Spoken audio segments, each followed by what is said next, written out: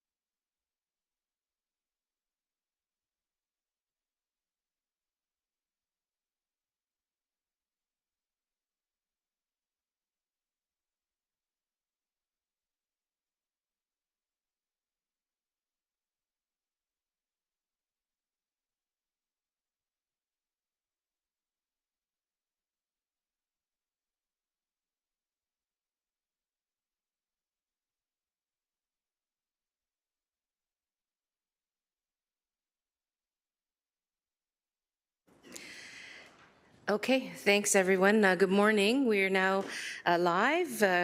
Clerk Trenum, could you please confirm that quorum is present? Mayor Horwath, quorum is present. Excellent. Welcome everyone. Welcome members of the public, members of the media, all of our wonderful staff, of course our amazing members of council. It's great to be here at the last council meeting of the year. Can we get a cheer for that? Yeah? I'm sorry?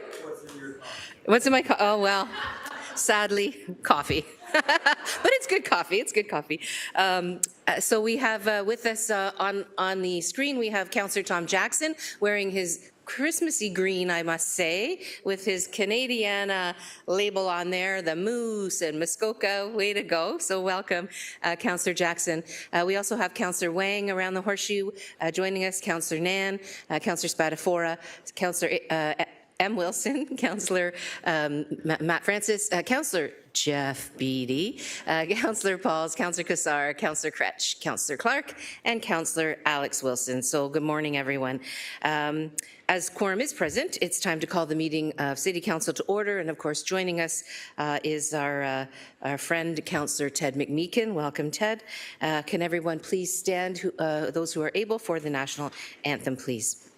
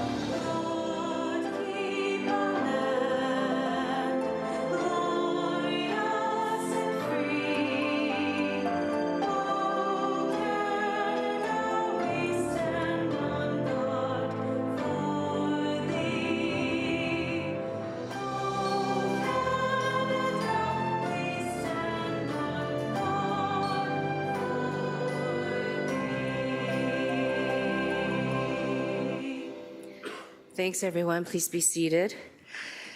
The City of Hamilton is situated upon the traditional territories of the Erie, Neutral, Huron-Wendat, Haudenosaunee, and Mississaugas.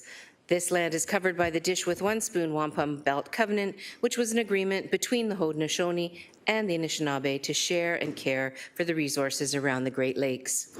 We further acknowledge that this land is covered by the Between the Lakes Purchase 1792 between the Crown and the Mississaugas of the Credit First Nation.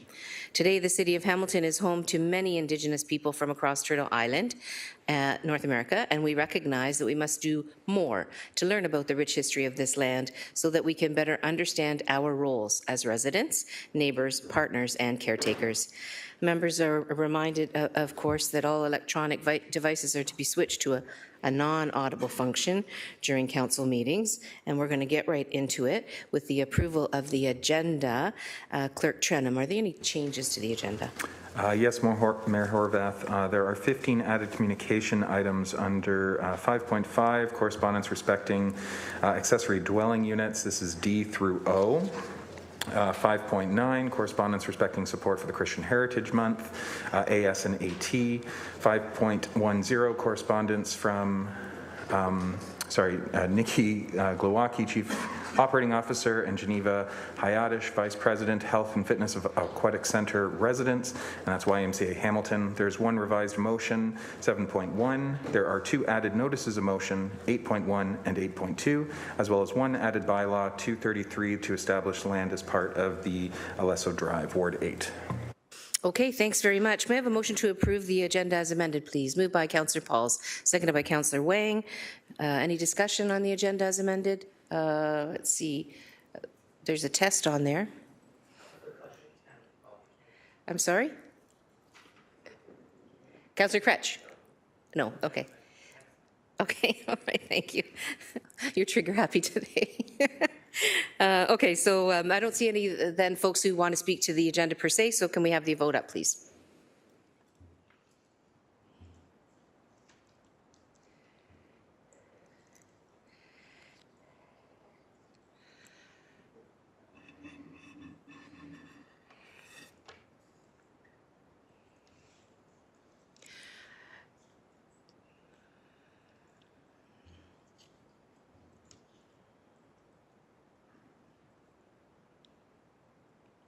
Carries 15-0. Thanks very much. We are now, welcome to Councillor Danko. We're now on to declarations of interest. Members of council, are there any declarations of interest? Councillor Kretsch? Oh, that was the next item though, right? Okay. Okay, so seeing none, then we'll go on to some ceremonial activities, which is quite exciting and wonderful.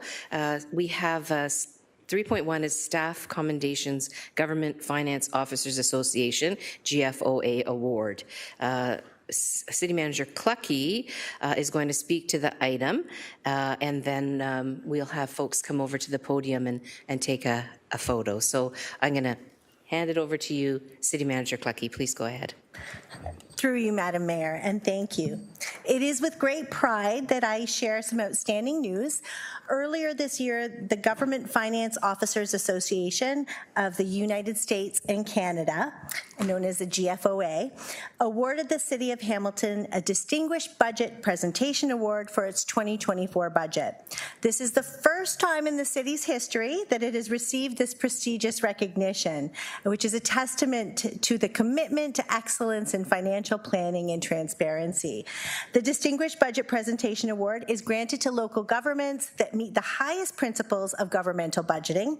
With over 1,700 participants in the GFOA Budget Awards program, recipients are recognized as exemplary models of budget preparation and presentations across North America. So this significant achievement reflects the city's dedication to enhancing the quality of governmental budgeting and aligning with recognized guidelines for effective budget presentation.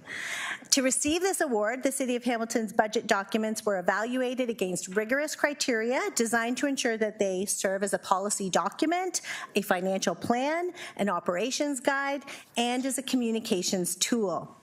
The city's submission had to demonstrate proficiency in 4 categories and meet or exceed 14 mandatory criteria to qualify for this recognition. This achievement would not have been possible without the collective effort of program leaders across all departments and our finance staff. Today, we are going to celebrate the core team members whose expertise and dedication played a pivotal role in this accomplishment. These individuals were instrumental in consolidating budget submissions from across all departments, boards, and agencies, preparing the budget book, and ensuring that the report presented to council met the highest standards. So I'm going to say their names first, and then I'll ask that all of the members come to the podium for a picture with the mayor and the plaque that they received, along with their GM, Mike Zagaric. So here are the team members being recognized today. Andrea Bevilacqua. Mike had me practice that and I still got it wrong. Kayla Petrowski-Fleming, Matt Hilson, Cyrus Patel, Brian McMullen, Duncan Robertson, Tran Trang, and Kirk Weaver. Congratulations to each of you for your exceptional contributions.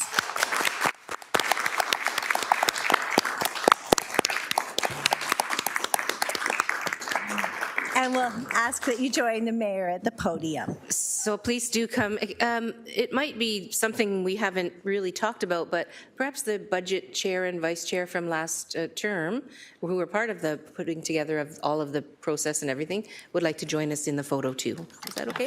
Perfect. Thank you. Please, Councillor Danko, Councillor Wilson.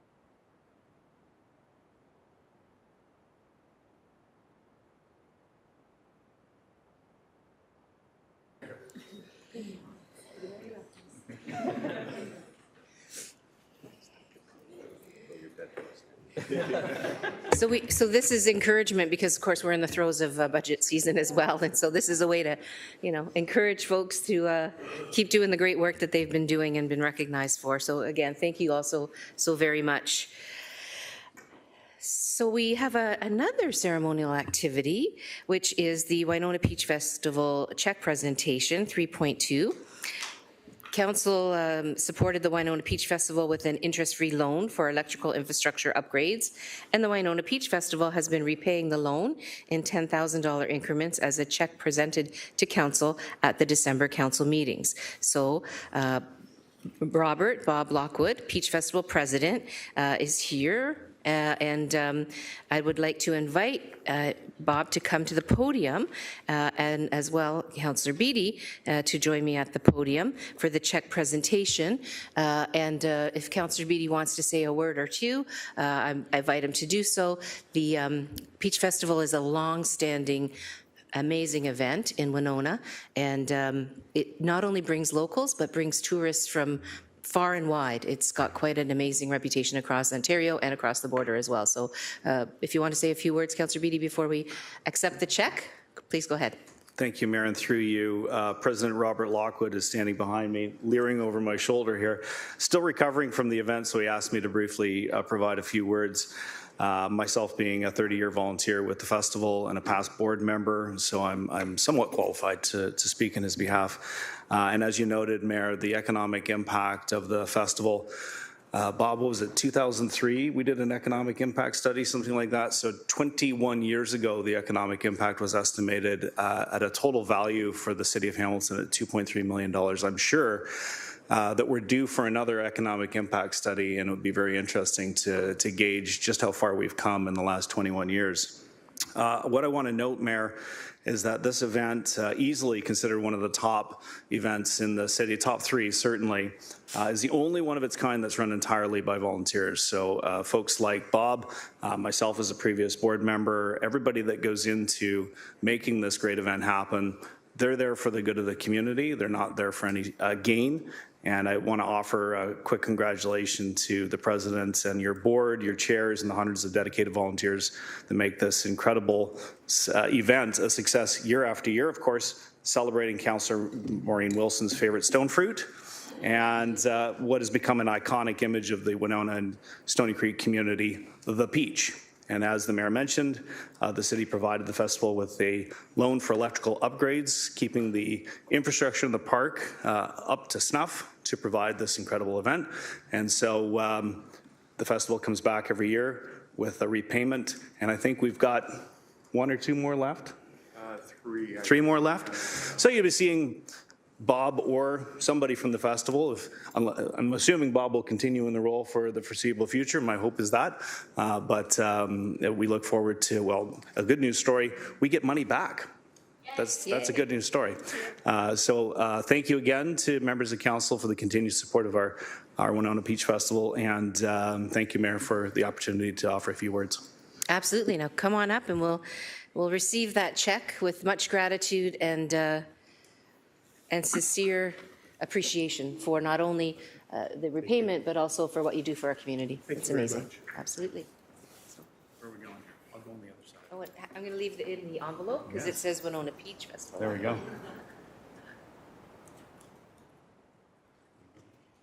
Thank you. Thank you. Thanks. Thank you very much.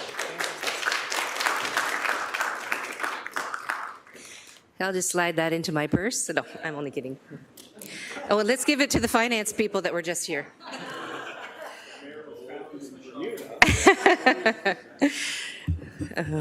Okay, thanks so very much. It's always good to have these really positive moments prior to the more difficult business of the council that's ahead of us, let's put it that way.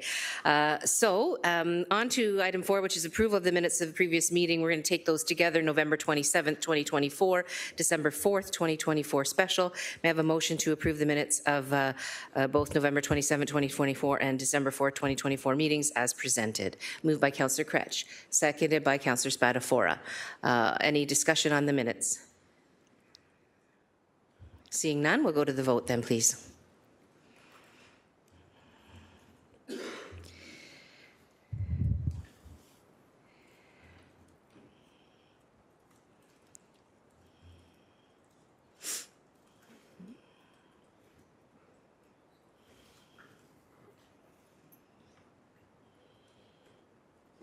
That carries 15-0. Thanks very much. Communications, Councillor Beattie, may I have a motion on the communications items, please? Yes, you may. Madam Mayor, it's my pleasure to bring forward the following motion that Council Communications 5.1 to 5.10 be approved as presented, and that is 5.1 through 5.10. Motion by myself, seconded by Councillor Brad Clark. Thanks very much. Motion's on the table. I have a couple of speakers on the communications items, and so we will, as is our habit or our process, I guess is the better way to say it, we usually leave our conversation to the referral piece where the motions or where the correspondence are actually landing. So we have Councillor Crutch first on 5.10 and Councillor Wang on 5.2. Councillor Crutch, please go ahead. Thanks very much. My question or comment is literally about that specific thing. This is new, so we're seeing a budget request item coming from the YMCA. Glad to see that they've submitted that item, and it says it's being referred to the mayor for consideration. So since that's the first time this is happening, my question is how we track those items. So I'm sure that you have a process internally for tracking those items, but I'm wondering what the public process is for us to have sort of a kind of an outstanding business list of sorts, right? These items have all been referred to the mayor is considering them, and then you're going to do something about that. So do we have any insight into what that process looks like?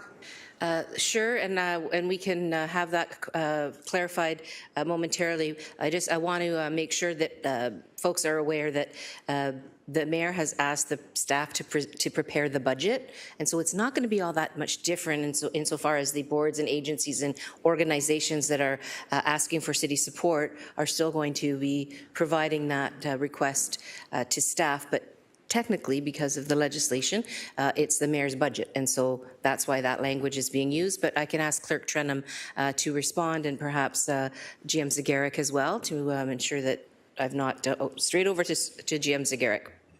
Thanks for the question, Councillor.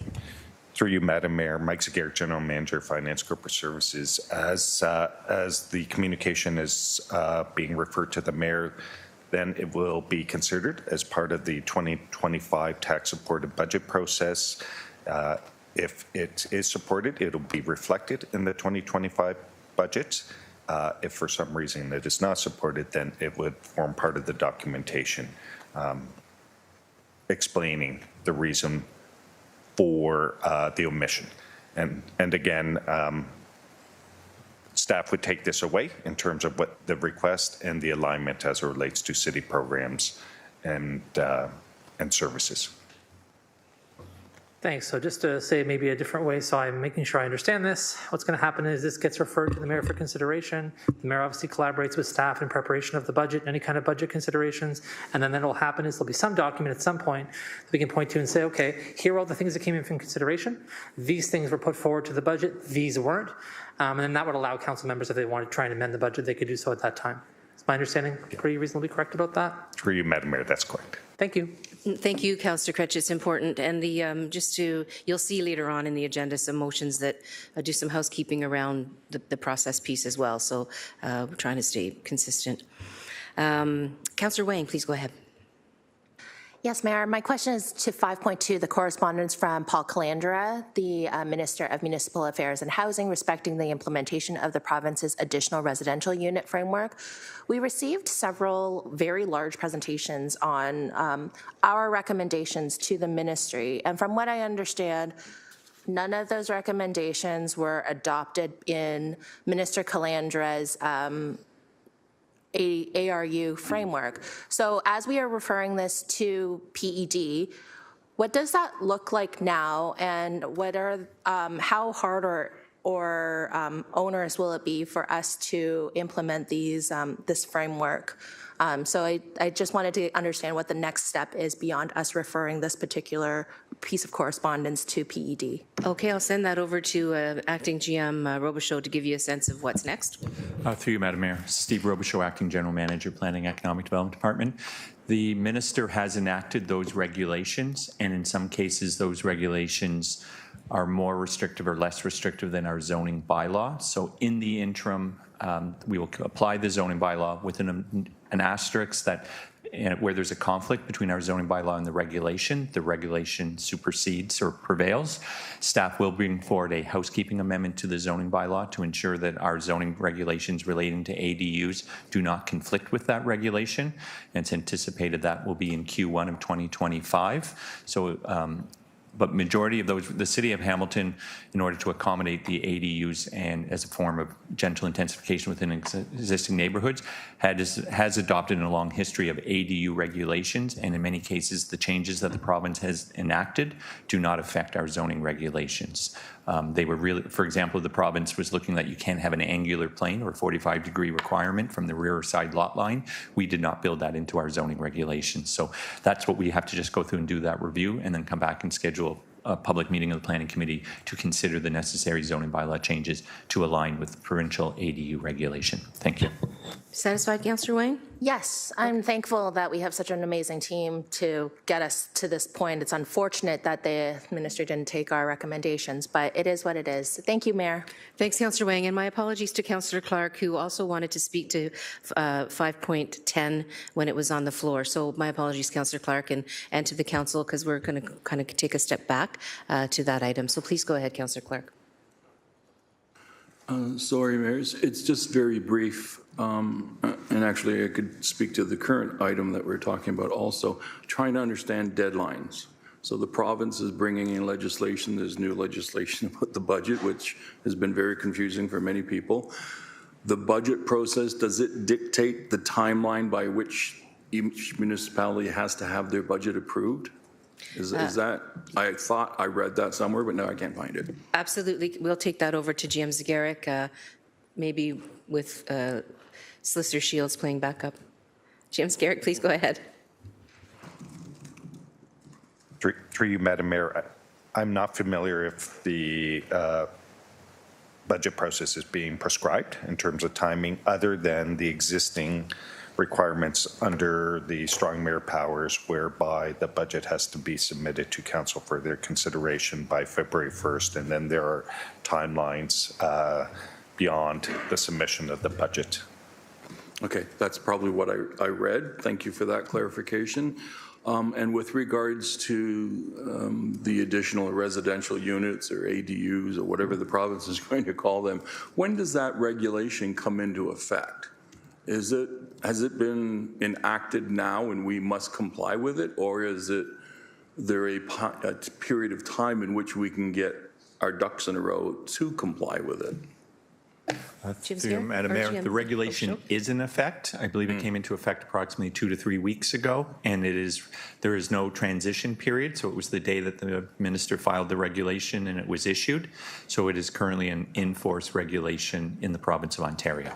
Thank you. So, and that's why we will be in, as building permits come in and we're doing the zoning review, if there's a conflict between our zoning regulations and what's permitted under the regulation, we will issue the permit based on what the regulation allows, not what the zoning bylaw says, but we need to come forward in the new year just to clean up that conflict so that our zoning bylaw aligns with that provincial regulation. Thank you.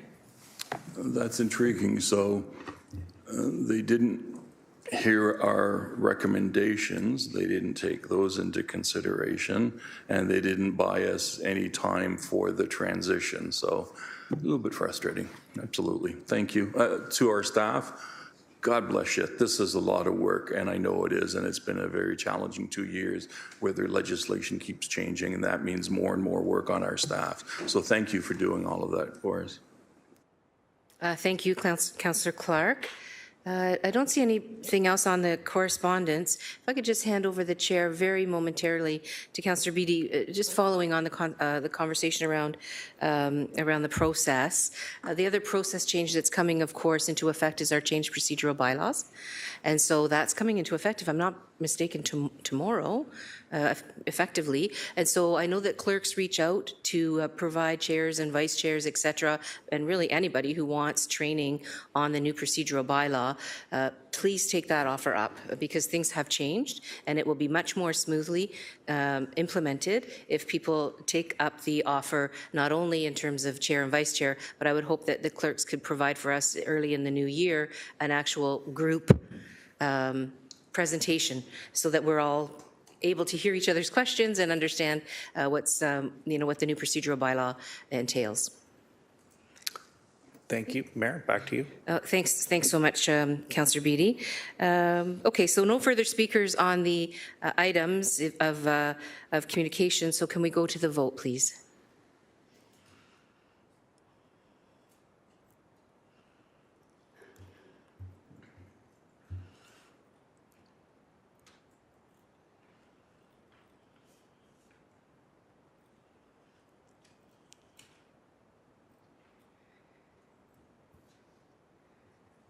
And that carries 15-0. Thanks very much. We're now going to move into Committee of the Whole. So, Councillor Beattie, may I have a motion, please, to move into Committee of the Whole? I don't have it in front of me, but I'm making the motion to move to Committee of the Whole. Okay, perfect. Excellent. My seconder would be Councillor Brad Clark. Okay, thanks so much. So, on that motion, can we have the vote, please?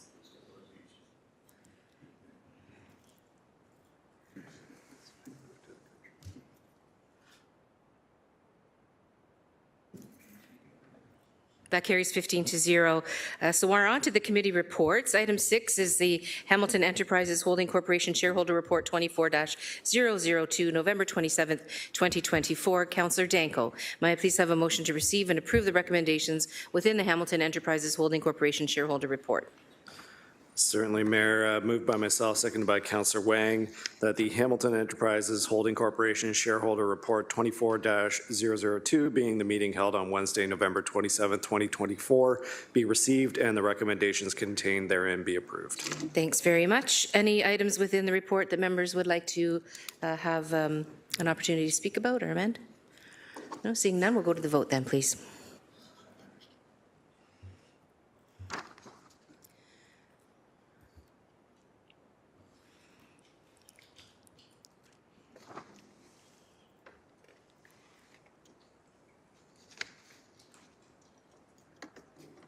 Carried 15-0. Thanks all. 6.2 is Hamilton Utilities Corporation Shareholder Annual General Meeting Report 24-002, November 27, 2024. Councillor Danko, may I please have the motion to receive and approve the recommendations within the Hamilton Utilities Corporation Shareholder Annual General Meeting Report? Thank you, Madam Mayor. Moved by myself, seconded by Councillor Wang, that the Hamilton Utilities Corporation Shareholder Annual General Meeting Report 24-002, being the meeting held on Wednesday, November 27, 2024, be received and the recommendations contained therein be approved. That sounds remarkably similar, but I assume it's different. It's not a double, is it? No, it's not. It's not. Now you scared me there for a minute. Okay, so thanks very much for the moving and the seconding. Are there any items within this report, this different report, that members would like to speak to, amend, or have voted on separately? Seeing none, we'll go to the vote, please. Thank you.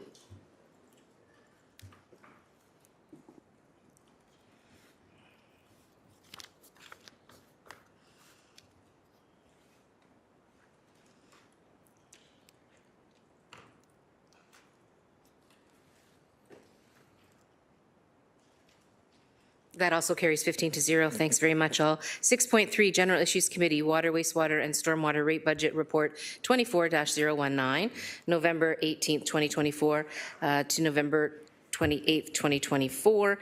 Councillor Maureen Wilson, may I please have a motion to receive the General Issues Committee, Water, Wastewater, and Stormwater Rate Budget Report? Thank you. It's moved by myself, seconded by Councillor Danko, that the General Issues Committee Water, Wastewater and Stormwater Rate Budget Report 24-019, being the meetings held November 18th of this year to November 28th, 2024, be received. Thanks very much. Are there any items within this report that members would like to speak to, amend, or have voted on separately? Councillor Clark? Councillor Clark, please go ahead.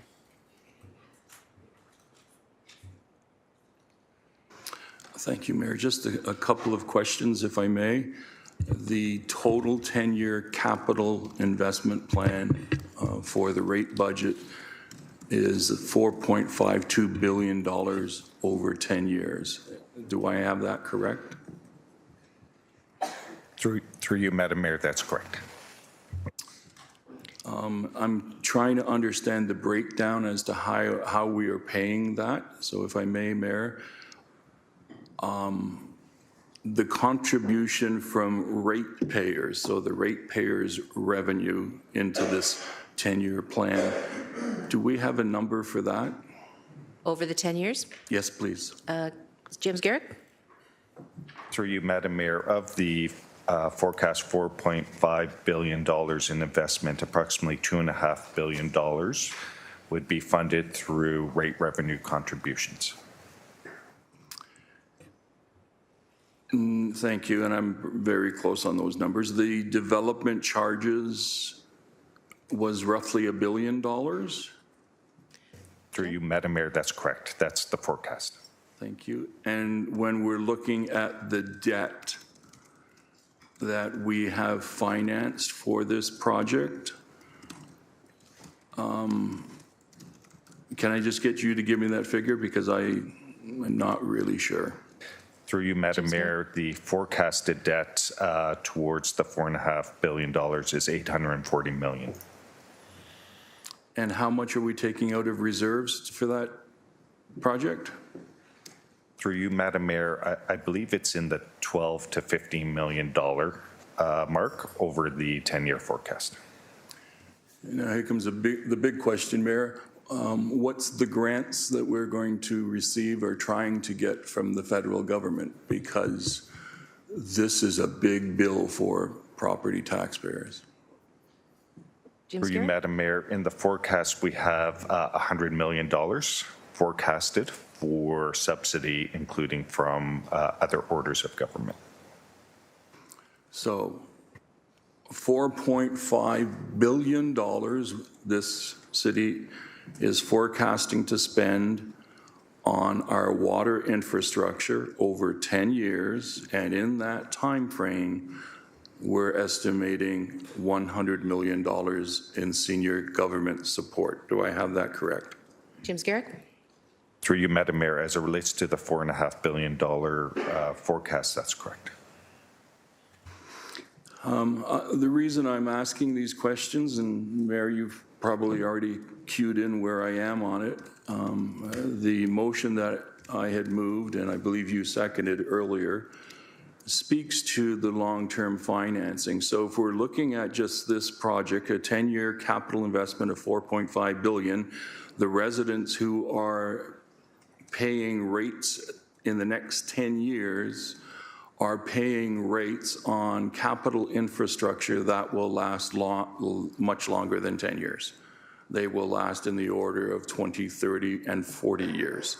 And so it's challenging when we're looking at multi-generational capital projects, but they're not being funded in a multi-generational format in terms of financing over that period of time. So I'm raising that because this is highlighting that challenge.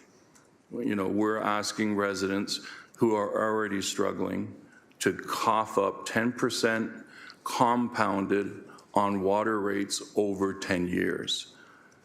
Now, for most in the city, that won't be seen as a challenge. But there are several thousands of families that are struggling, and that water bill is going to be really a challenge for them. So that's why I raised it earlier. That's my only question on that particular item, Mayor. I did have another question on a separate item, if I may ask it now, or do you want me to come back? No, you might as well go ahead, Councillor Clark. I mean, you're almost at the 5-minute mark. There goes the bell. But if it's fairly succinct, then we might as well go ahead and continue. Yeah, it's on item 3. So the storm residential fee, if I'm reading it correctly, there's going to be an increase on the stormwater fee before we even initial it. I thought we originally were looking at $185 per single family home. It looks like it's going to be $270 now. James Garrett? Through you, Madam Mayor, the difference in those two values reflect the $170-$80 was based on 2023 stormwater budget, and the $270 is forecast for 2026. It is principally being driven by capital investments in stormwater management, and that difference in those two rates really reflect the increased level of investment. I can come back for a sec. I have one final question, but I'll come back on a second. All right, well, we'll go to Councillor Jackson, and then we'll bring you back for a second time, Councillor Clark. Thank you for that. We also have Nick Winters here, Director Winters, to respond to questions. Please go ahead, Councillor Jackson. Thank you, Mayor Horwath. Can you hear me? We can, yes. Thank you. Good morning, Mayor Horwath. Thank you. I just have a few comments. I'm not expecting staff to provide any responses. I would like the stormwater fee component, if that could be separated out, Mayor Horwath, at the end of the debate, please, for a separate vote, because I want to be consistently opposed to that, especially in light of the shifting amount of the stormwater fee that originally was set for 170 estimated. Now it might be as high as 270. It may go even higher. We don't know. And we were led to believe last couple of years, the hope was it would be cost neutral. And last we heard in the last 10 days, it's not going to be cost neutral. So if I could just at the appropriate time ask just for a separate vote on that. Otherwise, overall, Mayor Horwath, I'm going to, with some reluctance, support this water rates budget of 9.95%. I must say I was never elected as a councillor in all my years to be a passive adopter of any resolution of any budget. But in the last 10 days, I learned that I could only be a passive adopter given the new process and the new provincial legislation. So that definitely is not satisfying to me. But I want to support Senior Director Nick Winters and his outstanding team in Hamilton Water. So much good is embedded in this water rates budget.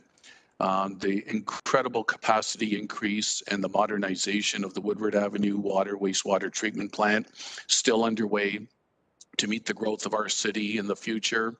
All the great work that's been done with stakeholders in our community, helping to clean up the West Harbor, helping to clean up Windermere Basin, getting our harbor delisted with the ICJ as well, Mayor Horwath, and above all, continuing to provide pristine drinking water to our 570,000 residents in our growing city is absolutely paramount and of most importance. And so, Mayor Horwath, all the great work that Hamilton Water is doing, I want to support the overall budget. I will support it overall today. I'm not happy about the process of being a passive adopter.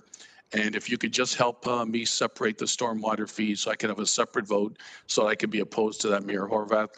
Otherwise, congratulations to Senior Director Winters. We're in excellent hands, our community, in terms of all the great work they're doing, CSO tanks, the reduced amounts of discharge into the harbor from heavy rainfalls that have occurred because of the upgrades and improvements that the Senior Director Winters and his team have made in our community. Overall, great work, and we're in good hands. Thank you, Mayor Horwath. Thanks, Councillor Jackson. I've just asked the clerk to clarify the process because of the new process that we follow is to receive the reports. Today would be the day that members could, I believe, put a final amendment on the table, but I'm asking for some clarification on that. But it is not, it's an opportunity for an amendment, for a vote on an amendment, but it's not on the receiving of the report. But I am getting clarification on that, Councillor Jackson. I think people understand where you're headed and why. Totally respect that. But as we're trying to grapple with this new process, I've got the clerk and Solicitor Shields having a bit of a sidebar to kind of make sure that we're all clear as to what the process is. And I know the Chair and Vice Chair of the Budget Committee are also interested in how we proceed, and all of Council is as well. So thank you so much for that. If it's all right, Councillor Clark, with you, while the clerk and others are having a sidebar, would you like to continue, or would you like to wait until Jim Zagaric and the Solicitor Shields and the clerk are finished? Oh, okay, go ahead. They are. I can wait until after the clerk presents it because it might impact my comments. Okay, all right. So can we, I'm sorry to interrupt the flow of the discussion on the item that's No, before I'm very us, but we need grateful. to- I'm grateful, Mayor Horvath, for what you're doing. Much appreciated. Thank We you. need to be clear. Okay, thanks so much. And thank you, Mayor. You're right. A lot of these processes do require some clarification. Now, presuming that the councillor is looking specifically at item number 3 and a separate vote on 3, which is A and B, that doesn't impact the current budget or future budget. It's just a request for information back in terms of that staff report to GIC in Q1 2025 and that staff identify options that would further support the forecast. So strictly speaking, that would be allowed to have a separate vote as we're just asking for information back. So that should not have any impact on the budget piece itself. Okay, so can you repeat that just so everybody understands? It's not. So yes, the easy. mayor is correct. There is no up and down vote, yay or nay, on the budget itself.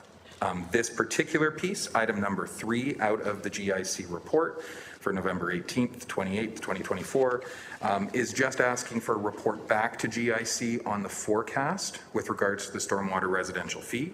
So because we're only speaking to information coming back with regards to forecasting, that is acceptable.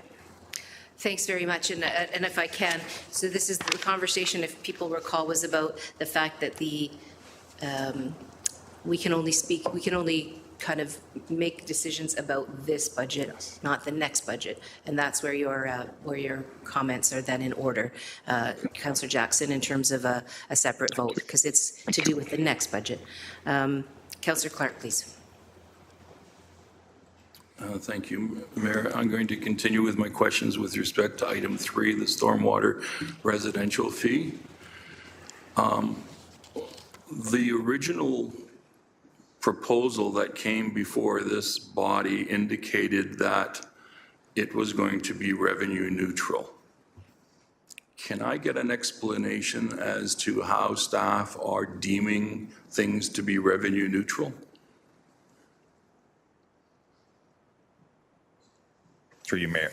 Through you, Madam Mayor, I can start, and then Senior Director Winters can add any additional comments. With respect to the stormwater program, we do look at it as a program as it relates to being a balanced budget and revenue neutral in the sense that expenditures are offset by revenues. With the introduction of the stormwater rates, we do recognize there are some additional costs in the proposed structure that are not reflective of the current structure. And those are principally the incentive program and the green credit program, the administration costs of a stormwater program, and finally the billing as it relates to the stormwater, which is a combination of bringing water and wastewater billing in-house as well. So we recognize we're bringing billing in-house, as Electra will no longer be our billing agent, but there will be some additional costs where stormwater, where property owners are are charged a stormwater fee who do not have water and wastewater services. The other factor as it relates to revenue neutrality is when the stormwater fee was approved by council, there was approximately $13 million of costs that were principally related to conservation authorities as well as managing of ditches in rural areas. When the program was approved, those investments, those costs were transferred over as a revenue to our climate change reserve. So that too is a contributing factor to the comment that I made, that the current program is not revenue neutral in that $13 million that was previously invested towards stormwater management is now a transfer to the climate change reserve. If agenda item number 3 is approved, staff will report back in Q1 of 2025 with a greater description of what I've just shared, as well as options to amend some of these decisions or programs to better align to revenue neutrality. Thank you. My final question on this item is with reference to the promise that there was going to be an 11% reduction in the first year of the ratepayers' fees that they're paying for just the regular water. Are we still doing that? Jim Skerritt? Yeah, through you, Madam Mayor, the reduction really reflects a restating of a water and wastewater and stormwater bill. The intent is that property owners will see in a transparent way how the stormwater fee is coming off of their water and wastewater charge currently, and then being replaced by a separate stormwater fee. So again, that is intended to such that property owners see the fact that these charges are coming off their water and wastewater bill and now being replaced by a separate bill, being the stormwater bill. So how will the residents see that? Because right now, what residents are saying, I'm only seeing increases.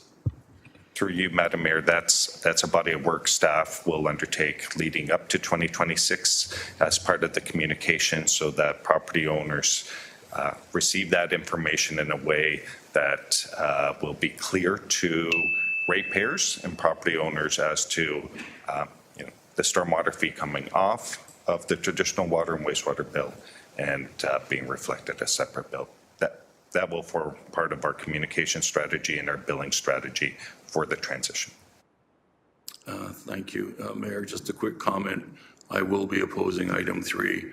I am frustrated that what we were told, more importantly, what residents were told, has not come to be. We're already seeing an increase in the stormwater rate, and I expect there will be more rate increases in the coming years. But when we say to the residents it's going to be revenue neutral, which generally means no increase to ratepayers or taxpayers, and it's not that way. And when we say there's going to be an 11% discount in the first year, and it hasn't happened, and it doesn't look like it will happen, it's just a shifting of money from one to another. It's not really a discount then. So I'm disappointed with that, but I'll simply vote, and I appreciate the time. Mayor, thank you.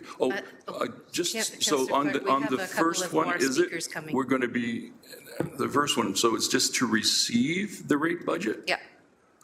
Okay, thank you. Thank you. And then, but we'll pull out that item that's referring to the 2026 budget for a separate vote. Thank you, Mayor. Thank you. We have Councillor Kassar and Councillor Danko. Councillor Kassar, please go ahead. Thank you, Mayor Horvath. I was going to ask for clarity on revenue neutrality versus cost neutrality because I think it's very important to get those terms clear. So that's been asked and answered. Just a comment, I think there's still more work to be done in communication to both this council and the public just on what's changing here. It is a complex topic, and so I would just stress what Councillor Clark is talking about, which is needing clear communication so everyone can easily understand. So I know that work's to be done, so nothing further to share. Thanks very much, Councillor Kassar. Councillor Danko, please. Thank you. And further what Councillor Kassar said, just so there may be some miscommunication of what this direction actually is versus what we're voting on here, because what is in this direction is asking staff to report back on options to make the stormwater rate per residential dwelling unit as close to revenue neutral as possible. So by voting against this, you're actually voting against making the rate more revenue neutral and implementing the $270.10 per annum fees. So I don't understand why you would vote against that in protest, but I mean, that's at your discretion. Thank you. Thanks, Councillor Danko. I don't see any further speakers on the list.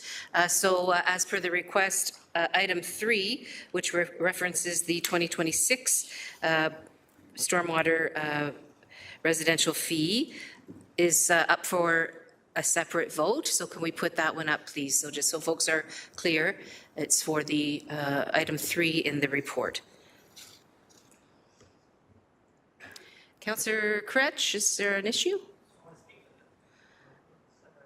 Okay, well, we were actually this, oh, I see. Okay, so speaking on the separating out. Sure, please go ahead. Sorry if I misunderstood. My thought was I wanted to, now we're separating it out for a separate vote. My understanding was that we could speak to the item at this time about Well, we Or had a should we speakers have list done that? ongoing, so that's fine. Please go ahead. I'd rather have people have their opportunity to have a say than not, so. please So go sorry, ahead. I was just waiting for the right moment and didn't Okay, realize we no were doing that problem, no previously. problem. Very briefly, just want to say that this is asking for an information report. I just wanted to flag that again. I know Councillor Danko, other people have spoken to it, but it's important because in this term of council, we've had a real debate, strangely, about information reports. And sometimes they get really politicized. I don't understand why that is. I think that staff are saying we need to bring forward this information. We need to do so in an information report so we can all learn more about the process and what's going to happen. Saying no and voting against an information report means that we don't get the information and we're making it with less information in front of us, because it's going to become a decision for us in 2026. So just want to encourage people to keep their eye on the wording of the motion and vote in favor of an information report coming back. Thanks. Thanks, Councillor Kretsch. We're going to now go to the vote. I believe the speakers are completed on the item. So this is on item 3 in the report.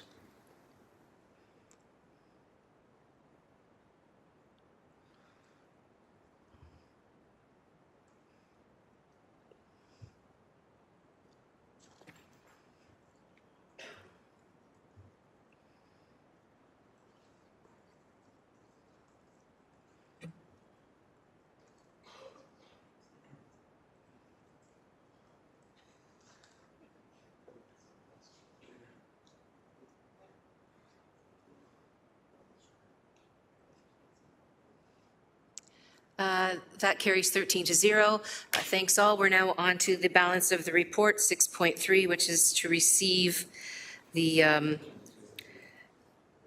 Mayor, you said 13-0. Sorry, I don't believe it was 13-0. 13-2, sorry. Thank you. Thank you.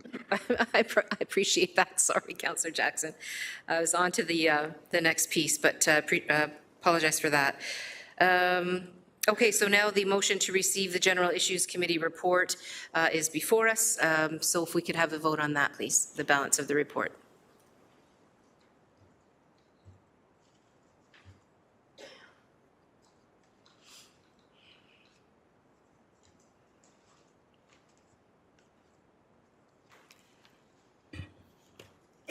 And that carries 15-0. Thanks very much, all. We're on to 6.4, the Public Works Committee Report, 24-017, December 2nd, 2024. Councillor Spadafora, may I please have a motion to receive and approve the recommendations within the Public Works Committee Report?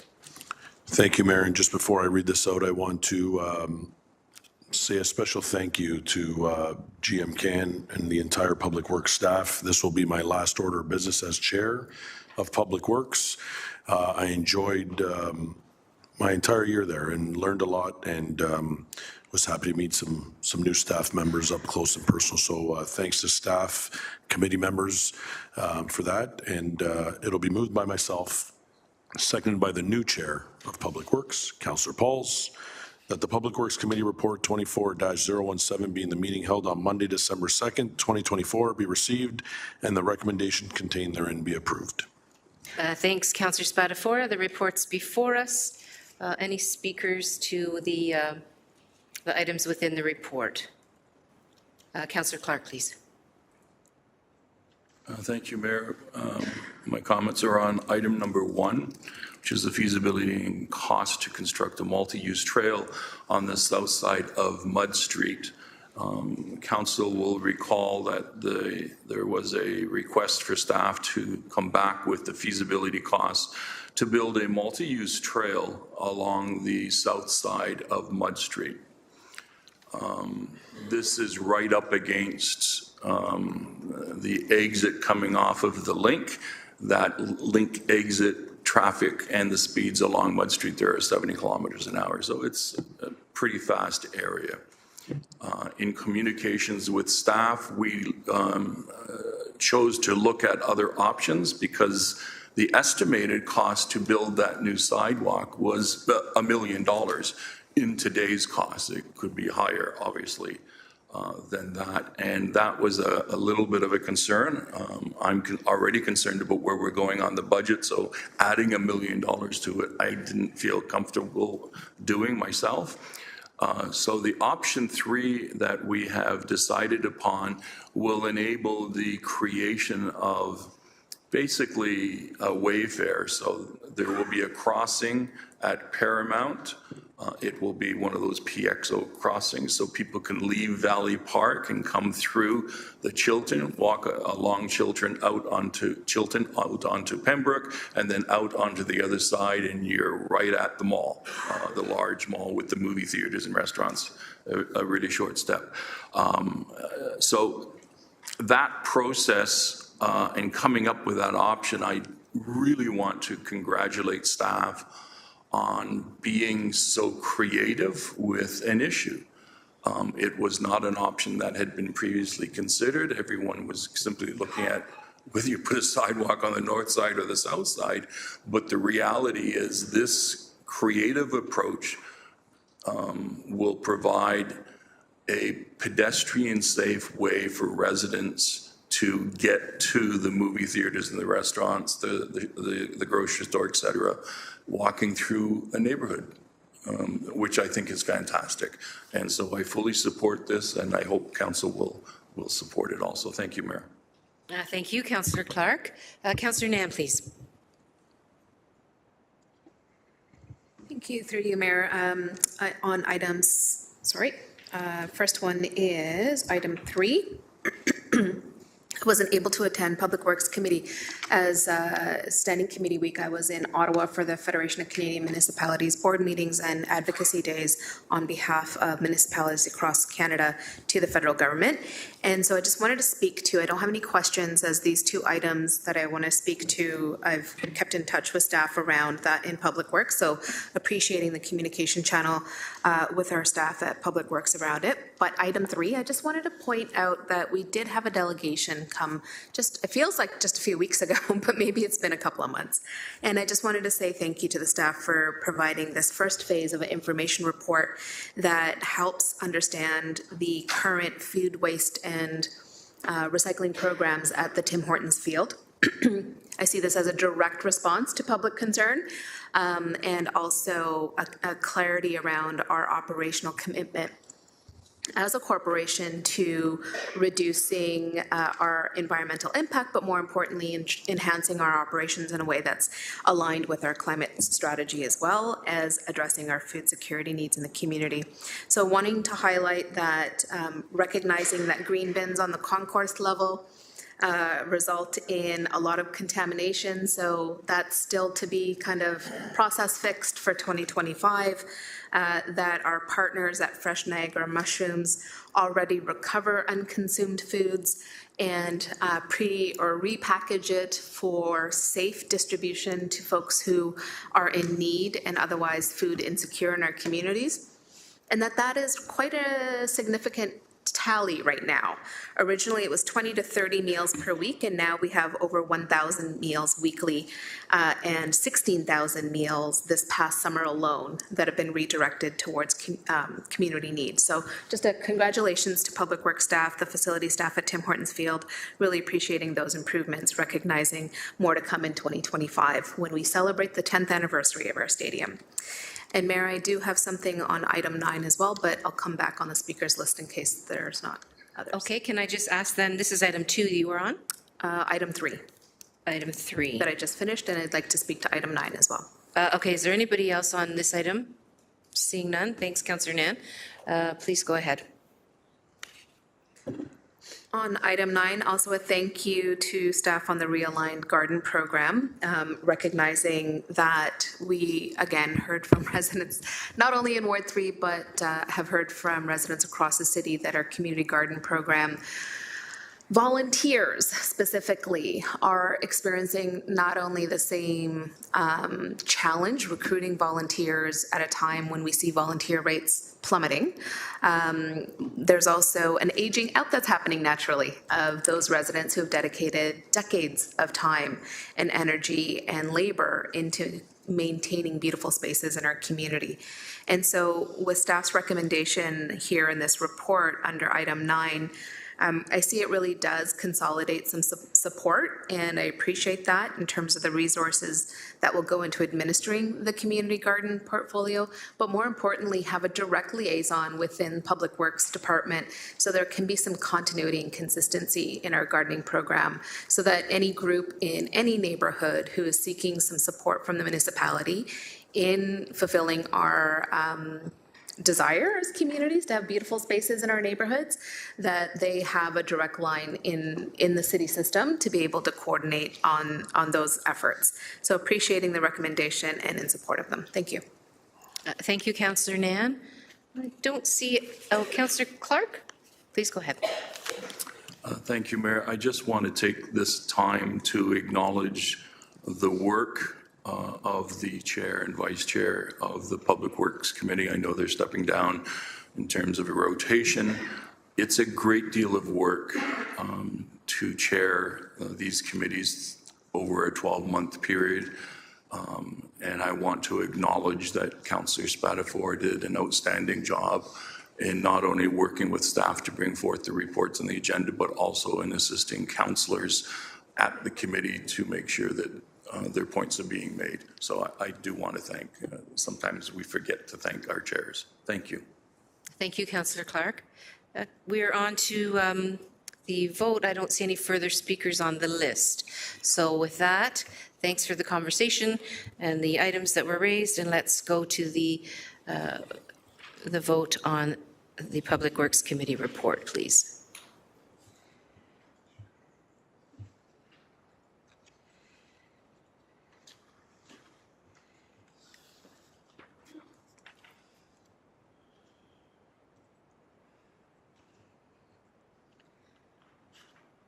That carries 15-0. Thanks very much.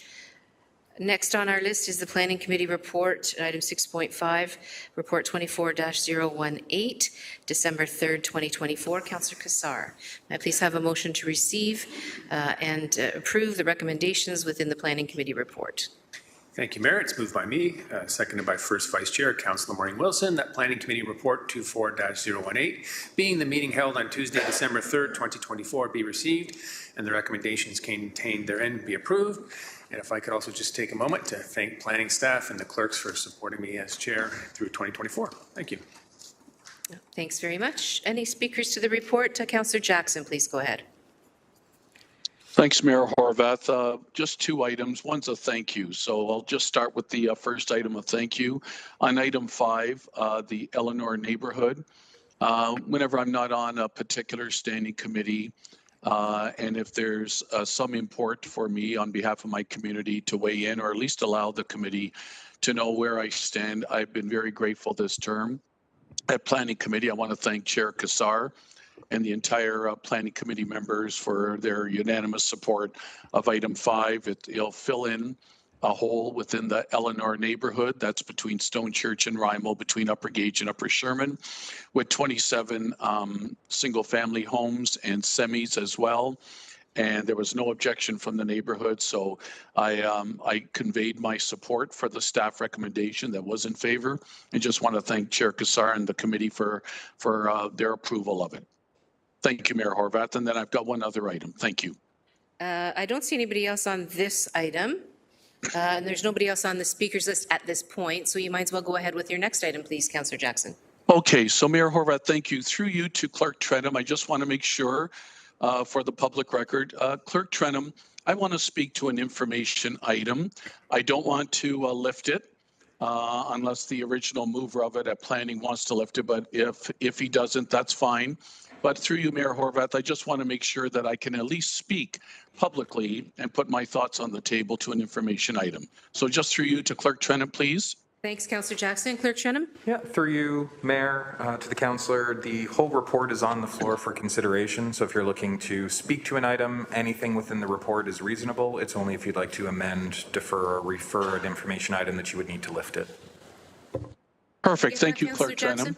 Perfect. Thank you, Mayor Horvath. Mayor Horvath, then on page 25, information item H, Roman numeral I, about the options to limit secondary dwelling units or additional dwelling units. It seems interchangeable, SDUs, ADUs, to 1 story. I want to really commend Councillor John Paul Danko, speaking about an information report that got a little chastisement earlier on with regards to the stormwater rate from a few colleagues. All Councillor Danko wanted to do at planning last week was ask for an information report of staff. I find it very ironic with today's discussion earlier, but anyway, so be it. And all he wanted to do, to my understanding, I read his motion very clearly. I'm not on planning to have a vote. I conveyed to him my support if it got to council.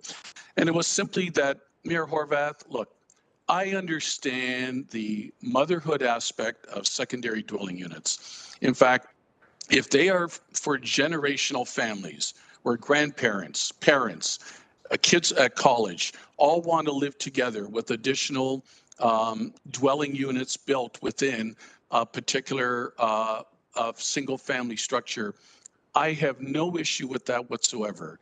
In fact, I have no issue with secondary dwelling units or conversions of single family homes to 2 and 3 unit dwellings and or the garages being converted if they're owner occupied. I have argued that for years. If they could be owner occupied, but legal departments over the years have said to me, we can't unfortunately put that stipulation in.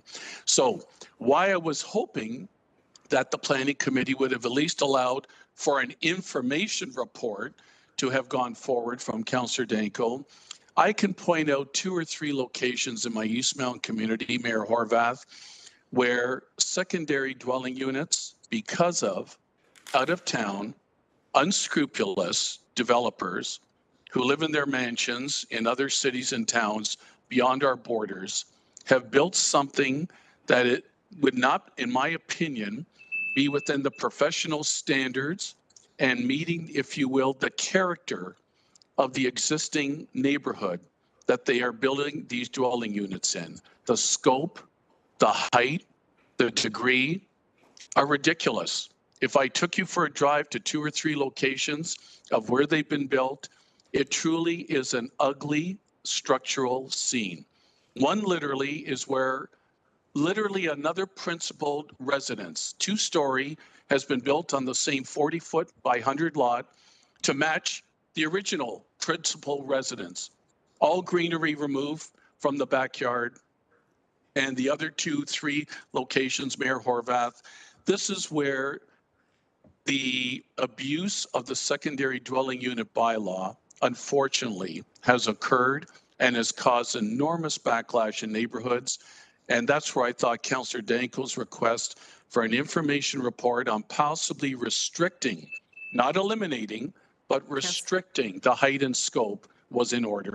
I just want to get my comments on the table. Thank you, Mayor Horvath. Thanks, Councillor Jackson. You heard the ding as well, so I appreciate you wrapping up the comments. Appreciate your comments, and don't see any further speakers. Councillor Clark, please go ahead. Thank you. On the same item, can I ask a question to staff because a little bit confused? I was under the impression that the Supreme Leader of the province of Ontario, they brought forth legislation that as a right gives property owners the right to a triplex. Can I get verification as to what the province has said to us about duplex and triplex? He was clearly opposed to fourplexes, but I thought there was as a right for property owners now. Okay, so can we'll get the clarification, but we're on the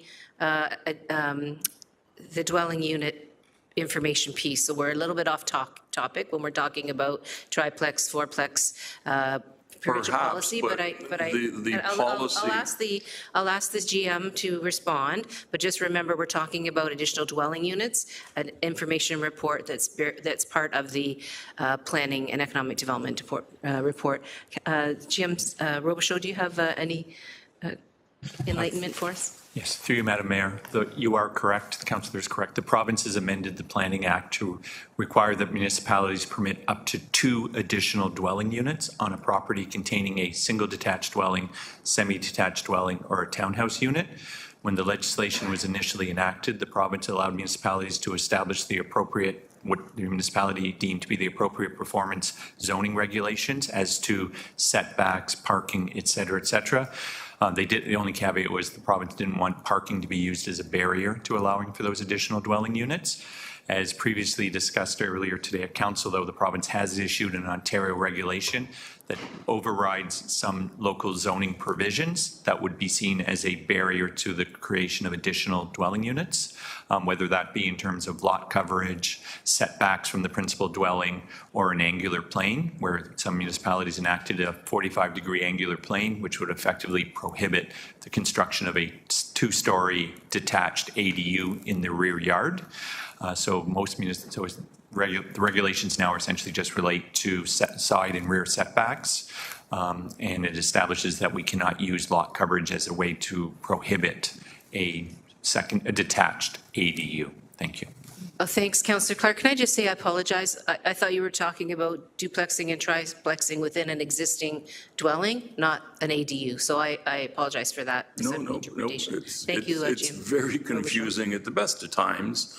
But councillors are taking heat from residents for these new units and the lack of parking, and all of that was prescribed by the province. And it's important that residents understand that and councillors understand that we not put the heat on our staff because they're simply implementing what is required of them. Thank you. Thank you so much, Councillor Clark. Now I don't see anybody further on the speakers list. So with that discussion, we'll now move into the vote on the Planning and Economic Development report.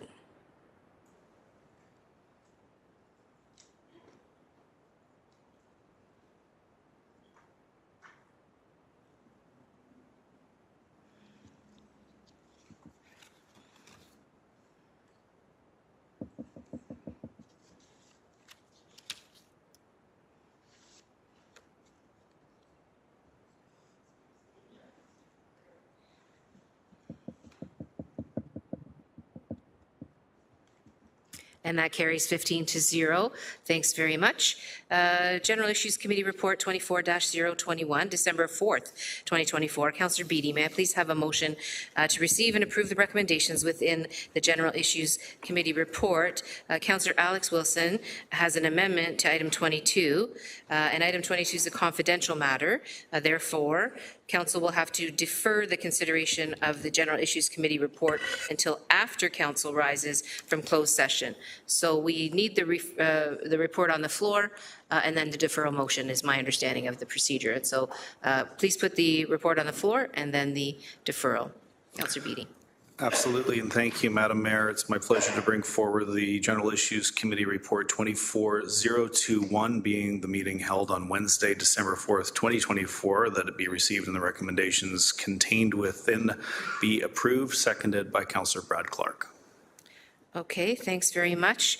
I now look to the mover, I would think, is Councillor Alex Wilson, to defer the consideration of the General Issues Committee report until after closed session for information that's required to be provided and closed. Yeah, as just shared by the Mayor, I'd like to move the deferral of the General Issues Committee report after closed session, just so can have a conversation with respect to one of the closed session items on the original discussion. Okay, thank you. Do you have a seconder? Seconded by Councillor Cassar. Thank you.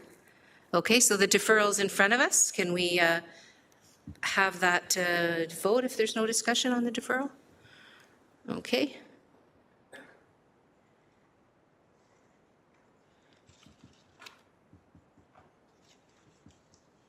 That carries 15-0. Thanks very much.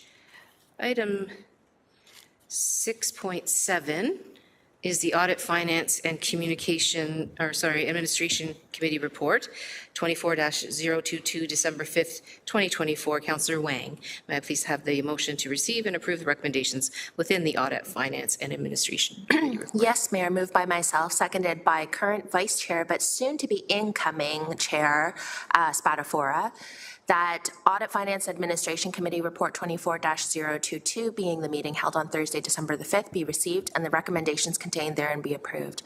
And also another last minute comment too is I thank General Manager Zagarek and the rest of the Audit Finance and Administration Committee for all of the great work that has happened this past year. And I was very privileged to be the chair, and I'm thankful that Mike is now taking over. Thanks. Thanks very much, Councillor Wang. I see Councillor Danko on the speaker's list. Please go ahead. Thank you, Madam Mayor. Item 3 and item 7. Starting with item 3, this is council approval of some pretty significant changes to the procedural bylaw. And just so that everybody's clear of what we're voting on here, because we are approving the recommendations, if Clerk Trenum, just sorry to put you on the spot, but if you're able to give a brief overview on some of the more significant changes. One of the ones in particular is a limit on speaking time that we should all be aware of. Thank you. Thanks, Councillor Danko. Clerk Trenum, do you have a little Coles notes that you put in your pocket to bring to the meeting today? And again, just to remind council that we are going to have a training session, I believe, so that all councillors can have a better understanding collectively of how the changes are going to impact us. So thank you, Mayor, through you to the councillor. There are a number of changes that are listed in here. I'd say a great deal of them are more housekeeping in nature. There are some that have some more significant changes. Where you will see it most perhaps as council is the look and feel of the agendas themselves. There's a few changes to that to clean up how they're presented, including the removal of communications items. And that's probably one of the biggest things that you'll see. Communications items as they're received from members of the public, from other organizations, from other municipalities, are regularly added to agendas. Right now, what will happen is weekly as they are received, they'll be published, made available to the public through our website, just like a committee meeting, and available to members of council. Every Friday, those will be published and made available. Members of council at that time, if there's something that they believe warrants further discussion by a committee, it can be requested through our office to add it to a committee agenda. So for an example, another municipality circulates a motion. If you would like to endorse that motion, that would be an example of lifting from the weekly correspondence and adding to a committee agenda. And we can talk about that as we go through training in more detail. It does not impact members of the public who wish to speak to an item on an agenda. That correspondence will still be added to those agendas, similar to a delegation, just in writing. If an individual misses their delegation opportunity at a committee, their written correspondence will still be added to the council agenda to be received, so nothing will impact that. There are some changes to speaking time. I'll note staff presentations on an agenda will have a maximum of 10 minutes as one. There are also some changes that I'm just trying to find it specifically so I can read it to you.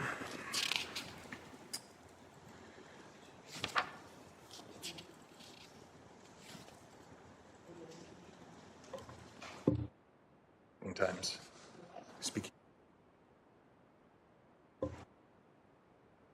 You'll also note in here, of course, some of the strong mayor powers are better reflected. You'll see a change in Committee of the Whole, and that we will no longer be entering into Committee of the Whole in the meeting, as well as committee reports will no longer be happening. Instead, council will be receiving the committee minutes as they're prepared after each committee.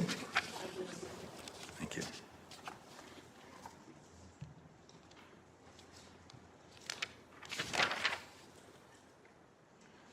I don't know whether we want you to. And I don't know how much further you want me to go into it, but there should, are some recommended changes just to speaking time as well, whereas a member of a committee can speak multiple times at the committee. A member of council currently under this change would be limited to a single time to speak onto an item. A single time to speak on each item that they want to speak to? Correct. So if you were dealing with item 1 on the minutes, and then you also wanted to speak on item 2, you'd speak one time to item 1 and one time to item 2. So it's one time per individual item. Thank you. I think that, I appreciate that, Councillor Janko. You have the floor. No, thank you. And again, I didn't mean to put Clerk Trenum on the spot, but I just think it's important that there are some fairly significant changes so that we're not griping about them after they're approved. So I'll move on. I'm fully supportive of item 3. If you want me to go on a second time to a different item for a first time, or I'll just continue. Well, can I just ask, is there anybody else on this item? And it looks like there is, so we'll go to Councillor Clark on this item, and then we'll go back to you, Councillor Danko, on a different item. Thanks, Councillor Clark. Please go ahead. Thank you. And Councillor Danko has raised a good point in terms of some of the changes that are coming forward. We may need to work with them and see how it goes, and if they don't work, then we can always fix it. A question, though. Item B3, staff reporting back on the Governance Review Subcommittee on potential amendments to Section 8, order and decorum with regards to defining parliamentary and unparliamentary decorum. I fully support that. I asked for it, but one thing that we have missed is how the chair can rule on delegates. So delegates appear to us, delegates begin speaking to us, and the delegate on occasion gets into territory which the clerk is deemed to be libelous, and so we have to call them to order and stop them from speaking. And the challenge I have is at which point do we overrule their charter rights to freedom of expression? So I'd like to hear from the clerk in terms of how we address that issue. Thanks, Councillor Clark. Clerk Trenum, please. Yeah, through you, Mayor. That was requested as part of an earlier meeting, so that's still within scope and part of our report back to the governance subcommittee. This was sort of an add-on to that. So this is further expanding the scope of our report back. So it will already include the chair or vice chair's comments as you suggested, as well as the information listed here. Thank you. And item B3, just speak to it very briefly. The reason I asked for it is most recently what transpired in this council chamber where the mayor moved a motion, not a motion, sorry, an objection, if you will, a point of order to comments that were made by a councillor. And I was put on the spot as the mayor to make it, as deputy mayor to make that decision. And I did my best based on my experience and my attempt to ensure that this council decorum remains even and respected. But we really don't get that much guidance from our procedural bylaw. The procedural bylaw basically said, thou shalt be respectful. No definition of respectful. I know that seems like a silly thing because we all know what the definition of respectful is. But in debate, I think we need clearer rules so that the chair can deem whether or not someone is out of order when they're debating. And that this is the intent on this section of the motion so that we can truly look at it and provide better guidance than we have currently. And I'll just leave it at that. Thank you, Mayor. Thank you, Councillor Clark, and a shared understanding, which will be valuable as well. So thank you so much for that. So on this item, I'm looking, I know that Councillor Danko's on for a second. I see Councillor Kretsch. Are you on this item, Councillor Kretsch? Okay, please go ahead. Thanks. I wasn't going to speak, but just really want to thank the city clerk for the work done on this. It's an extraordinary amount of work, and as I said at this subcommittee, the most substantive amount of changes made to the procedural bylaw in many, many years. And some of them are things just making it clearer. And I think it's important for us to all have a look at those. It tells us where things are in certain acts, makes the processes align more, where we were doing things for maybe a ceremonial purpose before, now we're doing them for purposes that are more targeted and make sense. So the plan here is to make our meetings more efficient, have people be more involved in them. And there's always the option inside this bylaw, including when it comes to speaker's time, for council to vote to extend someone to speak a second time or to speak longer. That always exists here. So if there's an exceptional situation where someone needs to speak multiple times or feels like they want to do something, they can do it. And there's been changes made to the point of privilege in here, so that if you do feel like you're sitting around the table, someone says something in reply to what you've said and you feel like you need to respond to that, you can call a point of privilege and respond to it. So just really appreciate the fact that this has been cleaned up a lot and made it a little easier for us all, and encourage everyone to look at it in detail. Thanks, Councillor Kretsch. We have Councillor Jackson on this item, Councillor Jackson, or a different item? This item, Mayor Horwath, Okay, please. Please do go ahead. Really appreciate Councillor Danko asking for some clarification and some highlights from City Clerk Trenum. So did I hear correctly, Mayor Horwath, and again, I'm not on AFNA Standing Committee, so forgive me. Did I hear correctly that we each will have in the future, if this is adopted, 1 5-minute opportunity to speak to each item, and we can never then go back on a second or third time?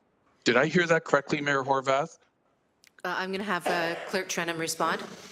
So through you, Mayor, at standing committees, there multiple times are allowed because that's where we want to encourage more debate and discussion. At council, per item would be limited to once, but at any time you could request an additional speaking time with the approval of council. Councillor Jackson, are you still there? We don't see your face anymore.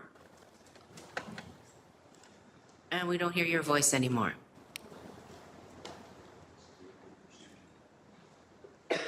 So what we are going to do is give Councillor Jackson a chance maybe to log back on.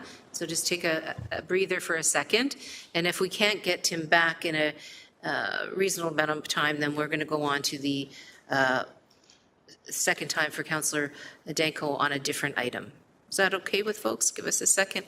Can I get a sense if we're finding him on the...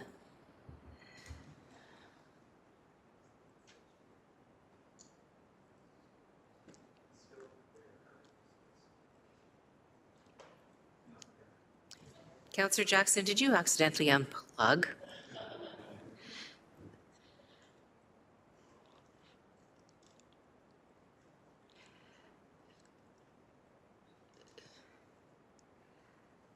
All right, with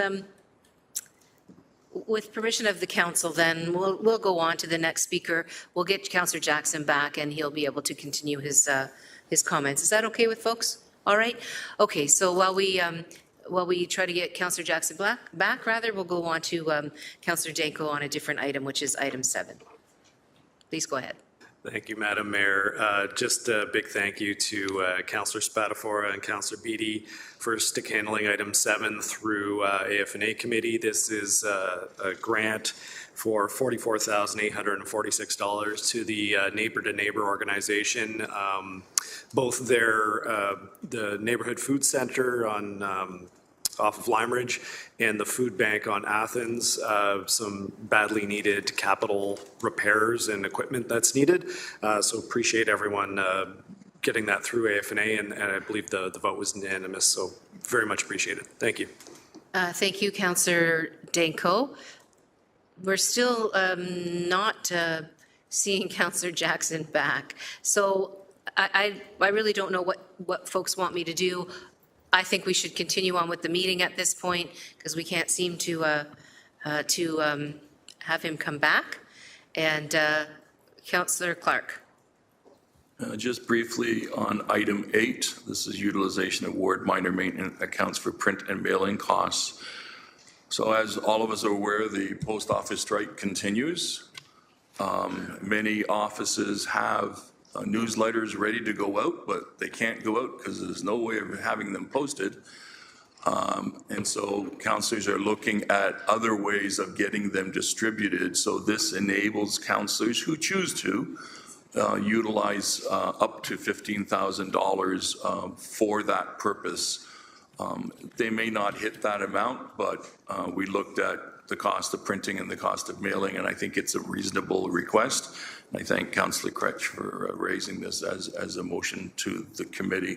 And did I talk long enough so that Tom is back with us, or? I don't think so. I know we're stretching it. We're stretching it. I'll talk slower if you wish. But I mean, the other thing I is feel so much love in this room, Mayor. we are going to be having a training on all of these changes, and so Councillor Jackson's clarifications can perhaps be addressed during the training session that we're going to be able to have on the changed bylaw. So on that note, then I don't see any further speakers, even though we did our best, and thank you for that, Councillor Clark. So we'll now go to the vote on the report.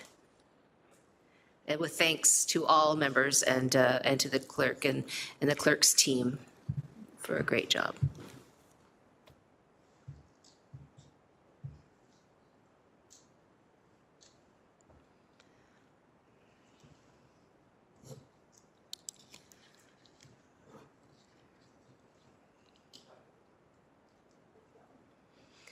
That carries 14-0. Thanks very much. We're on to 6.9, which is the Emergency Community Services Committee report.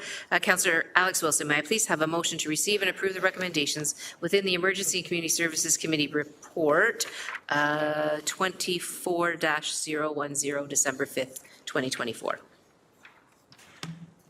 Yes, it's moved by myself, seconded by Councillor Kretsch, that the Emergency and Community Services Committee Report 24-010, being the meeting held on Thursday, December 5th, 2024, be received and the recommendations contained therein be approved. Thanks very much. Any folks want to have a say on this report? Councillor Wilson, please go ahead. Thank you, Mayor Horvath. I'd like to highlight for my colleagues I believe it's report number 4. It's on Ontario Works.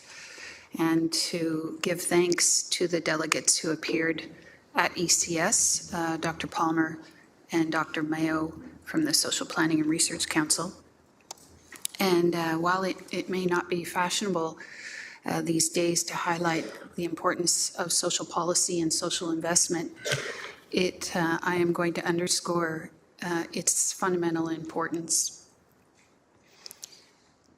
If you're looking at the historic investment between social investment and healthcare, you're going to see a wild disparity. And the deficit in spending on social policy, which I will include housing in that, and income supports, is actually damaging our health outcomes and crippling our health spending. So I think it's in our vested interest to be mindful of tracking these spendings. The Social Planning and Research Council reminded us that income policy is housing policy, and they provided us with a really instructive chart on Ontario social assistant rates between 1986 and 2024. The monthly amounts for a single person, when adjusted for inflation, have actually gone down. In 1986, I believe that amount was $1,495. And today, Mayor Horvath, it is $1,368, within the context of rising rates, inflation, and additional costs. And Dr. Mayo reminded us that the social assistant rates were cut dramatically during Mike Harris's Conservative government, and they have never recovered. So I think it's really important for us, whenever we have an opportunity to shine light on these deficits of care, and that if we're not moved by moral imperatives, then certainly we should be moved by economic imperatives.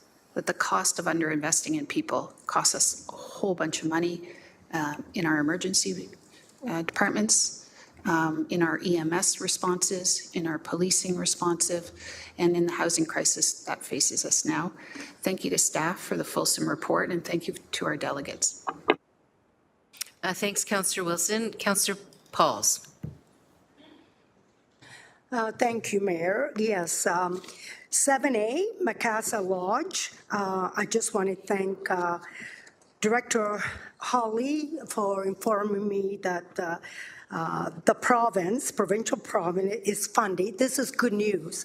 It's funding $3,142,905 to Fixing Lawn Care Act 2021 for Macassa Lodge. As you know, Macassa Lodge is expanding, and I'm so happy that it's a great lodge that there's a waiting list. It's a real jewel in our city. And with that money, I want everybody to know they will be hiring, some have already been hired in 2024, 36 full-time PSWs. But I want the public to know this is zero levy tax. So this is good news. The province is funding $3,142,905. So thank you, Mayor. Thank you, Councillor Pauls. Definitely need as much long-term care as possible with our aging population, so thank you for raising that. Councillor Clark, please. Thank you, Mayor. Item 1, which is the Greater Hamilton Food Share update. 1A indicates that the Greater Hamilton Food Share will present to ECS on an annual basis and explain how the funding has been distributed, the contract work they are doing to address food insecurity. So I'm assuming that that report is going to our finance staff. Is that correct, or are they simply coming before the committee and providing a report? Which is it? GM Burden, please. Angie Burden, General Manager of Community Services. Through you, Mayor, to the Councillor. We work in close partnership with finance staff, and part of the reason for locating this work and the contract within Children and Community Services is to ensure that there is a monitoring of the funding and the investment that Council has approved. And of course, it would come forward as a joint report. We want to ensure that Greater Hamilton Food Share has an opportunity to speak directly to the committee about the progress and answer any questions. Thank you. Thank you. I really appreciate that information, and that is an excellent process. In item B, 1B, it indicates an approved base budget of $1.25 million and a matching base budget reserve funding of $600,000. So are we providing Hamilton Food Share $1.8 million now? GM Burden. Thank you. Through you, Mayor, to the Councillor. The total amount is the $1.25 million. Last year, half of that was funded by reserve, and this year needs to be provided for through the levy as part of that $1.25 million. Thank you. So I'm not quite clear. The $627,000 transfer from the reserve, is that a part of the $1.25 million then? Through you, Mayor, to the Council, yes, that's correct. Thank you. Do we have any idea how much the province of Ontario funding grants are provided to Hamilton Food Share, or any food banks for that matter? Jim Burden. Through you, Mayor, to the Councillor, we do not. I don't have that information at my fingertips. I'm happy to connect in with the CEO of Greater Hamilton Food Share to find out. I'd appreciate it, because my expectation is the answer would be no. But it's important that we highlight that the city of Hamilton is spending this amount of money because there is a great need with regards to food insecurity. There are many, many families, more than ever, that are relying on food banks, and frequently food banks are running out of food. So the call out to the general public to do what you can to provide additional food for the food banks would be most appropriate. But I would love to understand how much the province is providing. Finally, the last comment, Mayor, just on the overall report, really, I want to thank Councillor Alex Wilson as chair.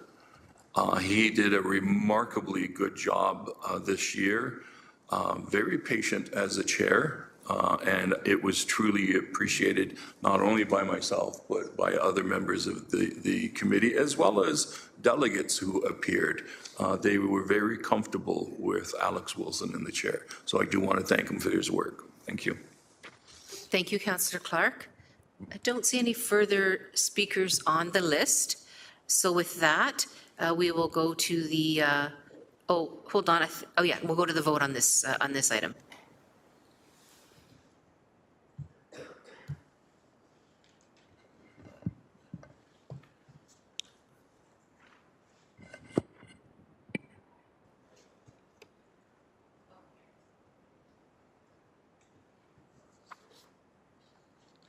That carries 14-0.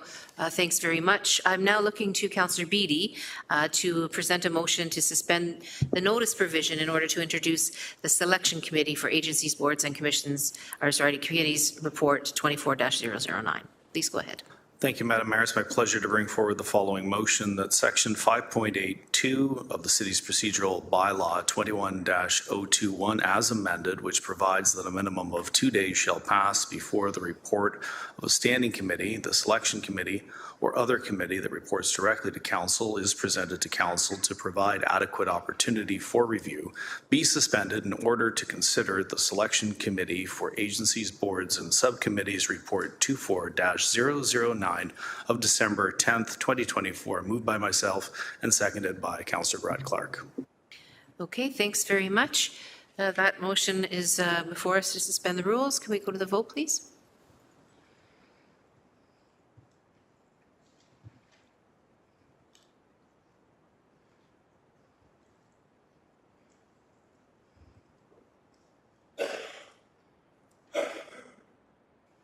Carries 14-0. Thanks all. Selection Committee report for agencies, boards, and subcommittees then 24-009, December 10th, 2024 can now be put. Councillor Cassar, may I please have that motion to receive and approve the recommendations within the Selection Committee report for agencies, boards, and subcommittees? Thank you, Mayor Horvath. And just before I do that, can I acknowledge Lorraine Kolar, Legislative Coordinator. It was her final clerking a committee meeting at the City of Hamilton. I want to thank her for her service to the city as well as helping guide us through the Selection Committee this term. So. Thank you, Councillor Cassar.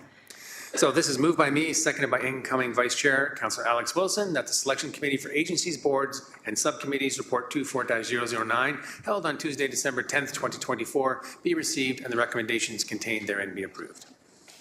Thanks very much. Is there any discussion issues within the report that folks would like to speak to or amend? Seeing none, we will go then to the vote.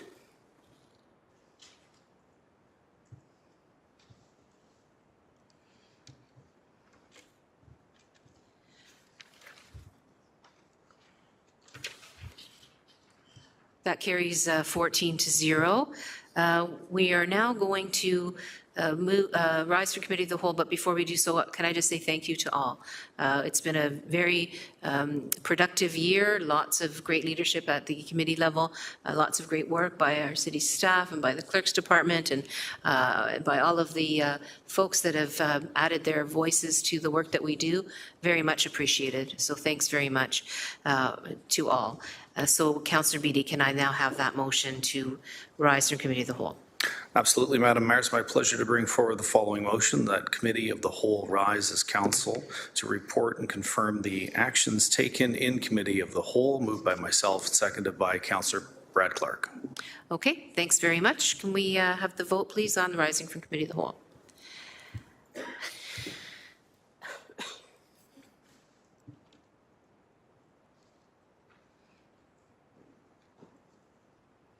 That's carried 14-0. Thanks very much. We're now going to move into Board of Health, which is something new.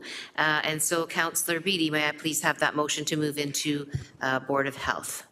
Absolutely, Madam Mayor. It's my pleasure to bring forward the following motion that Council move into Board of Health for consideration of the Public Health Subcommittee report, moved by myself and seconded by Councillor Brad Clark. Thanks very much. We'll have that vote, please, to move into Board of Health.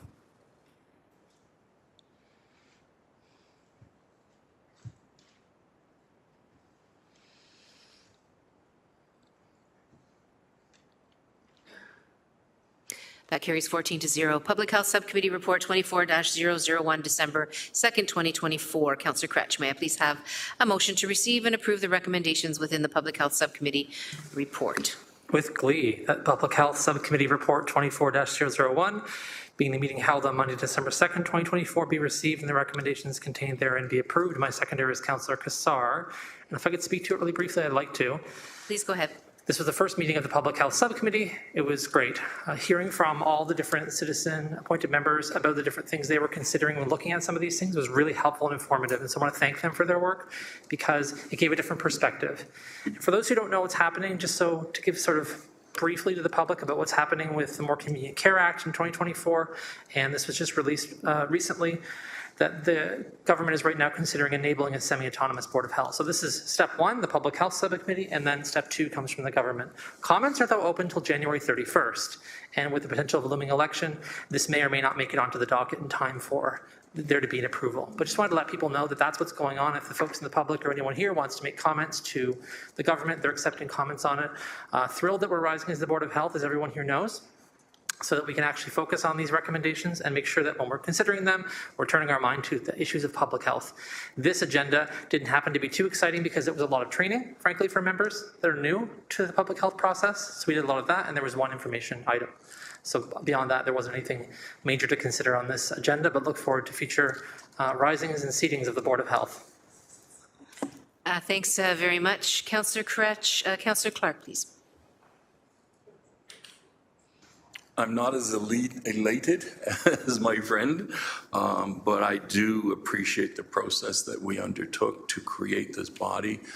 I am a little bit curious as to exactly how this is now going to unfold because the province introduced legislation, but they have, I understand, they're recessing the House until Family Day in February. And it's a possibility that they may come back and prorogue the House and then introduce a throne speech and simply drop the gauntlet for an election. So just be patient to the folks who are on the committee. I would expect that anyone that is elected as the government will proceed with this process. It was a good process, and we'll just see what happens. So. Thank you very much. Thanks, Councillor Clark. I don't know if you wanted any response from the bench.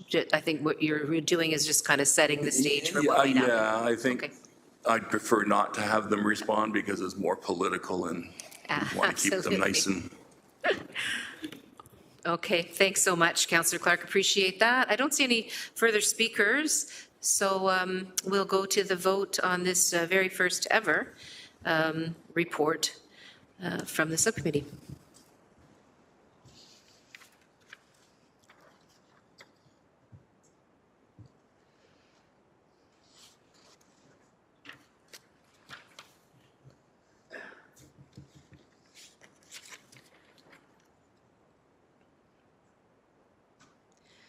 And that carries 14-0. Thanks very much.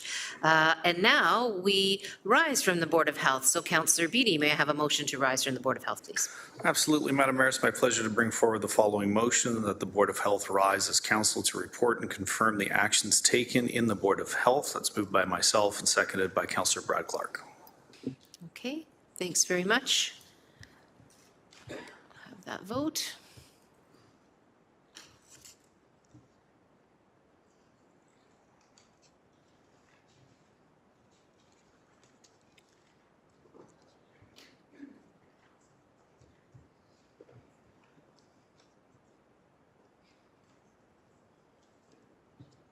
And that carries 14-0. Thanks very much. We're now on to motions. 7.1 is hiring freeze for non-essential positions and job vacancy report revised. Councillor Spadafora, would you please present your motion? Thank you, Mayor. And just before I get to my motion, I just hope you can give me some time. This is really difficult for me to get through. This is my last meeting sitting beside Councillor Nan and Wilson. I've been going through tissues. And so I hope everybody can bear with me as I work through my motion. Sorry. That's okay, a little humor is fun. I'm not going to read through every whereas. A couple things I wanted to say, just so everybody's aware. First thing to city staff, this is not a way to remove positions, take away positions, current staff losing positions. So I just want to be clear as to what we're trying to do here, and it's in there, the vacancy report and the hiring freeze sort of tie together for me in a sense that we could possibly use, once we get this information back, vacancies to possibly not hire net new FTEs, but use current vacancies to allow for those new positions to be filled. So again, it's an information ask back from staff. I did have a conversation with multiple staff members, including GM Zegeric, acting ED, Coca, and the mayor. But again, I'll just read the therefore be it resolves, and then I'll allow members to ask questions if they do have them, hopefully of staff and not of me. But this is that staff be directed to report back through a communication update on or before January 15th, 2025, a comprehensive job vacancy report detailing the number and corresponding budgetary value of budgeted yet unfilled City of Hamilton staff positions, and information and options related to optimizing the staffing process, including strategies to ensure resources are allocated effectively and efficiently to meet the city's priorities and service delivery goals, including investigating the implementation of a hiring freeze. So again, this, I think that information will be helpful for all of committee to have as we deliberate through the 2025 budget and possibly be used as ways to find efficiencies, possibly lower some levy impacts. So I'm looking forward to support from everybody. My seconder is Councillor Matt Francis, and thank you to GM Zegeric and Acting ED Coca for their help with this. Thanks, Councillor Spatafora. Are there any questions?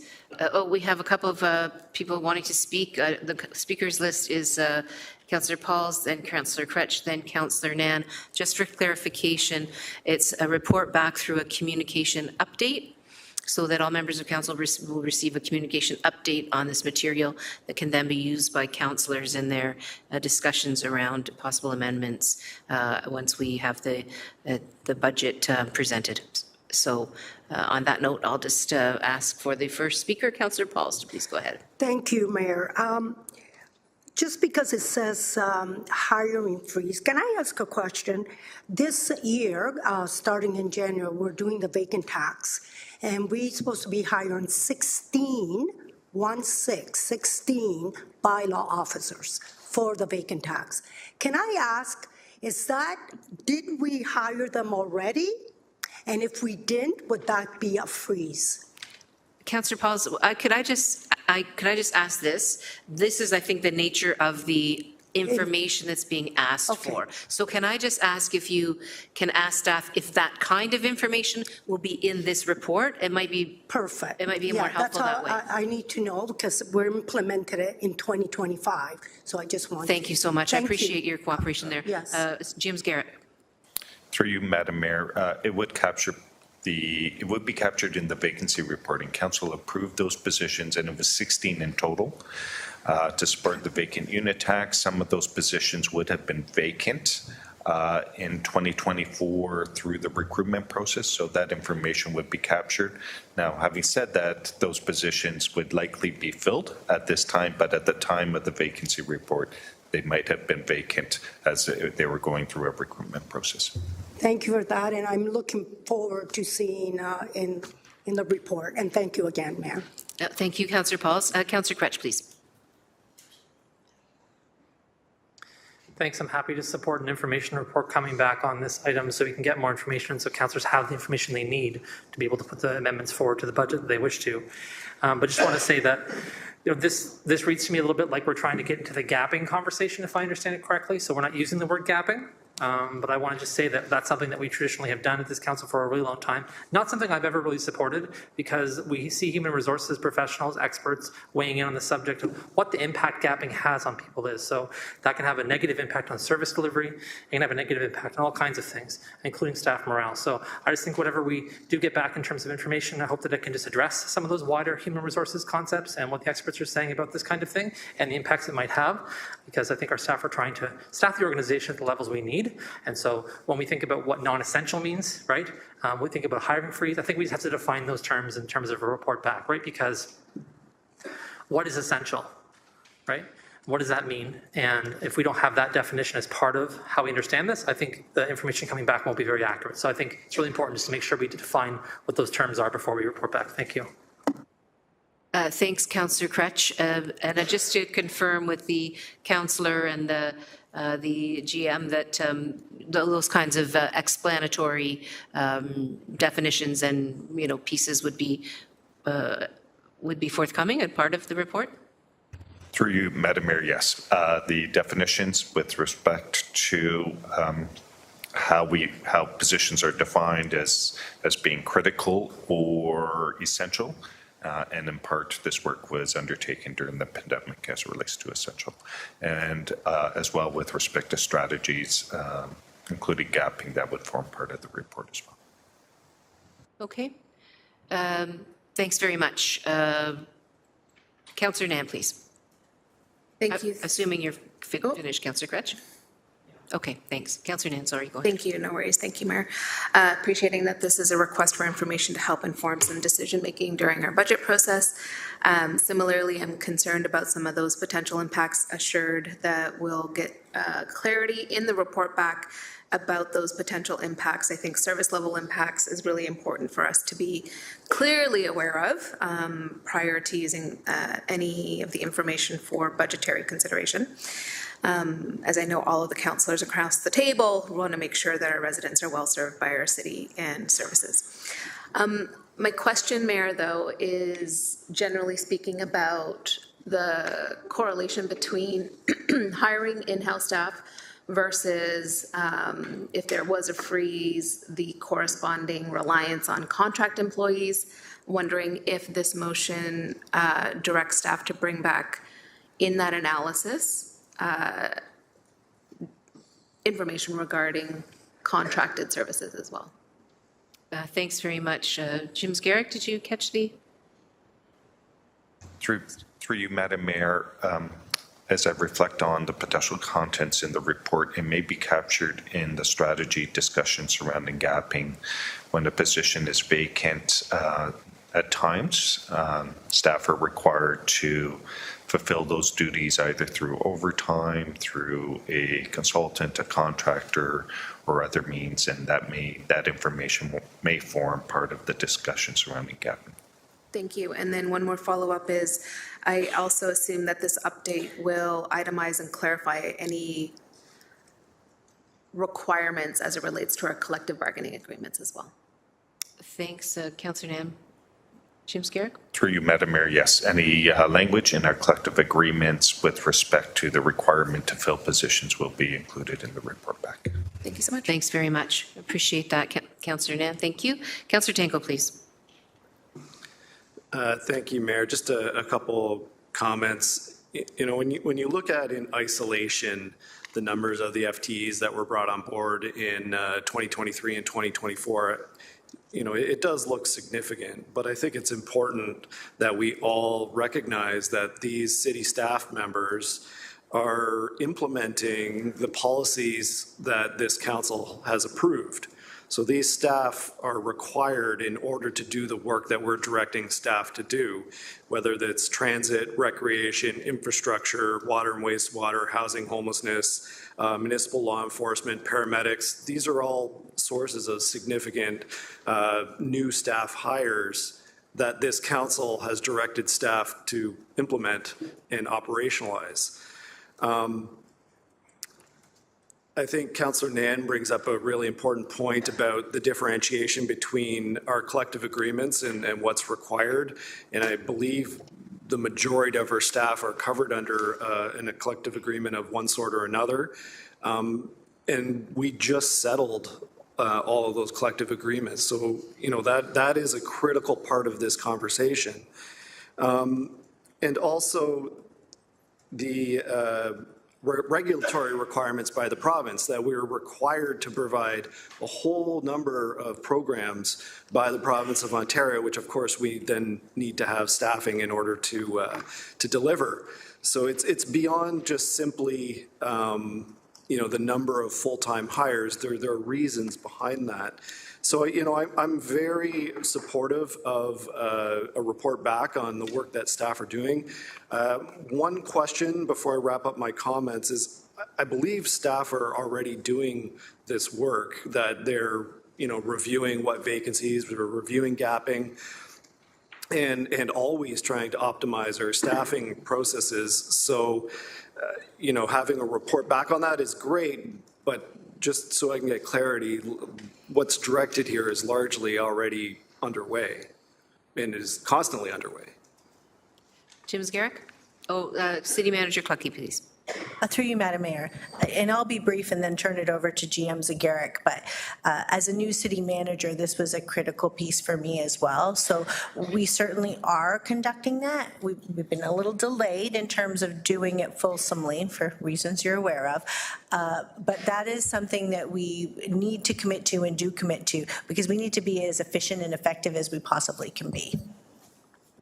Thank you. And just my final comment here, again, we all would like the municipality to be as efficient as possible and only have the staff that are on staff doing necessary work. I think we all agree with that. But I think we need to recognize there's three complementary but also directly competing narratives at play here. The number one, and this is something that municipalities and government sector has been subject to for decades. My father worked at the City of Hamilton for 35 years. I worked for the City of Hamilton briefly back in the late 90s. And this narrative that government bureaucracy is a bloated, and that staff are sitting around doing nothing, and that there's all these positions are being added and staff aren't doing a valuable job. And I think it's really unfortunate that that gets perpetuated publicly, because from my observations, working now with city staff for 6 years, I'm incredibly proud of the amazing work that our staff do, from senior management all the way down to the boots on the ground. Day in, day out, do just fantastic work. And there really isn't that kind of that perception of governments and municipalities as a bloated bureaucracy is really, from my observations, absolutely false. Then you have the narrative of this reliance on overtime, that we don't have enough staff, so they're doing all this overtime and they're costing too much money by doing overtime. Also, we're relying too much on consultants because we don't have enough staff. We're sending work out to consultants and it's costing all this money for consulting. So the three of these things can't all be true at the same time. You can't have an overabundance of staff who are not doing enough work, but then also have those staff doing overtime and also have a reliance on consultants. So very much appreciate having report back for more information, for clarity, and to hopefully give the public a better idea of what it is that all of our staff do on a daily basis and the value that they bring to the public as they deliver the services that we as a council are mandating them to deliver. Thank you. Okay, thanks, Councillor Danko. Councillor Maureen Wilson, please. You're withdrawing? Okay. Councillor Clark, please. Thank you, Mayor. I will support the report. I think it's important that we get this information. And I never blame staff for increases in our budget, because we're the ones that decide on the budget. Well, now the mayor decides on the budget, but in the old days, council was responsible. So this council, over the 4 years, if we continue, will be increasing property taxes exceeding 25%. And that's not including the use of reserves. It would be much higher than that. The increase in FTEs is 438 new FTEs in 2 years. That, to my recollection, is an unprecedented increase in staffing in any municipality, but in Hamilton. And I think it's important that as we start new programs, we don't jump to add a significant number of new staff to manage the program until you truly understand the needs to manage the program. If you're operating a business and you're starting a new process, you hire management to handle that process, and they come back and say, okay, this is what we need in terms of staffing.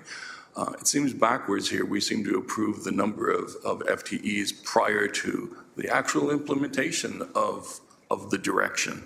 So I remain concerned. I don't think our property taxpayers can afford these increases. Overwhelmingly, they are saying that. It doesn't matter where I go, who I'm speaking to. People are upset about the increase in expenditures by this council. So I'll continue to do my best to highlight that. I'll do my best to find savings and refer those potential savings to the mayor for her consideration.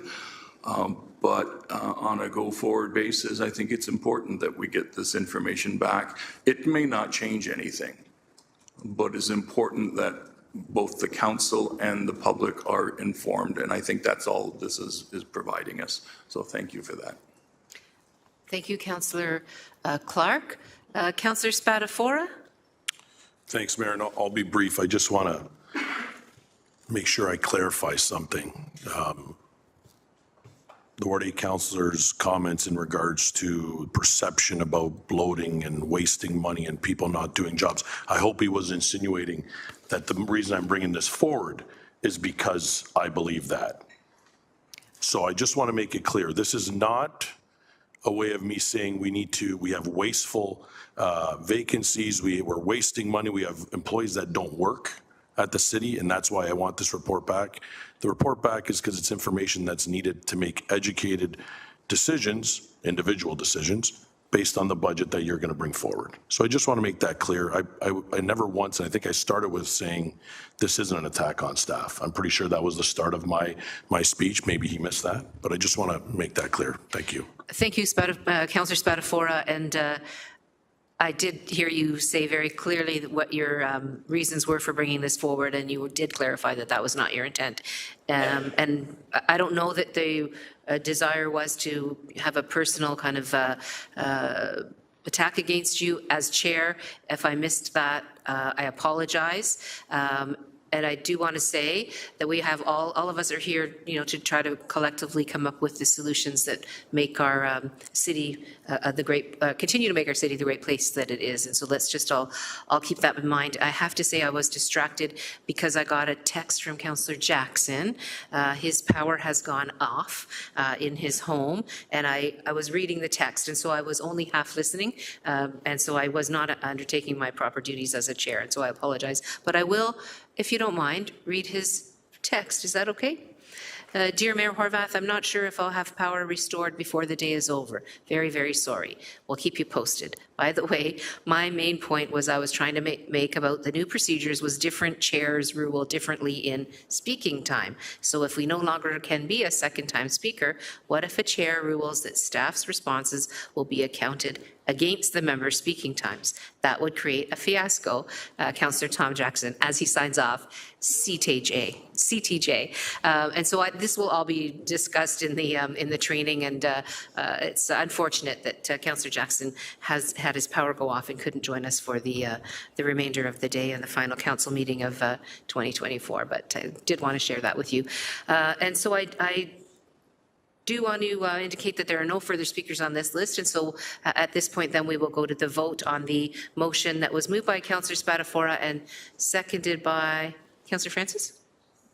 Okay, so please go ahead for the information report.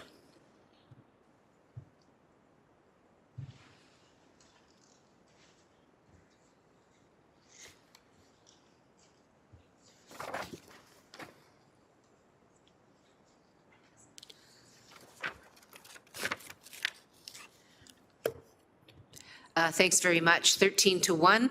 And again, the wording is a communication update on that one that we just passed. And we're on to 7.2, which is the motion regarding the City of Hamilton advocacy at the Royal Ontario Municipal Association, ROMA, annual conference taking place in Toronto, Ontario in January 2025. Councillor Wang, would you please present your motion?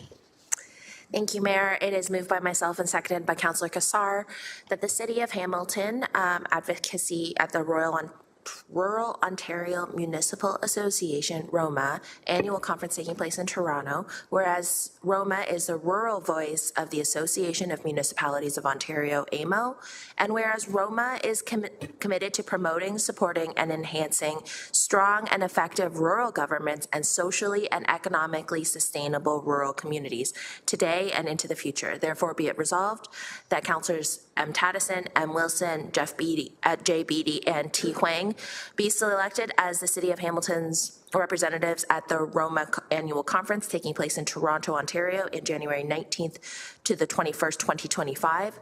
And that B, that Council assumes all costs associated with the councillors attending ROMA from the General Legislative Budget 300100.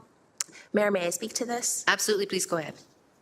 ROMA is yet another important conference for the City of Hamilton to represent at, as many around this horseshoe knows. A significant portion of our geographic location is in a rural geography, and having both Councillor Taddison and Councillor Beatty at this conference, I think will be so advantageous to speaking to the challenges that the rural part of our city are facing every single day. And I'm also thankful that Councillor M. Wilson is going to join us for a portion of it. So I hope Council will support this motion, and it's coming up. Thank you. Thanks very much, Councillor Wang. We have a speakers list. Councillor McMeekin, please go ahead. Yes, thanks, Your Worship. I just want to build on Councillor Wang's remarks. ROMA is a very, very important gathering. It speaks to the need to constantly monitor what's happening in our agri-food sector.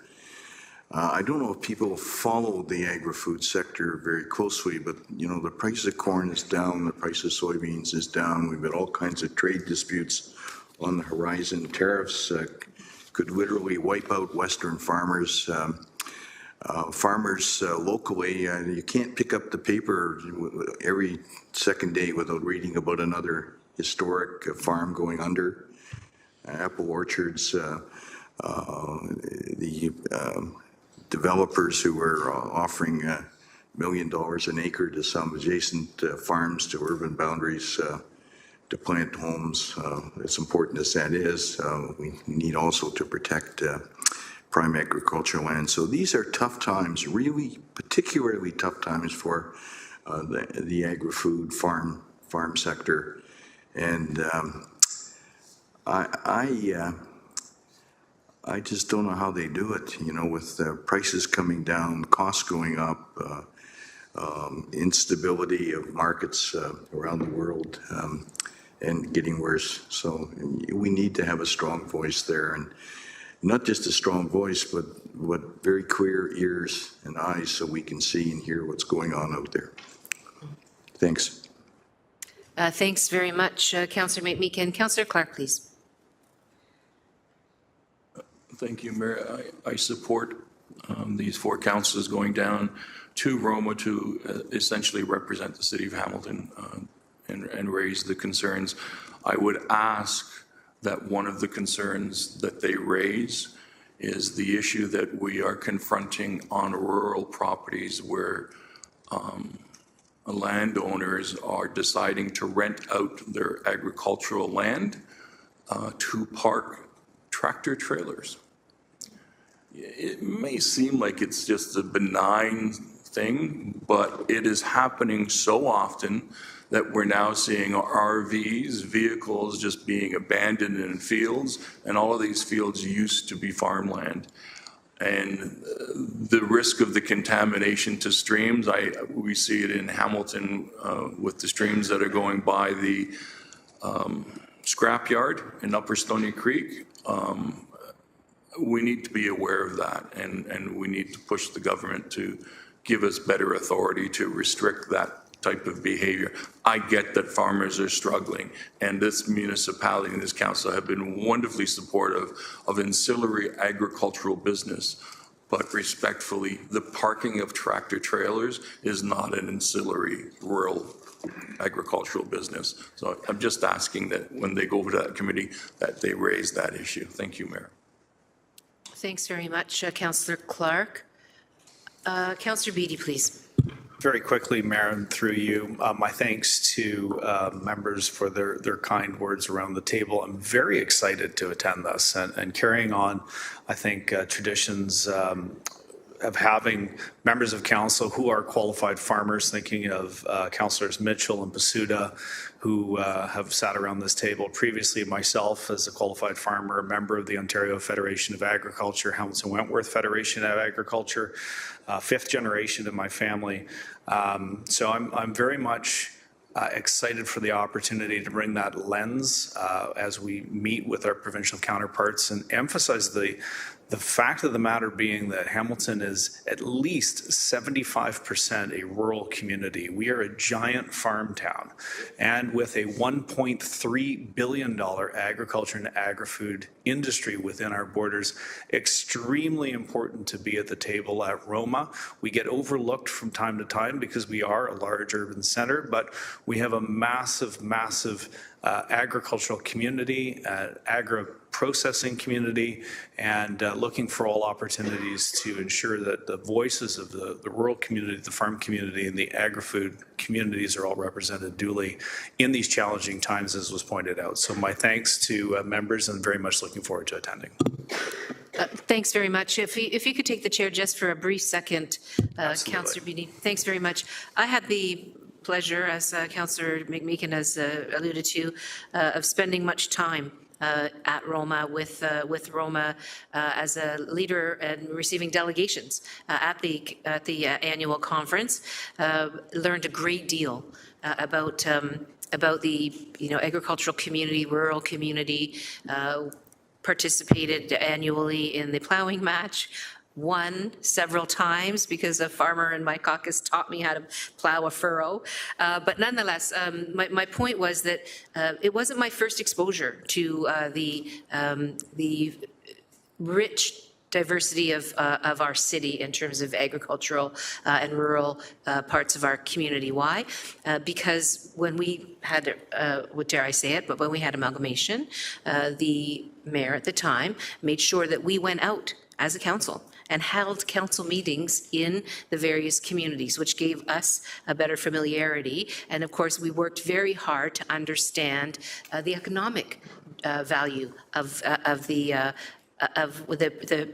production that takes place in our rural areas. And of course, that's a big part of our economic strategy as is right now with agricultural economic agricultural activity. And so I think that it's really important that members of council are going to have these conversations to meet folks both from the urban wards as well as from the wards that are much more concentrated with agricultural and rural communities and neighborhoods. And so I just want to say I'm grateful. It's important work, and I really appreciate the motion that's before us and support it. Thank you, Mayor. Back to you. Thanks very much, Councillor Beattie. Councillor Maureen Wilson, please.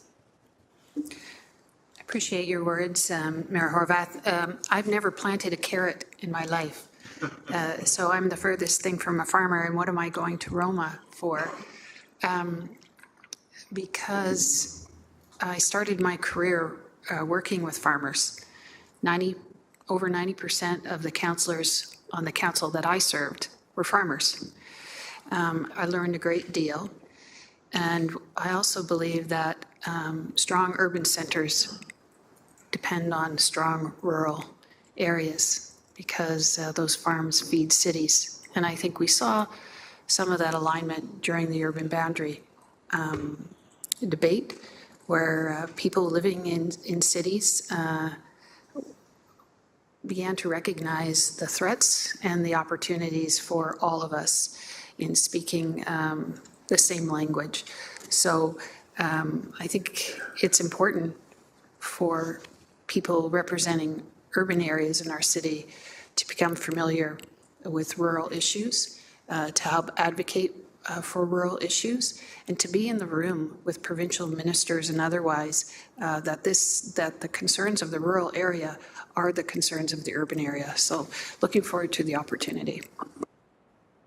Thanks, Councillor Wilson. I don't see anyone further on the list, and so we'll go to the vote on this Roma motion.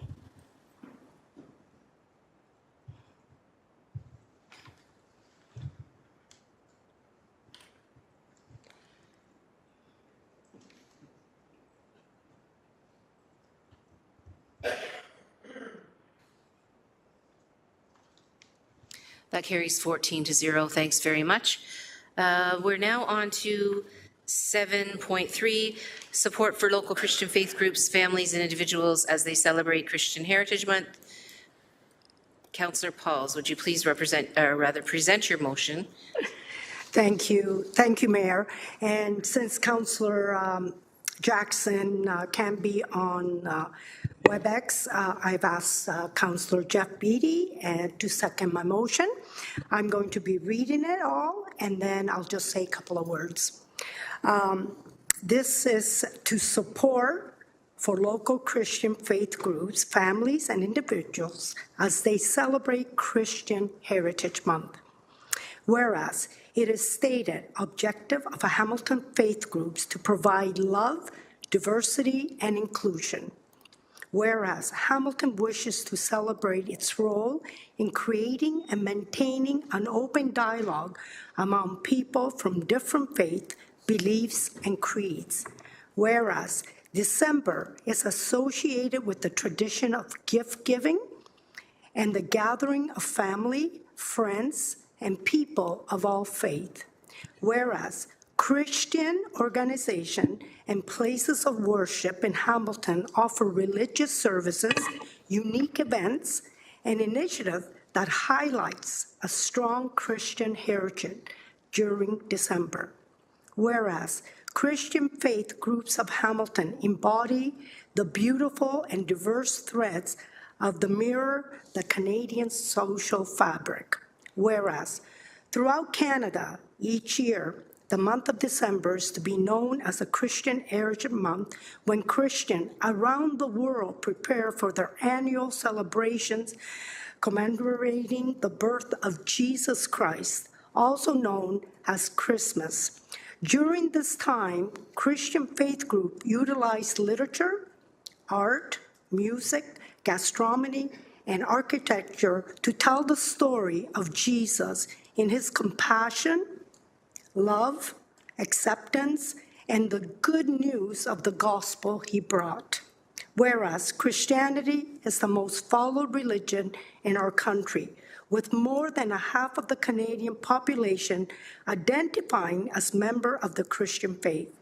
The Canadian Charter of Rights and Freedoms even mentions God in its first sentence, and whereas there are at least 35 cities across Canada who have endorsed December as Christian Heritage Month, including adjacent municipalities like Toronto, Burlington, Brantford, Niagara Falls, and many more. Therefore, let it be resolved that the City of Hamilton supports local Christian faith groups, families, and individuals as they celebrate Christian Heritage Month. I just going to say a couple of words, and I just want to say that I have received lots and lots of emails, especially when Toronto, I think less than a couple of weeks ago, endorsed this, and I had the actual video somebody sent me of the meeting, and I looked at it, and it was really pretty, if you want to look at something, it was really wonderful to see how they all came together and they voted. Also, I just want to support and acknowledge all these other cities, what they're doing. But the thing I want to say, and my experience, when I came from Italy as a young child, my family, we were poor. We didn't have anything. And this Christian family gave my dad a job. He gave my dad food and a roof over our head. And as a young child, I've never forgotten the love of that family. That family lives in Toronto because that's where we moved. And to this day, I'm so grateful that a Christian family came to our life and helped us. And so for that, I just want to say that I'm supporting all these cities all around us that are declaring December as a Christian Heritage Month. Thank you. Thanks, Councillor Pauls. I don't see anybody on the speakers list. I do want to clarify, though, and we've had that conversation, Yes. that the City of Hamilton does not do proclamations, declarations, and so this it was the way to have the conversation that the Councillor Pauls wanted to reflect some of the things that she's hearing from her community here at this table. And so this is the way that that's being done. And so appreciate your collaboration in that regard. It's a time of, I'm sorry, we do have a list. It's Councillor McMeekins next, please. Yes, thanks, Your Worship. I don't have any trouble at all with the motion, first of all. If people want to celebrate what they think is important, if they're Sikh, Hindu, Tamil, Muslim, what have you, that's okay with me. In fact, I hope that down the road, similar motions might be brought forward to celebrate Hanukkah and other religious festivals and heritage events that have something to do with architecture, helping people, reaching out, and all those things. I just wonder, because I of all the notes I got, most thought Councillor Pauls was bringing forward a motion, notwithstanding your clarification, to declare Christian Heritage Month, and we don't do that. I wonder if somebody could just give a very brief explanation as to the rationale for why the city doesn't endorse causes. So can I, just two parts of that. First of all, the history here has been the case that proclamations and declarations are not something that we do by procedure.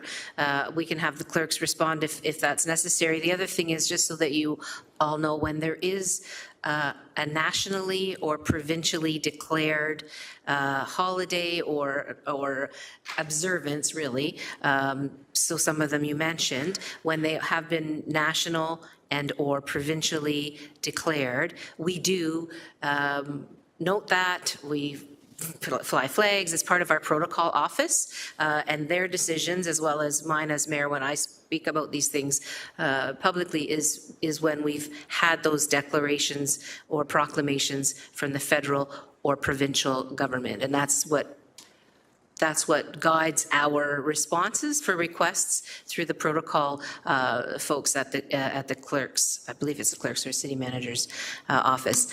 So for clarification, that's it. And I know the whereas here indicates that there's a national declaration that has happened. That is, I'm sorry, but that is not the case. So just to clarify, that's not the case. The government of Canada has not made that declaration, nor has or proclamation, and nor has the provincial government, the government of Ontario. So can I ask the clerks to clarify if I've made any mistake in that regard, in terms of the process?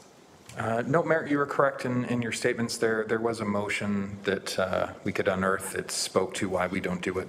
This came number of years preceding myself, of course, and we could certainly circulate that for information. But it was a direction that was provided from the council of the day to the city. That would be helpful. In fact, some of the supplemental letters I got back after I advised that the federal government might be a good place to take a resolution about Christian Heritage Month, which I think now, in hindsight, was the appropriate reference. But people would write back and say, well, why is this seem so simple? Why doesn't the city do this? And I think I can understand why they might not want to do this, because there could be some competing groups that might want to come in and have a month designated that we don't want to have designated, and that creates some problems. But just on your point, Madam Mayor, there has been a declaration. April is Muslim Heritage Month. November is Hindu Heritage Month. January is Tamil Heritage Month. April is Sikh Heritage Month. We even have an Asian Heritage Month, Black History Month, a Women's History Month. And so there are lots of months out there that have already been designated that we can celebrate. Thanks. Thanks, Councillor McMeekin. Councillor Maureen Wilson, please. Thank you, Mayor Horvath. Thank you for the opportunity to deliberate and discuss the motion that was brought by Councillor Pauls. My first question to the mover, if I may, is I believe that this movement, this motion, in doing some research, is supported, if not promoted, by perhaps the Evangelical Foundation of Canada, and the churches that are set out on the website are all in relation. If I could ask the mover if she's consulted with church leaders and parishioners outside of that realm, through the chair. Well, actually, I do know a lot of ministers, and they think it is a great declaration to make. As Councillor McMeekin was talking about all the other declarations we have done, it seems, We've not done them, I think, We just for haven't, but clarification. other Councillor cities- McMeekin has said the federal government has made those declarations, which is what we follow right. up on. But Thank you. as I Sorry to s- speak on your behalf. Okay, Councillor. thank you. And as I see a lot of other city declaration as December as a Christian Heritage Month, I was asked and emailed, and I don't know if anybody other than my colleagues have received emails. I mean, they email me, they know I'm a Christian, so they've emailed me. So they say, why is one city declaring and one not? So I really didn't have an answer, but I did look at 2016, that the report was that we do declare in 2016 for Eisenberger, declared that we can do it. They looked at all the different cities. So there's a little miscommunication. I really don't know why we cannot declare, but I would love to have more information in the future. But I didn't want this to be divisive at all. And the reason is it's Christmas, and we have to show unity, and that's what I want. So basically, I'm just asking to acknowledge, to support, and that's all I'm asking. If I want to look into more why we cannot declare, I could do that another time.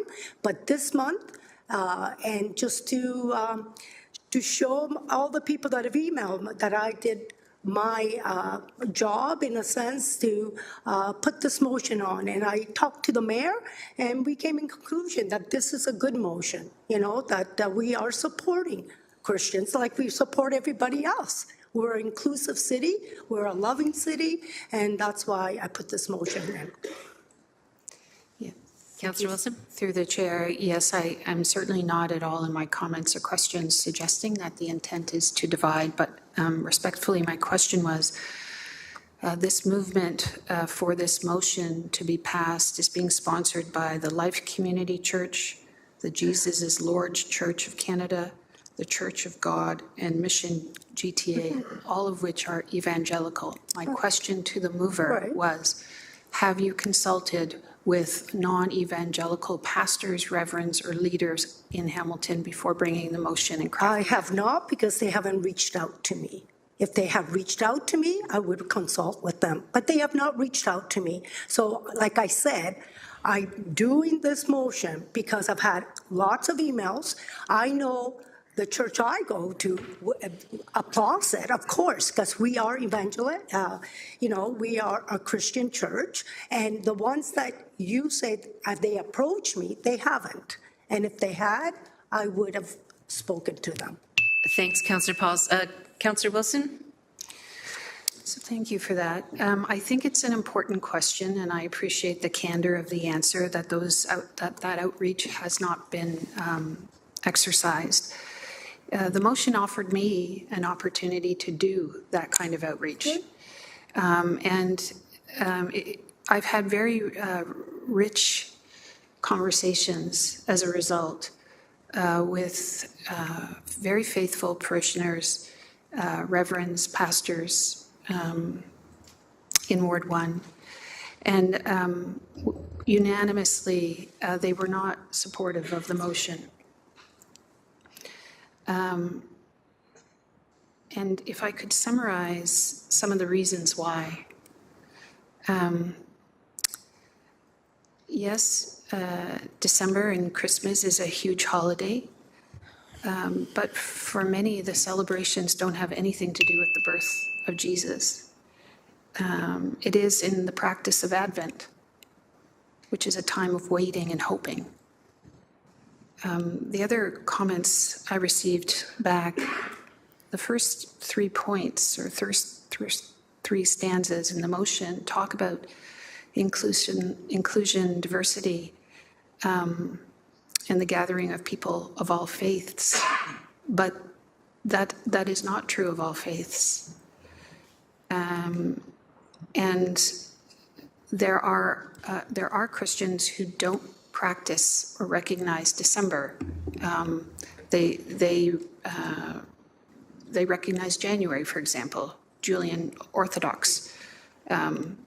And so they're not reflected in this language. And also, many of the conversations pointed to the 7th stanza about, I think the suggestion is because the charter references God, then there's some sort of authority or affiliation given to Christianity. And of course, we all know that almost every faith in Canada is monolithic. I always mispronounce that word. They all believe in one God. They practice one God. Thank you. So it's not just Christians. So in honor of those really rich conversations, and I thank the mover for having the motion because it enabled me to have those conversations and to honor those conversations and that guidance that I received from the faithful and from those leaders. I will honor their counsel to me, and they did not support the motion, and therefore I will not lend my support to the motion. Thank you. Thanks very much, Councillor Wilson. Councillor Clark, please. Thank you, Mayor. This was an interesting motion for me.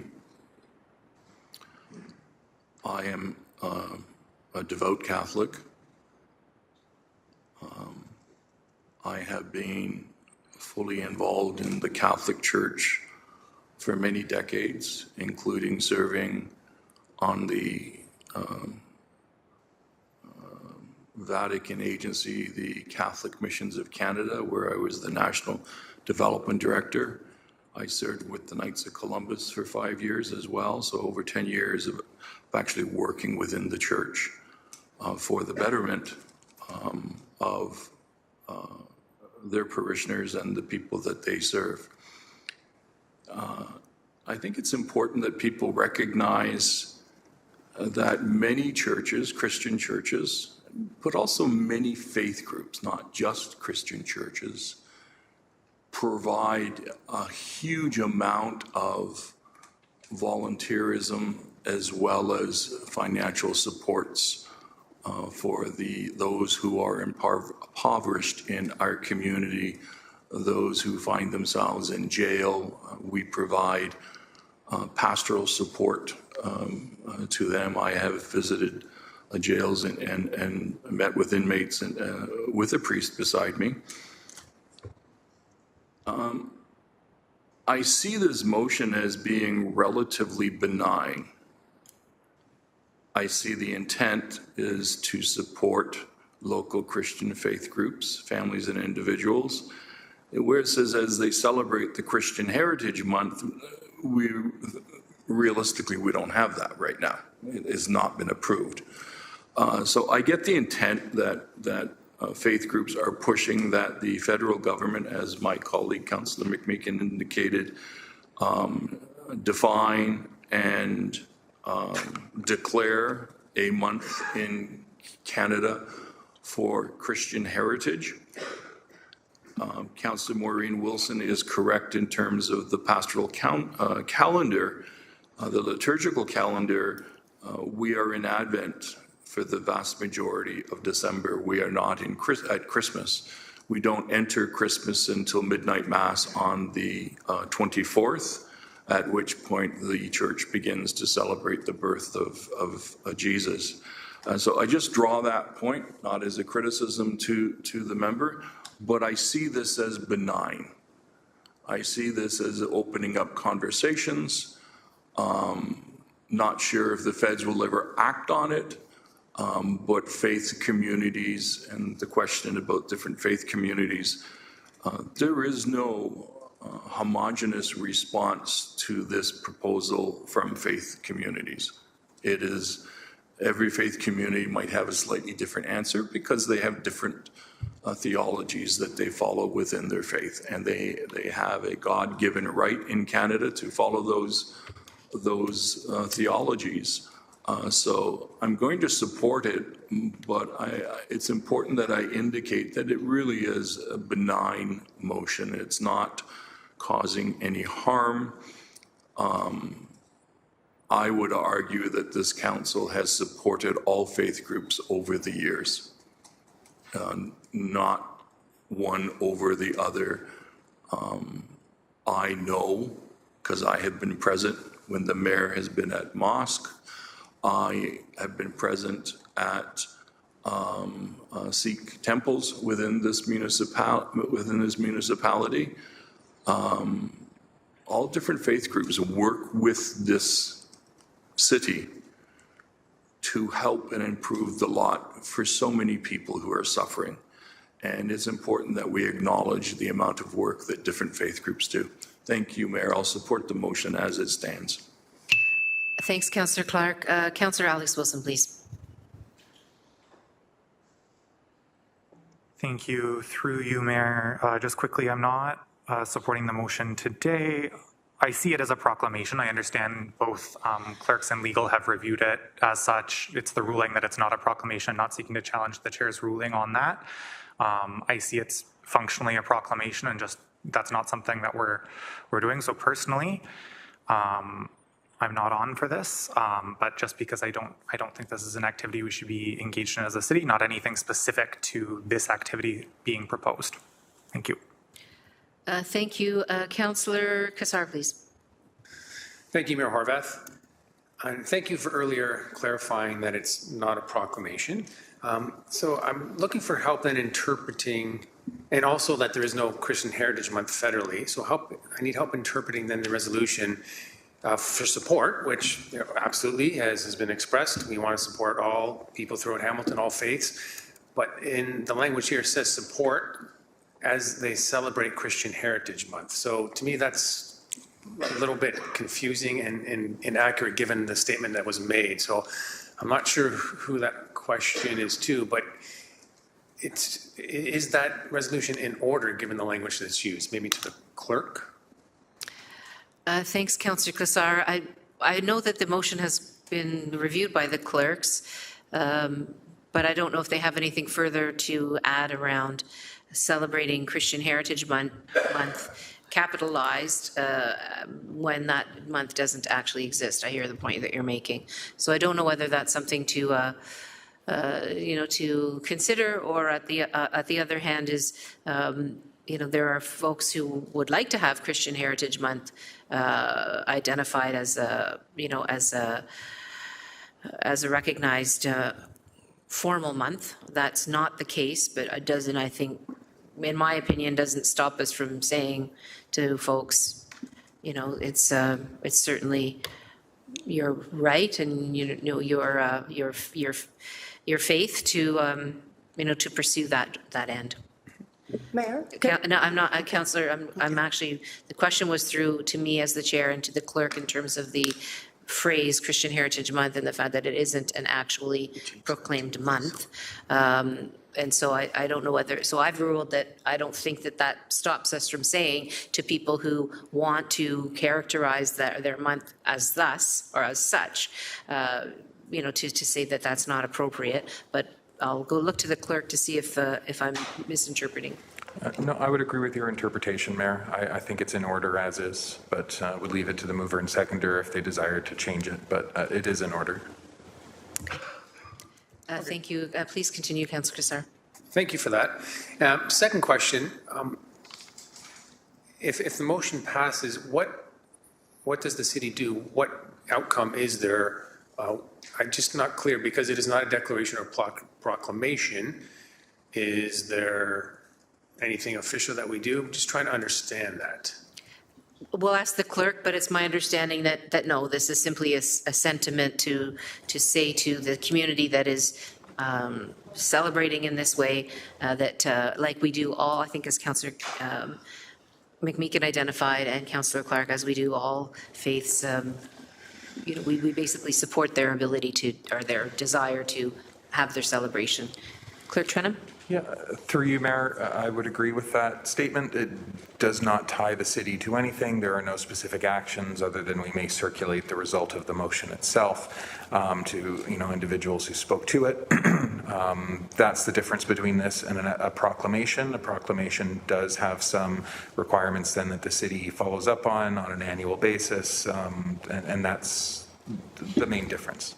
So no, there are no actions associated or tied to this. Okay, thank you very much. And the mover knows that as well. Please go ahead. Okay, thank you.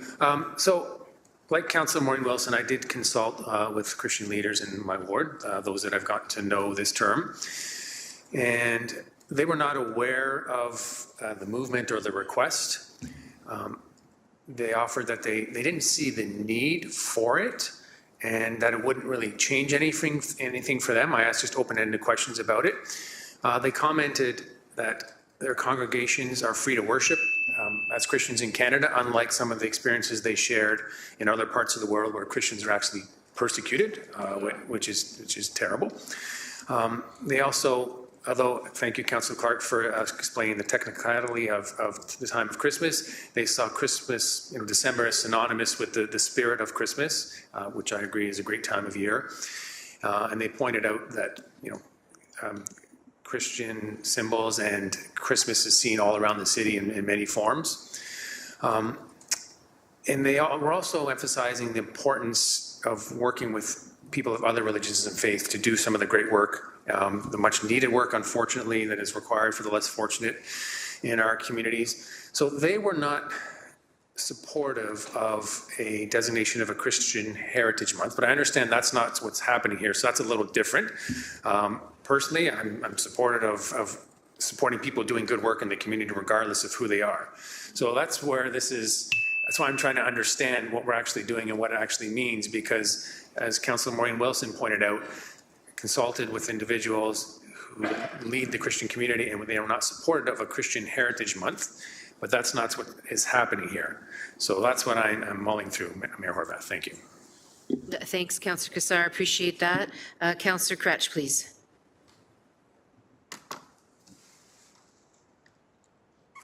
Yeah, I'm not going to be supporting this motion either, and for some of the reasons that were discussed previously. No matter which way we seem to be slicing this, the way that Councillor McMeekin described this earlier makes perfect sense to me. Every single person I've spoken to about this has said the same thing, that they understand this to be a proclamation, whether it is in paper or in the rules or it's not. That's how they understand this to be a declaration. The title of the motion has that right in it.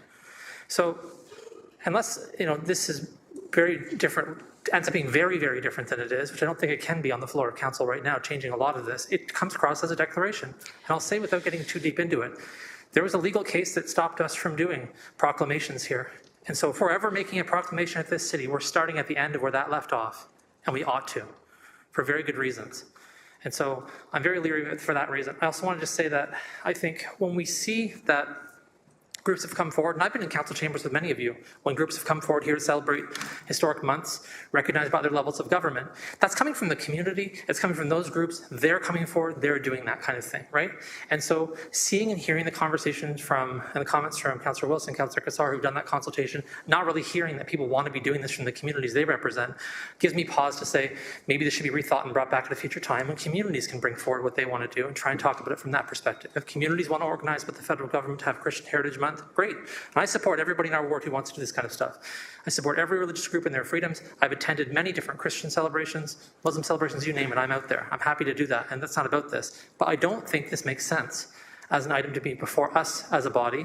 And I'm a little worried about what Councillor McMeekin said earlier, just now, a lot of people coming in saying, okay, I want to support this and support this and support this. This is not an activity. We're not doing anything. It doesn't do anything. And Councillor Clark's not wrong in terms of the fact that it's benign, but is this body going to do a lot of benign work? I don't understand that practice. So for those reasons and a couple more, I'm not supporting it. Okay, thanks very much, Councillor Kretsch. I have a second time speak for Councillor Pauls. Please go ahead, Councillor Pauls. Thank you, colleagues. I did not want this to be controversial at all. I just want to say that if you look at the motion, it says there are at least 35, now there's 40 cities that have done this. So if a city would have put that in our communication, we would support it, we endorse it, or whatever we do.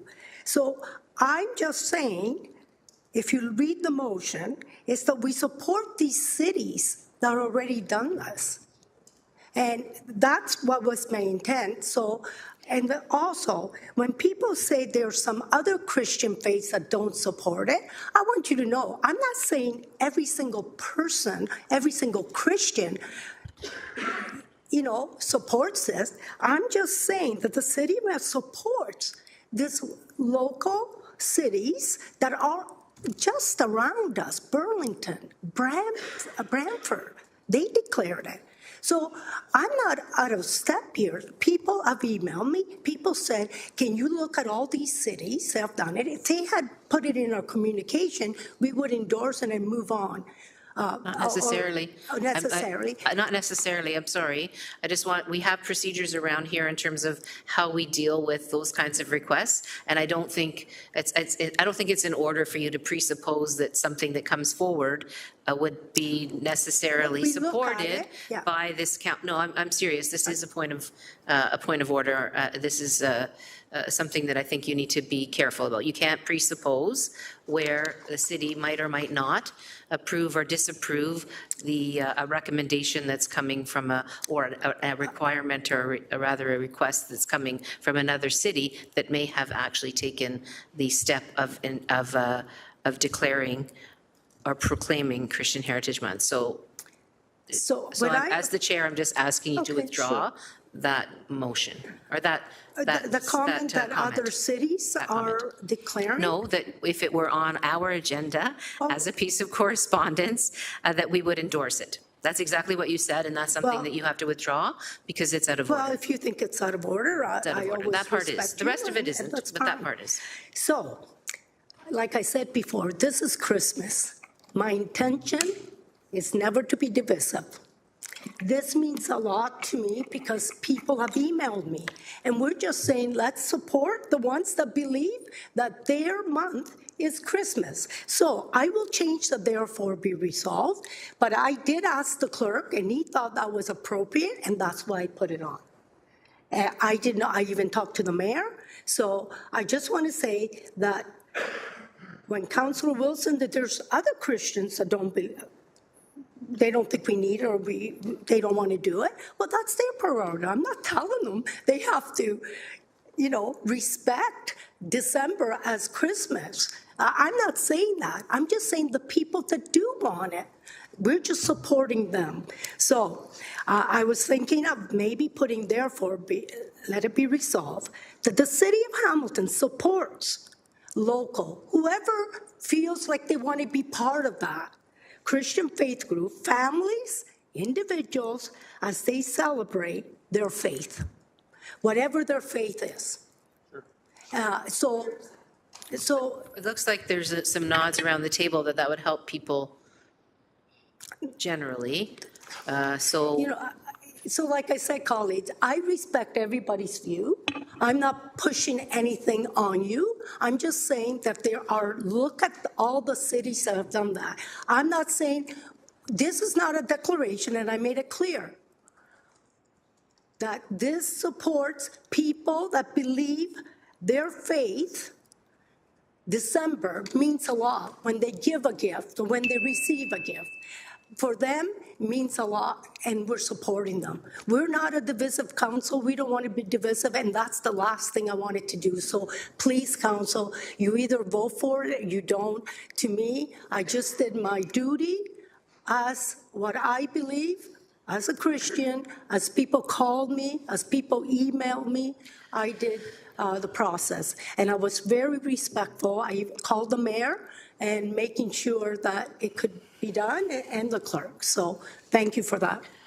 okay, thanks, Councillor Pauls, much appreciated. I guess the question I now have is, you've amended your own motion. Who was your seconder? Councillor Beattie, is that amenable to you? All right, so now the motion for the clerks having been amended, we will have to vote on the amendment, I would imagine, or, oh no, because it's the mover and seconder putting it forward, so that's We'll just not confirm necessary. the wording there, Mayor, that the City of Hamilton supports local faith groups, families, and individuals. No, I'm sorry, I think she did want to keep the Christian. Okay, local part. Christian Local faith Christian groups, faith families, and individuals as they celebrate their faith. Am I correct that you wanted to keep the,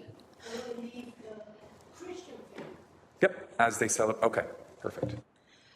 okay, so on the amended motion, as is before us, I have a speakers list as follows, and I just want to confirm that folks are still wanting to weigh in on the amended motion. I have Councillor Nan, Councillor Wang, and Councillor Clark for a second time, and Councillor Maureen Wilson for a second time.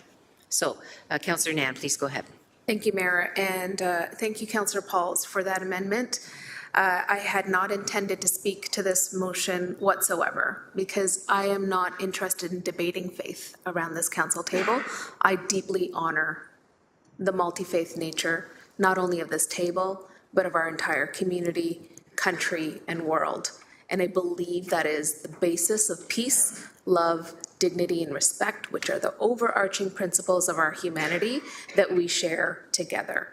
And I really, truly appreciate that you listened carefully to your colleagues around the table who represented diverse Christian viewpoints. And I think that you are putting your faith in action right now by putting that amendment forward.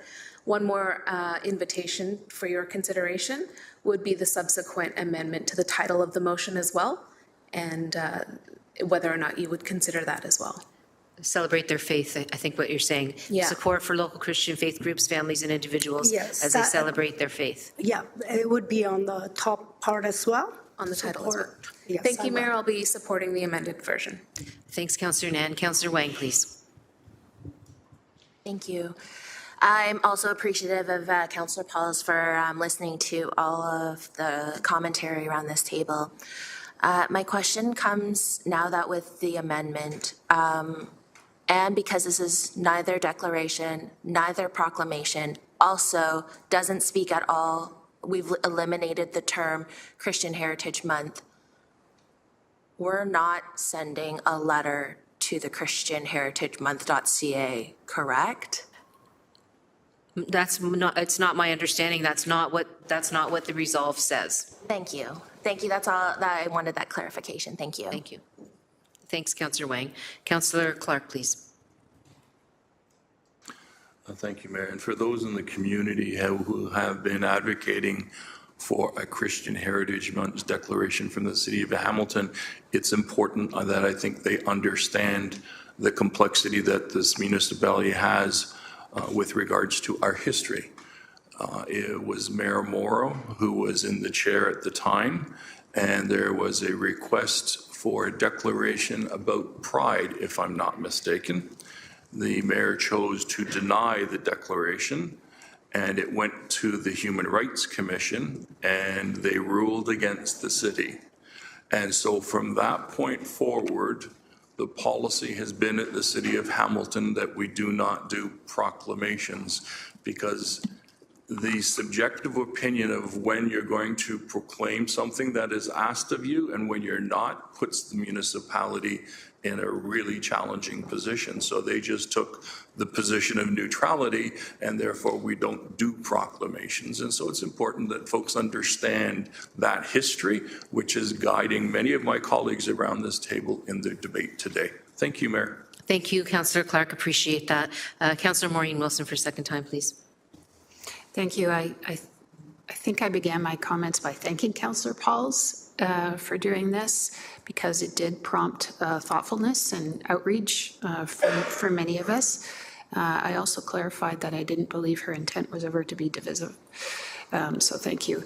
I appreciate the amendments, and similar to Councillor Nan, my position has always been my priority is to uphold the health and safety first and foremost of residents, and that ensures their right to practice or not, and their right to do so safely, and that we recognize what it means to every individual individually. So thank you for the attentiveness. Really appreciate it.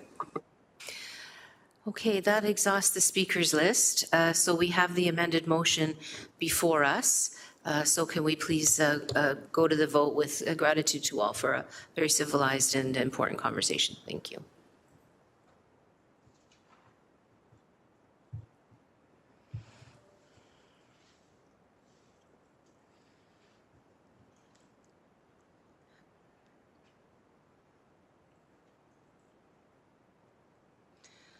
And that carries 12-2. Thanks very much. We are on to item 7.4, which is a motion regarding Ward 3 Community Resilience Grants. So can I please have the motion, Councillor Nan, regarding the winter 2024 allocations. Please go ahead. Thank you, Mayor. It's moved by myself and seconded by Ward 4 Councillor Wang. And again, apologies for not bringing this to a standing committee, council members. As I mentioned previously, Federation of Canadian Municipalities prevented me from participating last week during standing committees. Only reason I'm bringing it to council today. So whereas Ward 3 receives non-property tax revenue arising from license agreements for cellular tower located at Tim Hortons Field at an annual amount approximately of $35,000 and are required to be spent within the ward. And whereas these funds are allocated at the discretion of the Ward 3 Councillor's Office in a manner that conforms to the criteria outlined in Appendix A to procedures for ward-specific funding initiatives under the section entitled Scenario 3, Grants, and ultimately requires council approval.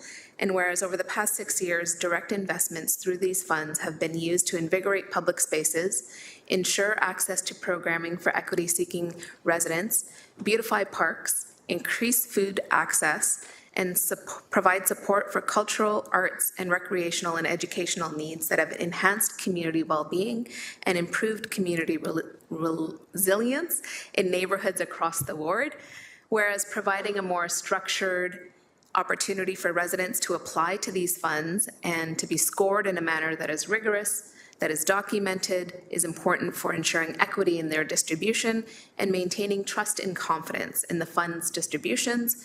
And whereas the Ward 3 office has implemented a new yearly grant process to allocate these funds twice annually, with the first intake having closed in November 2024, and whereas the Ward 3 office has built on the best practices informed by the Ward 2 office, as well as the city's grant and finance staff. So thank you all for informing a good process change for us. And whereas these funds are earmarked to build resilience and community in Ward 3 and allow for financial support to residents in small groups who may otherwise lack access, and whereas streamlining and promoting the small grant program has allowed more resident-led groups to know about and apply for this funding opportunity, therefore be it resolved the following: that $2,200 be allocated from the said account to Club 30 for costs associated with supporting tenant engagement and activities at City Housing Hamilton building located at 30 Sanford. B, that $2,200 be allocated from the said fund to the Steeltown Athletic Club for costs associated with supporting food security to program participants in Ward 3. That $2,200 be allocated from the said fund to the Children's Garden Project for costs associated with their annual Children's Fall Harvest Festival, which takes place in Gage Park. That $1,750 be allocated from the said fund to SOPIN for costs associated with their Community Care Educational Series, which takes place at 541 Eatery and Exchange in Ward 3. That $1,750 be allocated from the said fund to HamSmart, their Community Health Collective, as a fiscal sponsor for costs associated with food services programming that targets vulnerable residents in Ward 3. And whereas $1,250 be allocated from the said fund to 541 Eatery Exchange for costs associated with developing and implementing the Ward 3 Yellow Pages Skillshare initiative, and that $1,500 be allocated from the said fund to the Eva Rothwell Center for costs associated to their queer program, and that $2,200 be allocated from the said fund to the Hamilton Center for Civic Inclusion as the fiscal sponsor to the Hamilton Chinese Association for costs associated with Lunar New Year and May Asian Heritage Month celebrations, and that $2,200 be allocated from the said fund to the Somali community in Hamilton for costs associated with youth sports programming in Ward 3, and that the mayor and city clerk be authorized and directed to execute any required agreements and ancillary documents in a form that is satisfactory with the solicitor. And if I may, Mayor,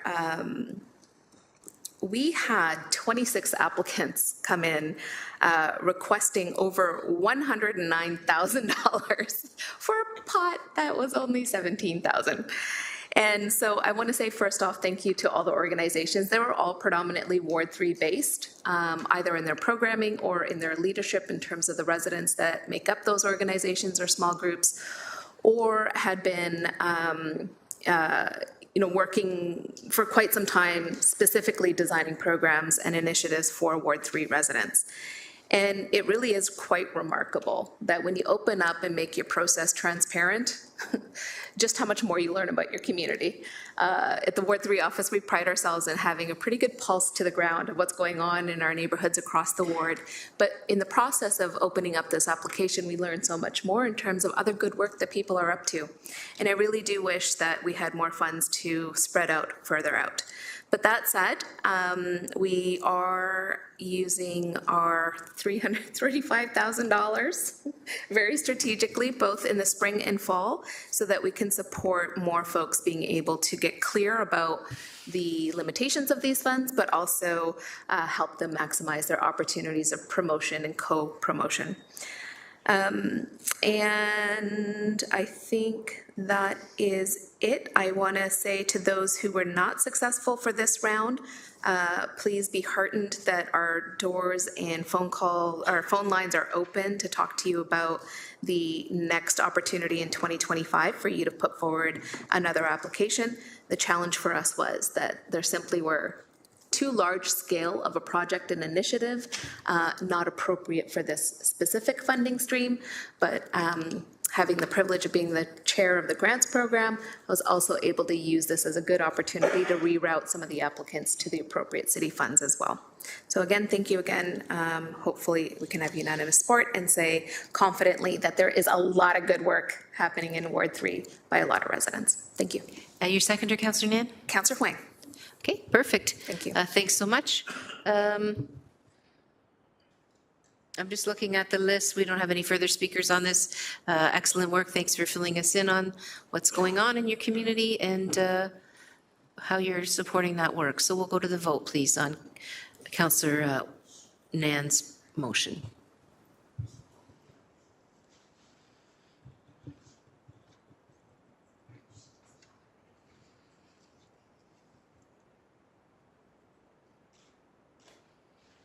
And that carries 12-0. Thanks very much. Okay, so I'm just going to kind of give a bit of a touch base here. It's 20-1. We have notices of motion, a couple of those. We have statements by members. We have communications updates. We have a private and confidential. And then we have a special meeting following. So, and we have lunch at some point. So I see people making fork motions. Is it your desire to finish off any further of this agenda or to break now? I guess the notices of motion and statements by members and communications would be the three that I would hope for, but if you would prefer, we break. I'll take a motion and we'll see where it lands. Moved by Councillor Francis and seconded by Councillor Crutch. Sorry. See, it's you and Beatty. I don't know what's going on. No, I'm only kidding. So to take a half an hour recess until about 10 past 1. People in favor of that? Moved by Councillor Matt Francis, Ward 5, and seconded by Councillor Crutch.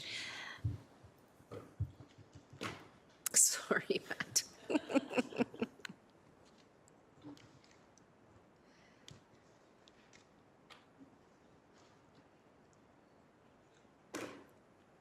And that carries 12-0. So thanks, everybody. We'll be back in about half an hour's time. Enjoy your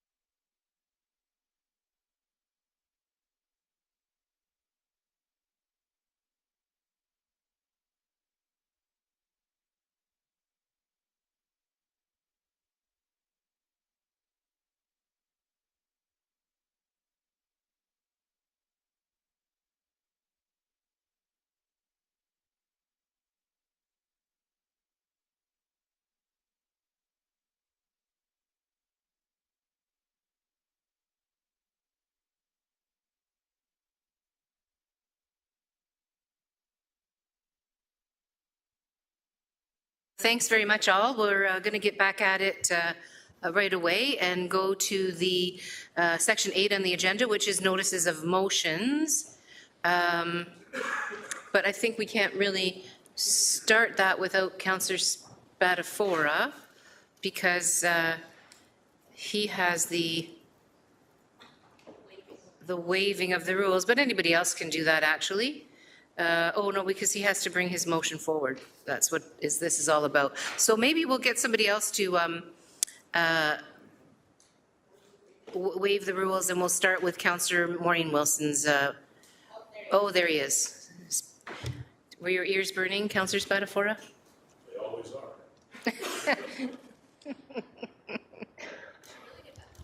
Sometimes in a good way and sometimes in a bad way. Okay, so Councillor Spadafora, as you get settled, can you provide us with the motion to waive the rules? Thank you, Mayor. And it's moved by myself, seconded by Councillor Jeff Beattie, that the rules of order be suspended to allow for the introduction of a motion respecting financial information related to overtime budget trends from 2019 to 2024. The reason for this is so that the information can be collected by staff and brought forward during the budget deliberation. If we waited till January 15th, that would give staff no time to bring that forward. So that is the reason for the waiving of the rules. Okay, thanks very much. And it's been, who is seconded by? Councillor Beattie? Okay, excellent. So can we have a vote on the waiving of the rules?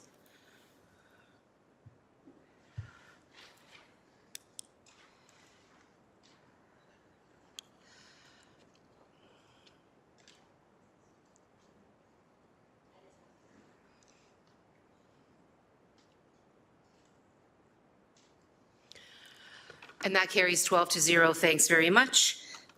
We are now on to then your motion. So could you please present your motion? Thank you, Mayor. Moved by myself, seconded by Councillor Jeff Beattie.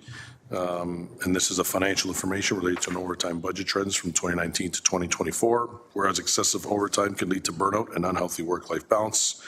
Where the most recent municipal audits conducted across the country, such as Edmonton and Calgary, highlighted a growing reliance on overtime. Whereas a review of corporate overtime costs may yield savings without cutting services. Where council has now received the comprehensive report pertaining to overtime financials for the 23 and 24 budget.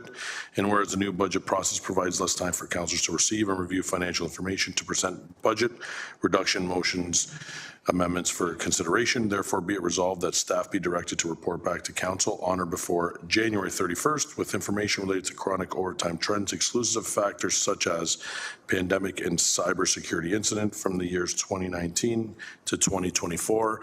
And again, this isn't a witch hunt, Mayor. This isn't me looking to see if I can cut every single employee in the city of Hamilton's overtime back. My conversation with Councillor Zagarek, there's obviously... No. I don't know if that's a promotion or a demotion. Wasn't it Councillor Zagarek at the last GIC? It was. He moved a motion as far as I remember. Thank you. Yes.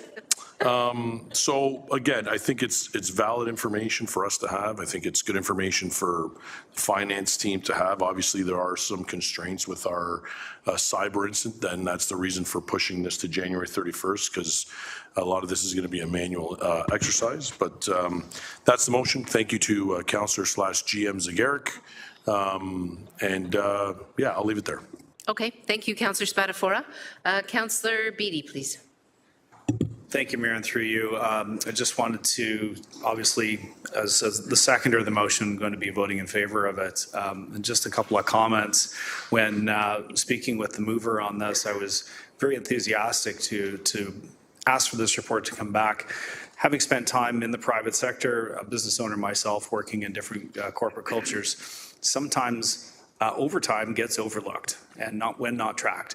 And I refer to it as the silent killer, but in a different fashion, in that it can kill morale, it can kill the health and well-being of employees. And I think that's very, very important to consider when we're doing this. And of course, it can kill a budget very, very quickly if left unchecked. But I also want to just highlight that by honing in on where excessive overtime is taking place as a potential benefit to this report coming back, can often highlight, in my experience, bigger issues at play, systemic failures.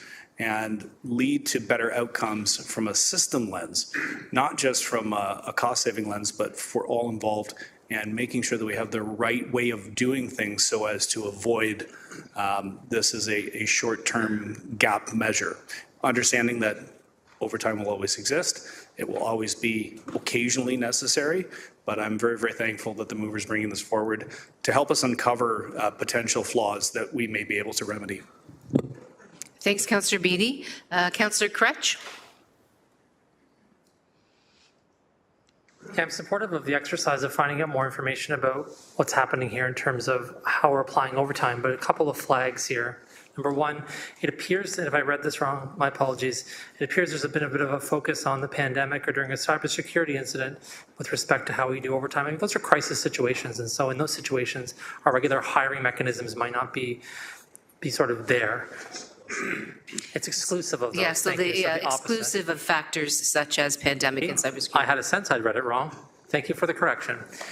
And so thank you for that. I think it's important that there's exclusive of those kinds of things because there are situations which are emergencies and we don't have a regular hiring practice. Also recognize that in the last year we've had other issues that prevented us from doing that as well. So I also think this is something to be applying to other organizations as well. And so I actually brought this up in the context of the police budget to say there's a lot of overtime baked into the police budget. How does that work?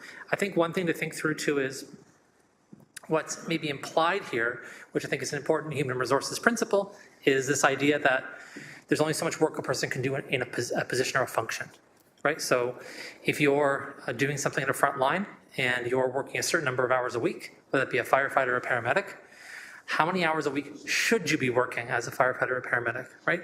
Because if we don't have that baseline, and what I learned actually was in looking into this when it came to the police service and others, there actually isn't a benchmark. People haven't done this work. We don't know always what the safe number of hours are. And so I think if it opens up the conversation just to start having those conversations more broadly, that's a good thing, because I think we ought to know, especially for those who are trusting to care about our safety, making sure they're safe. So if that's the potential interest of this, I'm in for it. Otherwise, just happy to see the information. Thank you. Thanks, Councillor Crutch. Councillor Danko, please. Thank you, Madam Mayor. Just two questions and a couple comments.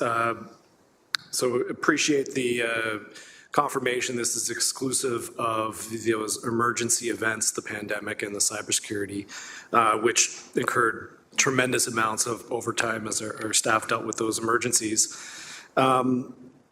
Question on the time frame. Why was 2019 chosen as that's as far as we're going to go back? Councillor? I tried to use a time frame that I thought staff would be able to report back. Given the issues with cyber attack, I guess we could go back to 2000. Not sure we would get that report back by the 31st of January.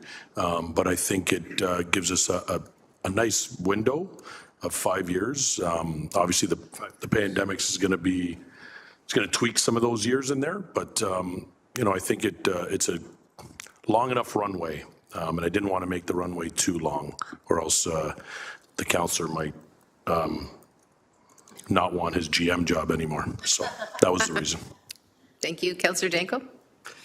Thank you, and appreciate that. I'm just cognitive of the fact that basically the pandemic is 2 years-ish that are basically wiped out, and the cybersecurity is at least half a year, if not a full year, of information that wouldn't really be applicable. So that only leaves 2 years-ish of relevant information, but that's fine.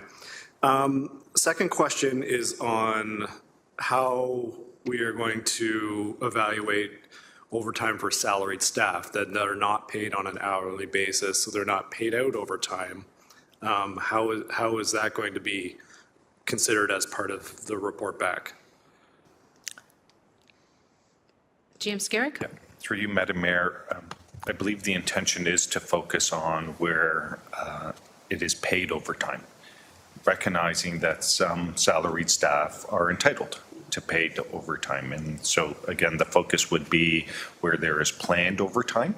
In many cases, we do plan for overtime. During this time of year, during the budget preparation, we understand it's a bit of a peak season for some staff, and we plan for overtime, and we compensate staff as it relates to that overtime. And then with respect to unplanned overtime exclusive of emergencies, such as pandemic, such as cyber, such as a windstorm, such as a flooding event, we would look at unplanned overtime and see whether there are any trends, and there may be some structural or chronic reasons that are contributing to those trends.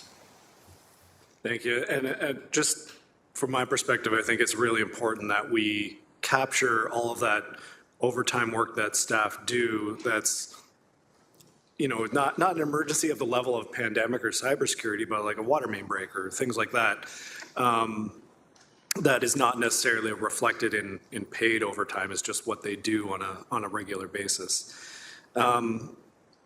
And just a couple comments. You know, I'm very supportive of a report back. Obviously, I think if we do identify that there is significant levels of overtime, I mean, usually that means you need more staff or hire a consultant to do that work. So if there are savings to be had by hiring more staff and not paying out overtime or hiring a consultant to do task specific, I'm very much interested in having those conversations. And then my final comment is that this is a report back to council. I'm just wondering if that should be a report back to GIC Budget Committee. Thanks. Councillor Spadafora? Yeah, I can let GM Zegeric answer that. We were going back and forth yesterday on meetings and dates, so I'll let him comment. Thank you. GM Zegeric? Through the mayor, I apologize. That's probably an error from staff in terms of reference to council, and that the January 31st date is a budget GIC date. Okay, so it'll come back to budget GIC or come back as an information update the way we've done everything else. I thought there was I just want to say there's a consistency that I thought we had made clear would be, you know, the best path forward in terms of providing the information. But that's over to you. Thank you. Through you, Madam Mayor, to be consistent with the previous items, a communication update to council, and then it could be referred by a elected official to a committee meeting.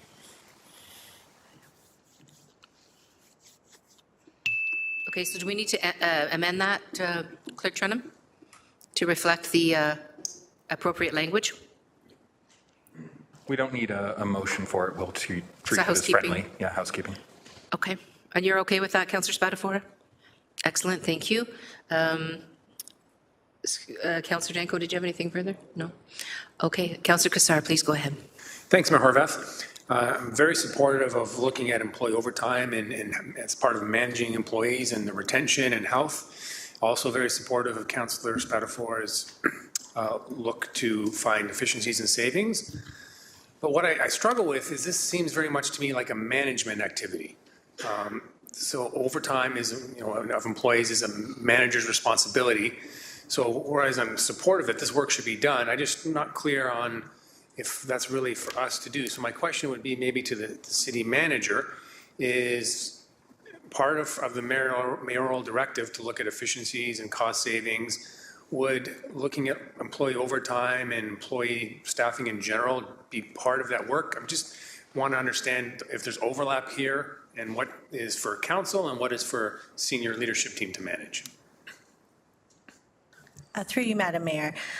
So I would say we're in a bit of a unique circumstance right now. So while typically that is something that would fall under operations and administration, I can also understand and respect why council and the public would want some transparency and a little bit more visibility into this at this particular moment in time when we are trying to balance affordability and make sure we're as efficient and as effective as possible. So I certainly have no concerns with sharing that information for visibility, while typically that's something we would undertake in any case. Okay, thanks, Mayor Horvath, and to the city manager. That's very helpful. Absolutely, visibility, transparency. I totally support that, and I'm glad to hear your feedback. I just think we need to keep in mind our role as a council governing versus staff managing operations. I will support the motion. Just want us to be careful when we come back with potential actions here on we know where the line is between council and management. Thank you. Thanks, Councillor Cassar. Councillor Clark, please. Thank you. I'm always reminded of the expression trust but verify. So when we're asking for these reports, we're not challenging staff. We're not saying we don't trust staff, but we as governors have a responsibility to verify that we are getting good value for dollars across the board. When it comes to overtime and this particular motion, Mayor, can I ask, is it going to include our fire department, our land ambulance, our paramedics, public health nurses? Is this literally all of the employees that work for the city? Through you, Madam Mayor, my interpretation is this is all city departments and program areas. Excluding the police department, obviously. Again, through you, Madam Mayor, that's our interpretation, all city departments and program areas. And I'm not sure whether or not, I suspect we'll get into it with the discussions when the report comes back, but I'm cognizant of the fact that as fire department or ambulance, they work longer and longer hours through overtime. Their performance, just based on human condition, will start to be challenged. And the more tired one is, the more mistakes one makes. So I'm not sure whether or not this report will get into the quality of the work and the risks of errors with extensive overtime. James Garrick? Yep. Through you, Madam Mayor, my sense is this report will identify trends and where there may be some chronic or reoccurring excess reliance on overtime or demand on overtime, and where there is opportunity for a deeper dive that may be subsequent work to the report coming back. Thank you. I appreciate that. Thank you, Councillor Clark. I don't see any further speakers, so we'll go to the vote on Councillor Spatafora's motion.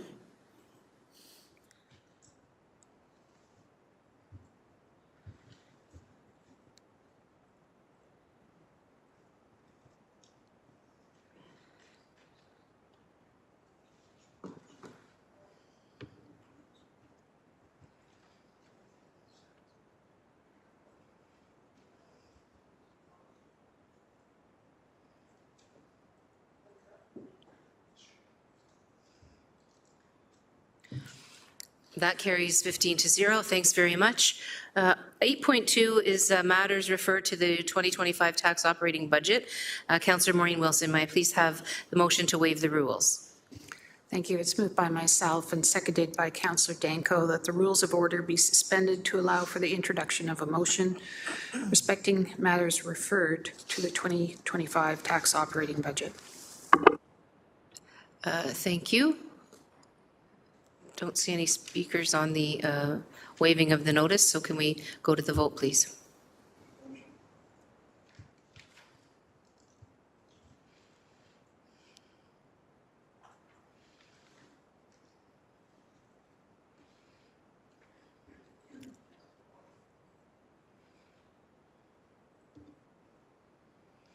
That, excuse me, that carries 15-0. Thanks very much. Councillor Maureen Wilson, would you please present your motion? Thank you. I overheard one of my colleagues say it was a good motion. I can't take credit for it. It is with the wise counsel of our clerks. It's moved by myself and seconded by Councillor Danko, whereas the General Issues Committee budget on November 28, 2024 received a memorandum respecting a budget process update, whereas over the past several months, there have been several referrals to the 2025 tax operating budget for deliberation and approval, and whereas those referrals to the 2025 tax operating budget for deliberation and approval should now be referred to the mayor for consideration. Therefore, be it resolved that all matters referred to the 2025 tax operating budget for deliberation and approval be referred to the mayor for consideration.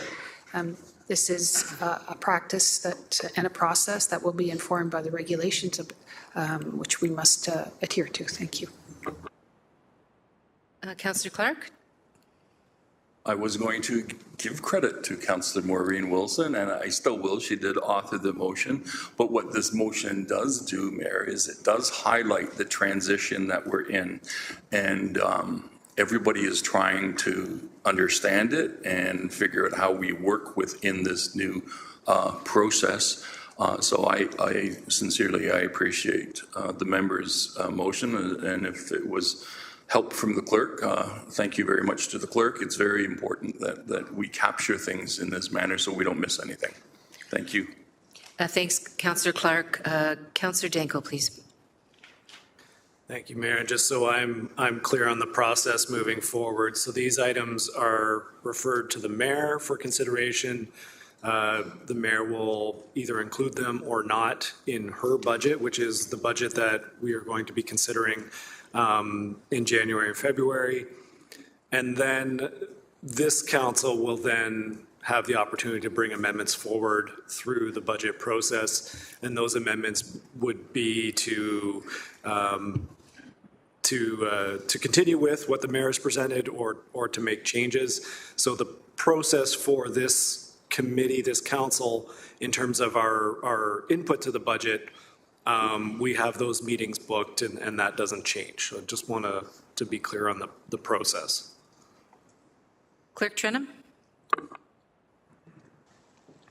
So similar to GM Zagarik's comments earlier in the meeting, so the items will be referred, they'll be reflected as either added or not, and anything not, again, council has the ability to propose amendments to the proposed budget. Perfect. Thank you. Thanks very much, Councillor Danko. Clerk Trenum, I just wanted to let folks know, because I've asked the staff to prepare a budget, I'm not going to sit at a desk and say, you know, yes, no, yes, no, yes, no. They'll be, as they normally are, will be reviewed by the staff who are preparing the budget with some options as per the directive. And I just wanted to clarify that. I don't want people out there having this image of me sitting at my desk saying, oh, I don't like this one, I'll throw it that way or throw it that way. The bottom line is, as all times in the past when people are asking, or organizations or agencies or boards are asking for financial support from the city through the budget process, the budget is being reviewed and put together by our professional staff on my behalf, because that's how the legislation reads. And as the clerk has said, we'll be going through the process to be able to entertain amendments there too. So, Councillor Critch? Thanks for clarifying that, actually, because I wasn't really sure what that process looked like, to be honest with you. So I'm glad to understand that in more detail. I think the part that remains outstanding, and Councillor Danko alluded to it, and so I want to just say it a little more clearly. I said this at our last budget meeting. It's about amendments themselves. And so we need a clearly defined process shared with ourselves and the public about exactly when we can start bringing amendments, exactly where those amendments will land, because I think it would be regrettable if what happened was there was this council meeting, which is where they're supposed to come to. I understand that. There'll be a council meeting at some point in the future, and then all of a sudden there's this pile of amendments that show up, and the public gets a week, and we all get a week to read 40 amendments. Like, I'm just wondering how that process will work and the different opportunities along the way we'll have to introduce amendments, so that we're not getting in a situation where there's a huge bottleneck and we're spending 20 hours debating the budget over 2 days. So does that make sense? Yes, thanks, Councillor Cretch. I think, I don't know if there is anybody that wanted to respond. I thought the budget chair, Councillor Wilson, wanted to provide some response. Please do. Thank you, Mayor. If I understand the question correctly, it's one on, the question is having a clear eye of sight of the road ahead. This is going to be a little bit of the need to change our muscle memory. The chair and the vice chair of the budget have talked about that. And so you will be in receipt of that kind of decision-making roadmap in the very near future. Thank you. Yeah, thank you. I'm very grateful for that, because I know what happens sometimes in decision-making around the table is that suddenly the decision-making moment appears, right? And for something that's significant, I don't want that to be the case. And so I appreciate that we'll get a roadmap. Thank you. Thank you. Jim Zagarek, did you want to, I thought you were looking intensely over as someone who might want to add something. Through you, Madam Mayor, no, happy to work with the chair and vice chair in terms of the roadmap. I know that work has already started, and we're looking within the existing timelines how councillors' ability to put forward amendments will align within those timelines. Thanks very much. I don't see anybody further on the list, except I do want to welcome back Councillor Jackson. Power back on, back in the meeting. Welcome back, Councillor Jackson. Nice to see you. Okay, so we are going to now vote on the motion that's before us. Can we please have that vote up, please?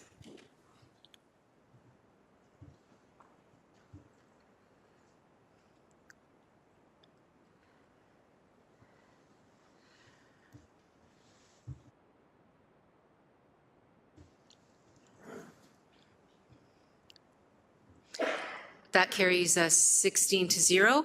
My understanding is there are two councillors that have notices of motion that they want to verbally present to council, Councillor Francis and Councillor Clark. So we'll go with Councillor Francis and then Councillor Clark. Thank you, Mayor Horvath, and I'll leave this as a notice of motion and move it in the new year. The title is Buy Local and Canadian First Procurement Policy, whereas we have local and Canadian businesses who can provide the necessary materials and services for the City of Hamilton. Whereas we are experiencing worsening economic conditions and the threat of U.S. tariffs, and should be supporting local and Canadian businesses and union jobs. Whereas Canadian products are superior in quality and safety to international products and comply with local regulations, therefore be it resolved that staff be directed to report back to Council on the feasibility of having procurement adopt a buy local and Canadian first approach before making purchases for the City of Hamilton. Thank you.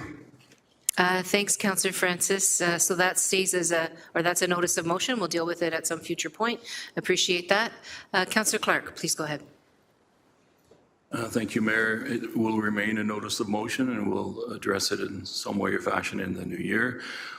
It's inflation rate for 2026 that the Mayor be requested to use her authority to instruct staff to submit to GIC Budget Committee how they would operate with an inflation rate of 2.5% increase for 2026. Thank you.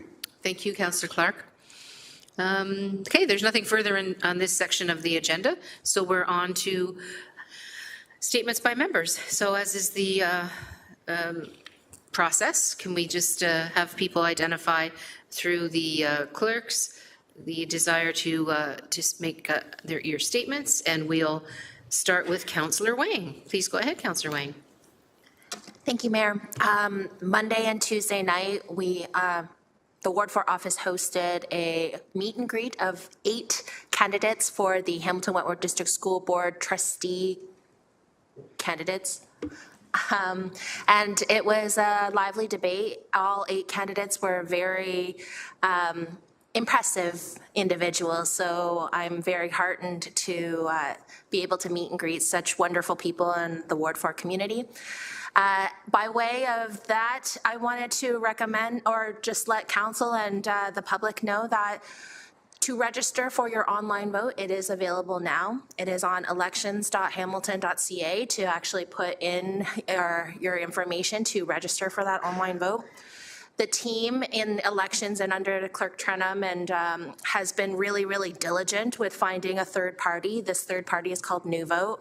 They have been very effective in terms of reaching out, ensuring that there is frequently asked questions that will be forthcoming. They were at my town hall on Monday night to answer questions, and in particular, they answered very clearly and succinctly questions that have been sort of plaguing online voting, which is like, what is the efficacy of it? What is the verification opportunities? What are the ways to identify? So that team has been very proactive with trying to assuage concerns about online voting. So I'm very encouraged by this group. And again, I appreciate council and your support on at least giving the Ward 4 by-election a try when it comes to the online voting aspect of this. And I think we will definitely learn a significant amount. There will be information coming out of my office in the coming weeks. Just as a reminder, the by-election vote is happening on January 6th. Advance polls will be open 4th and the 5th. So it's exciting time in Ward 4 right now, and I'm excited to see how we might rule something like this out. But also, there will also be all of the traditional things like showing up at a polling station with your ID in order to vote by ballot and putting it into the mailbox. All of that is still available. It's just the opportunity of an online vote I think I'm just really excited about. Thank you, Mayor. Thank you very much. Councillor Wang. Councillor Pauls, please. Oh, sorry. Sorry, Councillor Clark, then Councillor Pauls, then Councillor Beattie. Thank you, Mayor. Just a couple of quick things.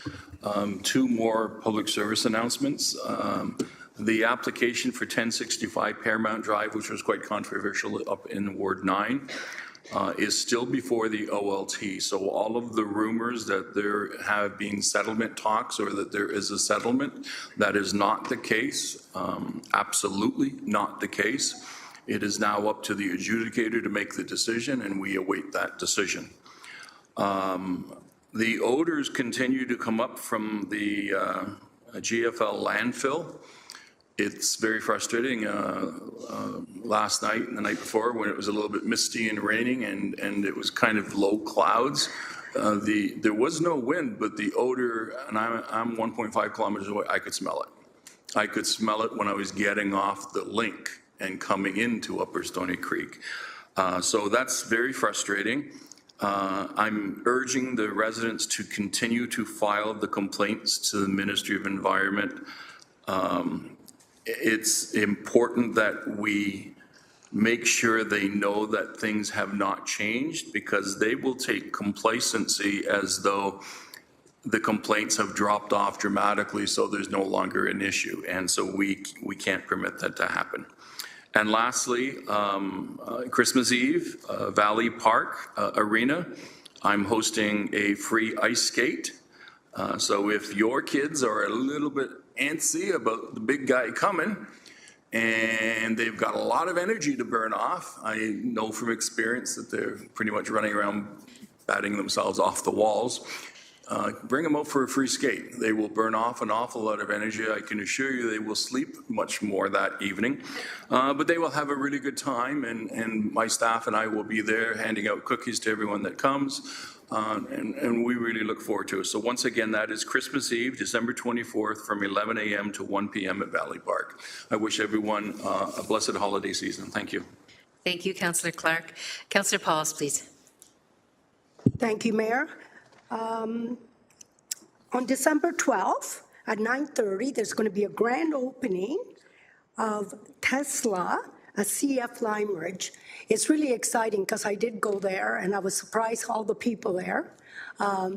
You know, you could try one if you really like, and I thought maybe I shouldn't.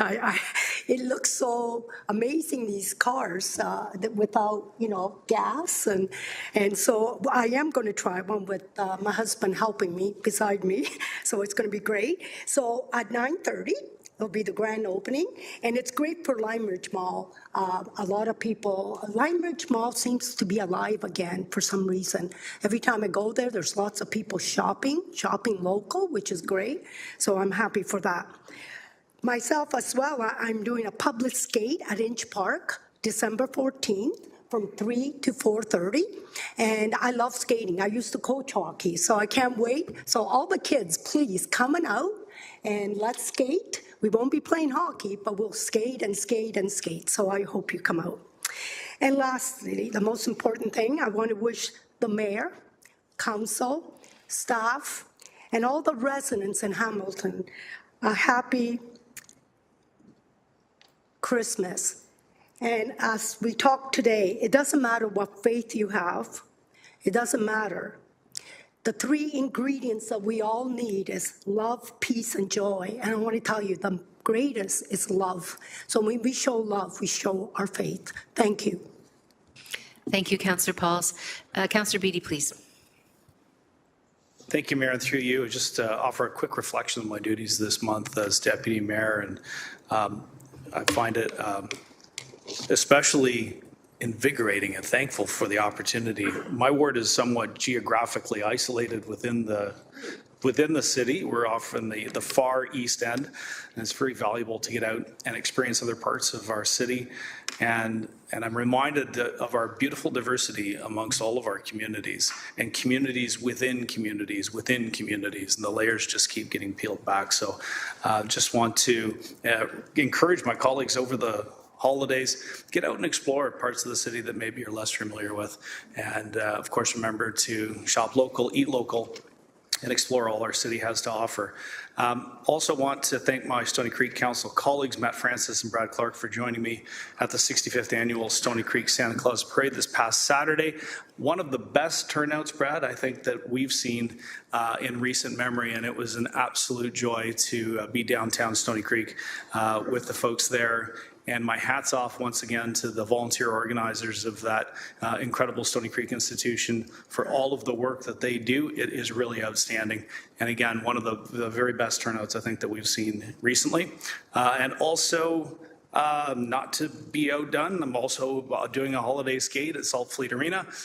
We're doing a couple of different dates, so you can check in with the office or check our social media feed for all of the information on those. And of course, wishing everybody all the best over the holiday season, and a very Merry Christmas to all.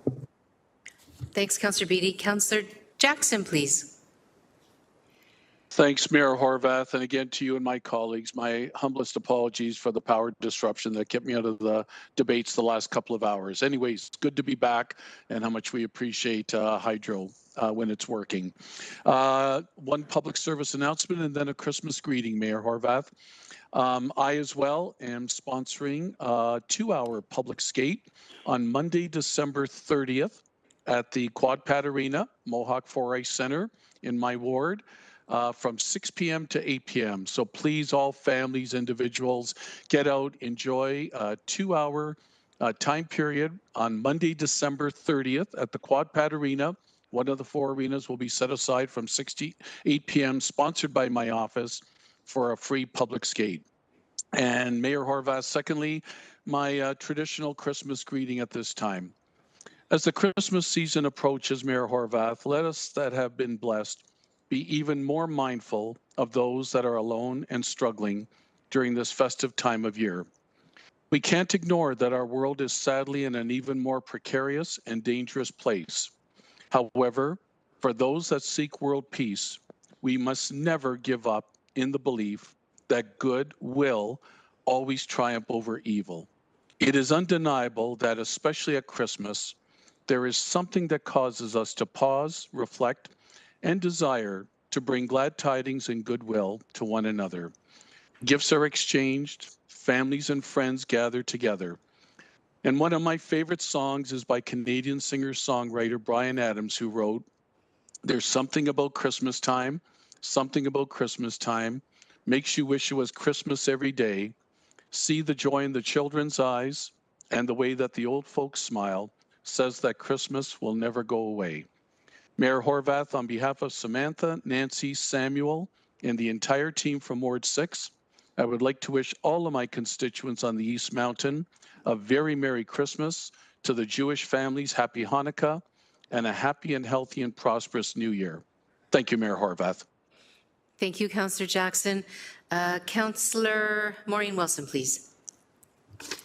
Thank you, Mayor Horvath. Just a little bit of flashback to some of our deliberation earlier today. I wanted to, with respect to the water, wastewater, and stormwater rate budget, again, articulate my thanks to Hamilton Water for their work, for the provision of a needs-based budget, and for the vision that is infused in that budget. The capital investments that we are committing to over the next 10 years are absolutely necessary to meet some gaping holes in our infrastructure.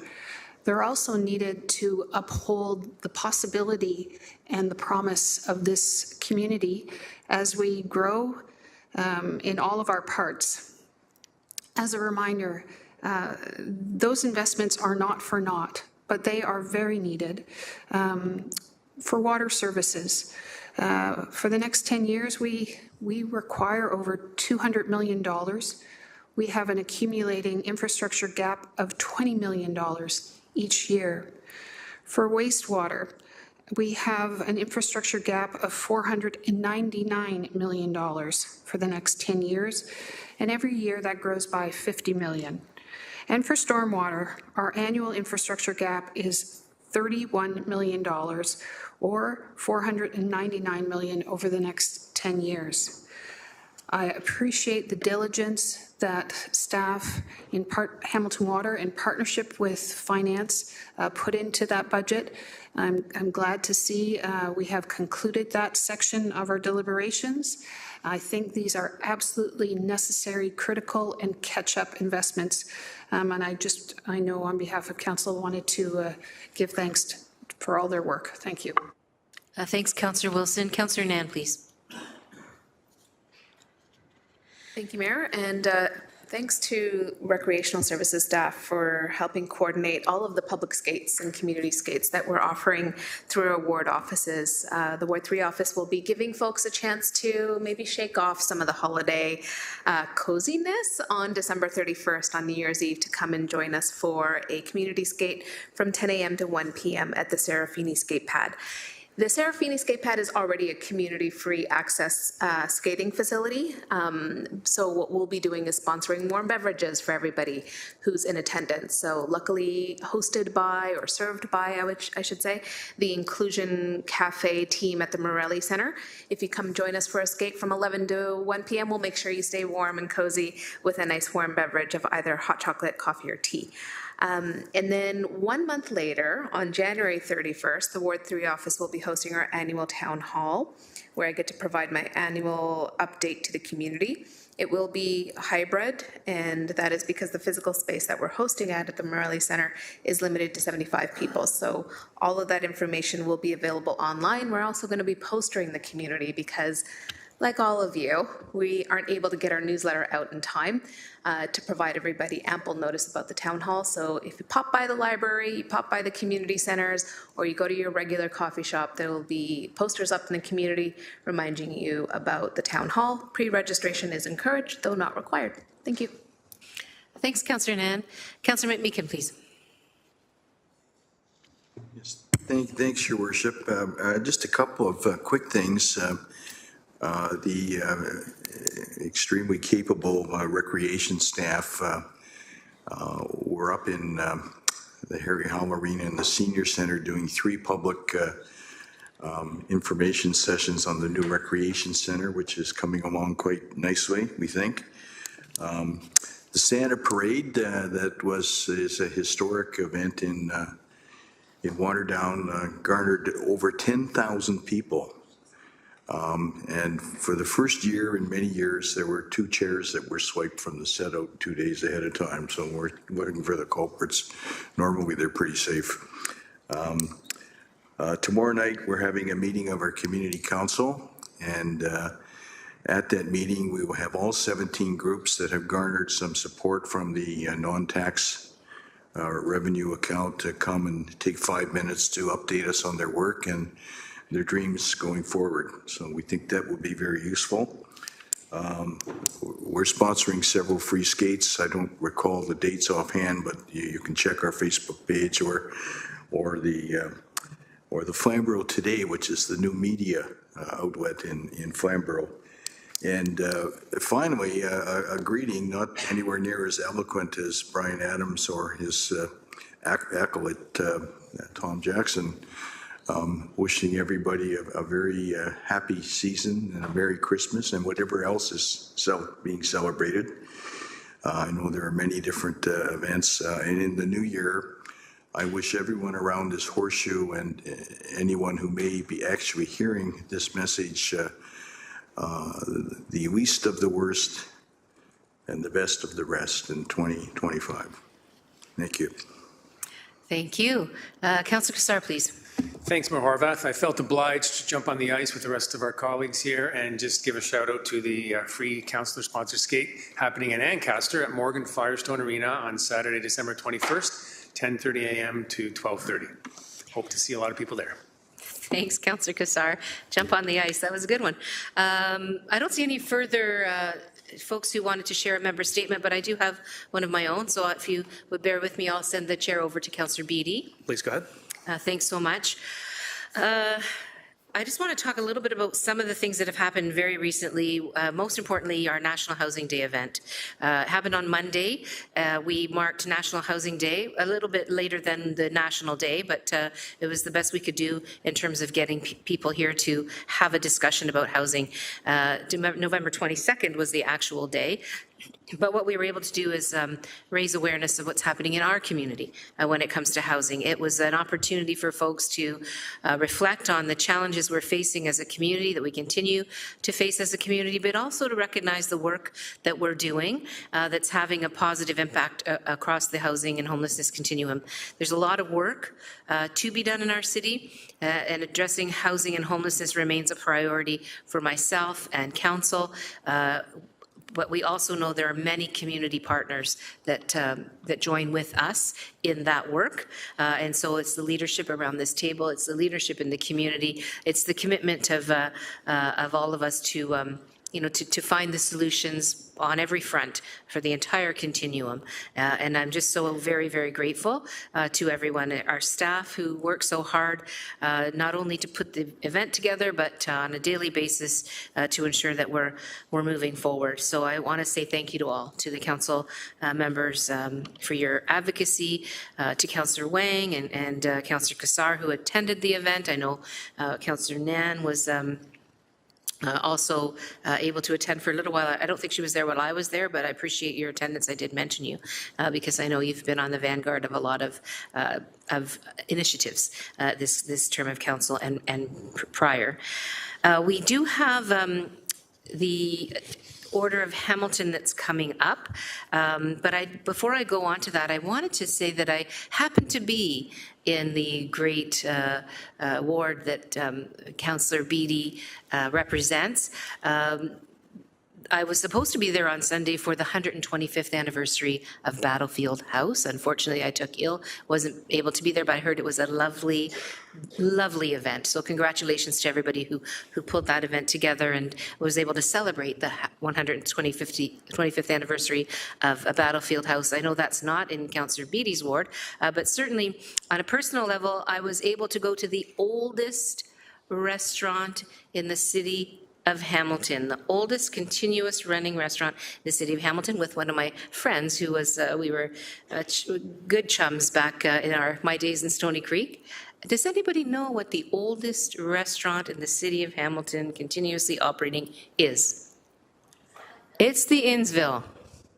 It's the Innsville, and I'm not going to tell any secrets out of school, but I had a certain opportunity to do a quiz with a couple of other former mayors, and this mayor won on the Innsville answer to our roster of 10 questions. But nonetheless, it's a really important thing to shop local, and so that was part of my message today as well. And so that's why I wanted to kind of follow up with the remarks of Councillor Beattie, particularly because we have amazing business districts in all of the areas of our city, and all of our wards in some ways touch on significant businesses, and they help our community to thrive. And so shop local if and when you can, dine local, give locally. That's the other piece of this, but also just celebrate what a great community that we have, especially over these next couple of weeks, if you will, but also throughout the entire year. Order of Hamilton is coming up. I wanted to just flag that with folks. Nominations are open for another week. The deadline for submissions to the Order of Hamilton are Wednesday, December 18th at 4 p.m. And as we know, this award honors individual Hamiltonians who have made exceptional voluntary contributions to improving our community. And considering all of the discussion today of the various community organizations and groups that provide service in your communities that you're providing local funds to, perhaps there are some nominees that are waiting to be nominated in those organizations. The nomination forms are online, can be picked up at Hamilton City Hall, at City Services Centers, at public library branches, and we are making the levies again in several locations. 16th of January in Binbrook, January 17th here at City Hall, and the 18th in Dundas. I wanted to say also, speaking of Binbrook, we do have the Binbrook Santa Claus Parade coming up this Saturday, I believe, if I'm not mistaken. Got the thumbs up from Councillor Taddison. So that's something that'll be lots of fun, and hope people come out to enjoy that. I'm going to end by saying that the last official meeting of council here that we're in today is an opportunity to extend the warmest of holiday wishes and thoughts to all of you, to all of our all the folks that make our city the great place that it is, and to all of the residents who are part of our communities. It's time for reflection, it's time for gratitude, it's time for connection, and it's a chance to celebrate the diversity of traditions that make Hamilton such a vibrant and inclusive city. 2024 has been a year of growth, resilience, and achievements for Hamilton. As a council, we've celebrated milestones, we've faced challenges, and continued to build a city that's welcoming, thriving, and full of opportunity. For that, I'm deeply grateful to all of you and to our residents, businesses, and community leaders who contribute to the heart and soul of our city. This holiday season, let's also remember those who may be facing challenges. Hamilton has always been a city with a big heart, and I encourage you to extend kindness, lend a helping hand, and share a little extra warmth with those who need it most. As we look forward to 2025, I'm filled with hope and optimism. From my entire team in my office and from my family to yours, I wish you a joyous holiday season filled with love, laughter, and peace. Stay safe, stay warm, and take care of each other. Happy Hanukkah, Chag Sameach, Happy Kwanzaa, and Merry Christmas to all. Thanks, Councillor Beattie. Thank you, Mayor, and thank you for beginning with the Peach Festival and ending with the Innsville and letting us all know what your favorite part of the city is. We'll turn it back to you. Born and bred. Thanks very much, Councillor Beattie. So now that we've completed the statements, I believe we're on to council communications updates. Am I correct? I'm just looking over. Okay, thank you. Councillor Beattie, may I please have a motion to receive the council communication updates listing? Certainly, Mayor Horwath, it's my pleasure to bring forward the following motion that the listing of council communication updates from November 22nd, 2024 to December 5th, 2024 be received. Moved by myself and seconded by Councillor Brad Clark. Okay, thanks very much. They're here for your information, members of council, the communications updates. Are there any items within the communication update listing that members would like to have referred to a standing committee? Seeing none, thanks very much. We'll then go to the vote on the communications updates.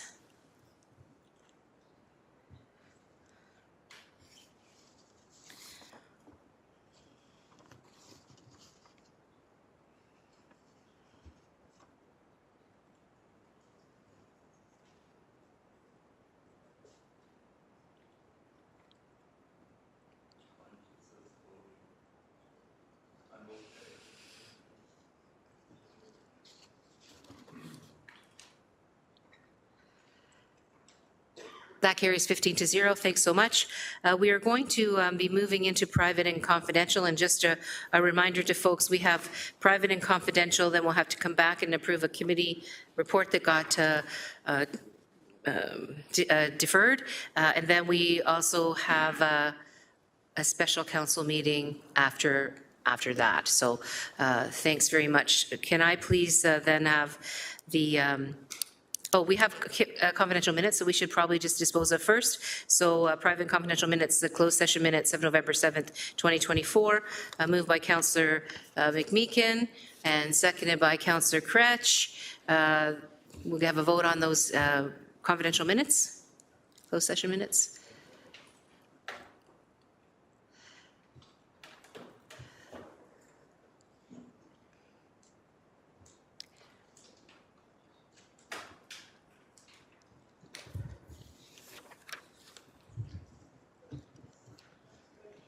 That carries 15-0. Thanks very much.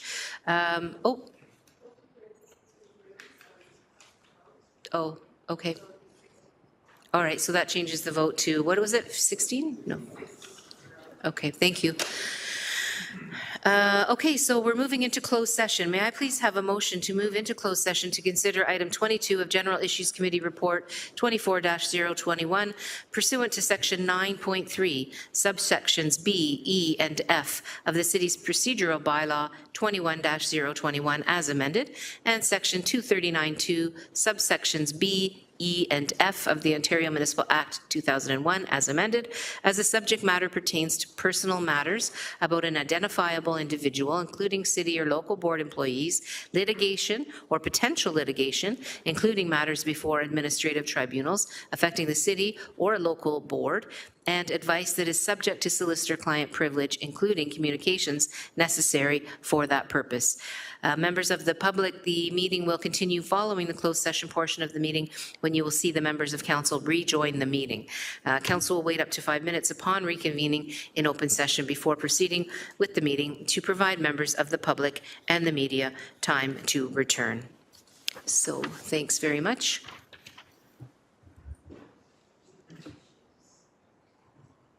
Just need a mover and a seconder. Oh, we need a mover and seconder. Councillor Alex Wilson, Councillor Tammy Wang. Sorry about that, folks.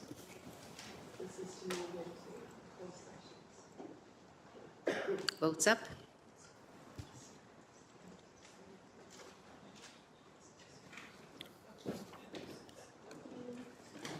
You left.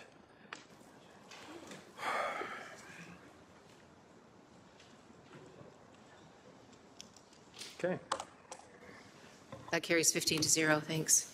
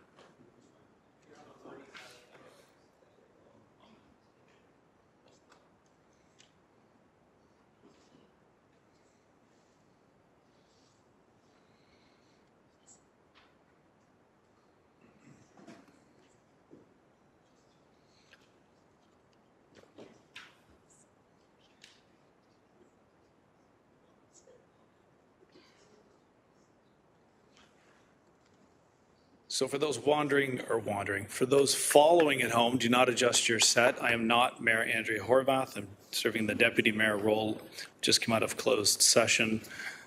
Just looking to clerks to see if we're good to continue on with the continued open portion. Okay, so members of council, we're now back in open session. Please ensure that you are back in the open portal of eScribe. We've waited a few minutes for the public and media to rejoin the meeting. We have already, I believe, put the GIC report on the table. No, I did bring a motion earlier for it. It was deferred. So I need another motion to bring it forward. And seeing that the roadmap mentions that I should be the one to do it, I have to look to somebody else. So I'll ask Councillor Clark and Councillor A. Wilson would kindly bring forward a motion to receive and approve the recommendations within the GIC report, which is 24-021 from December 4th. It's the General Issues Committee report. Yes. And now that the mayor's back in. No, right, I'll carry on. Councillor A. Wilson has an amendment to item 22 respecting general litigation update LS 23027C. Councillor A. Wilson, if you would kindly introduce your amendment.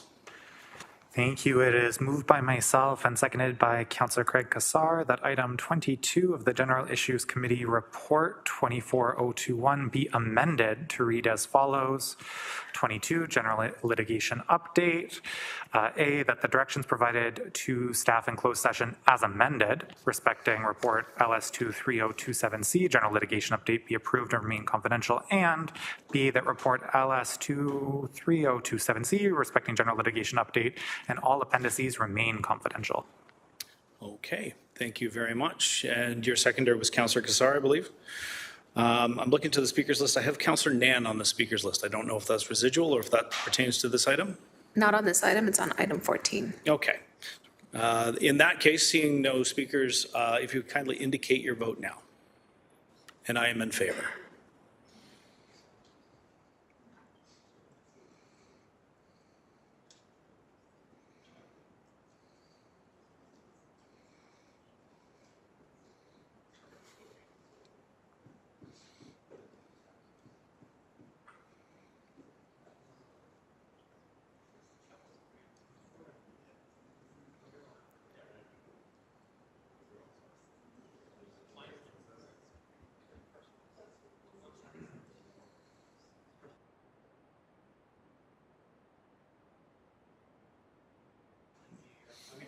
And that carries.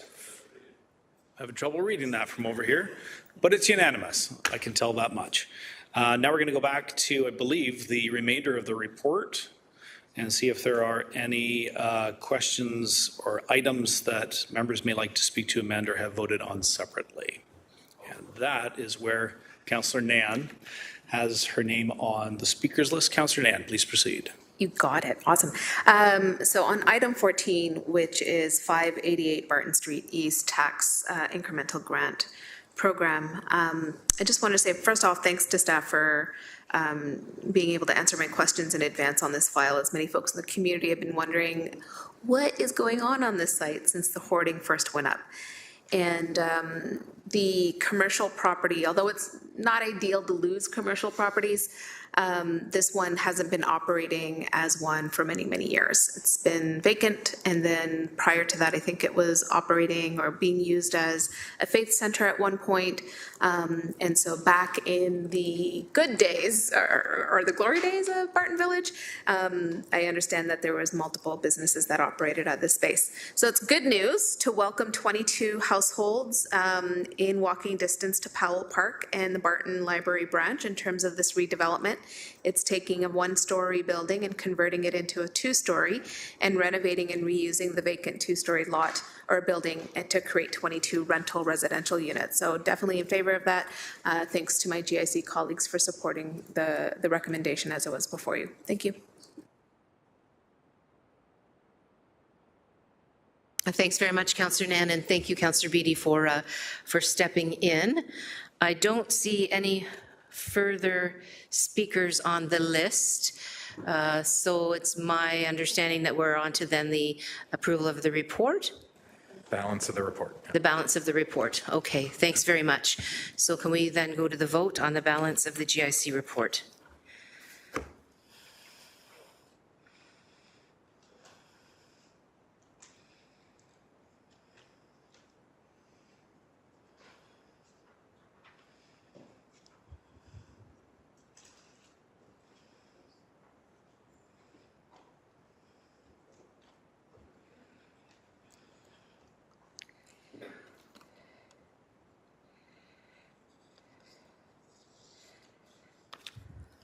That carries 15-0.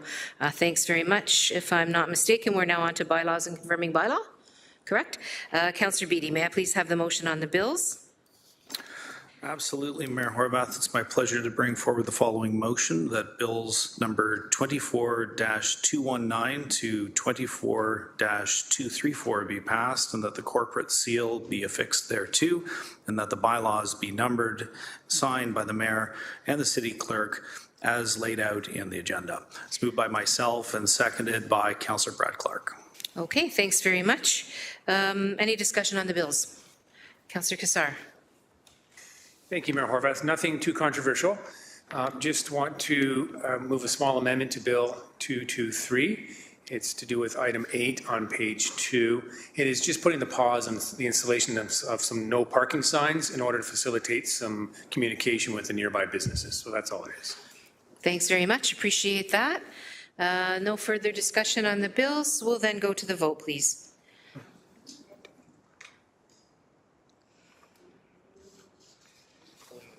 Yeah. Sorry, we're lifting it out? It was to strike it, yes. Okay.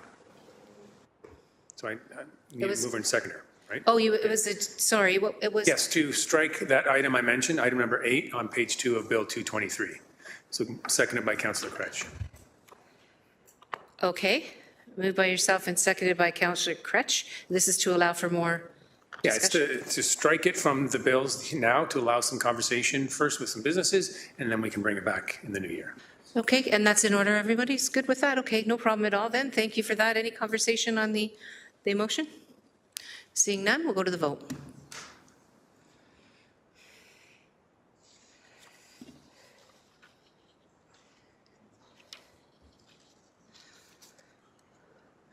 And that carries 15-0. Thanks very much. We're on to the adjournment. May I please have a motion? Oh, I'm sorry? Oh, sorry, the bills as amended. Yeah, so moved by Councillor Beattie and seconded by Councillor Clark with the balance of the bills, or the bills as amended.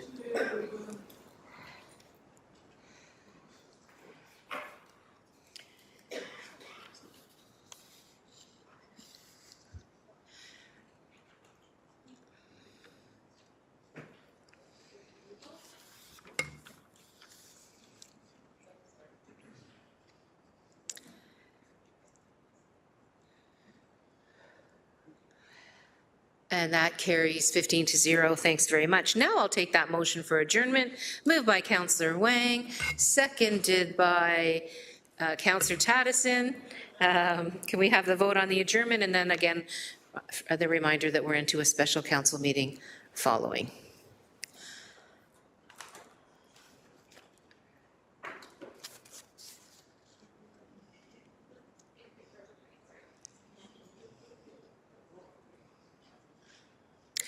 That carries 15-0. Thanks very much.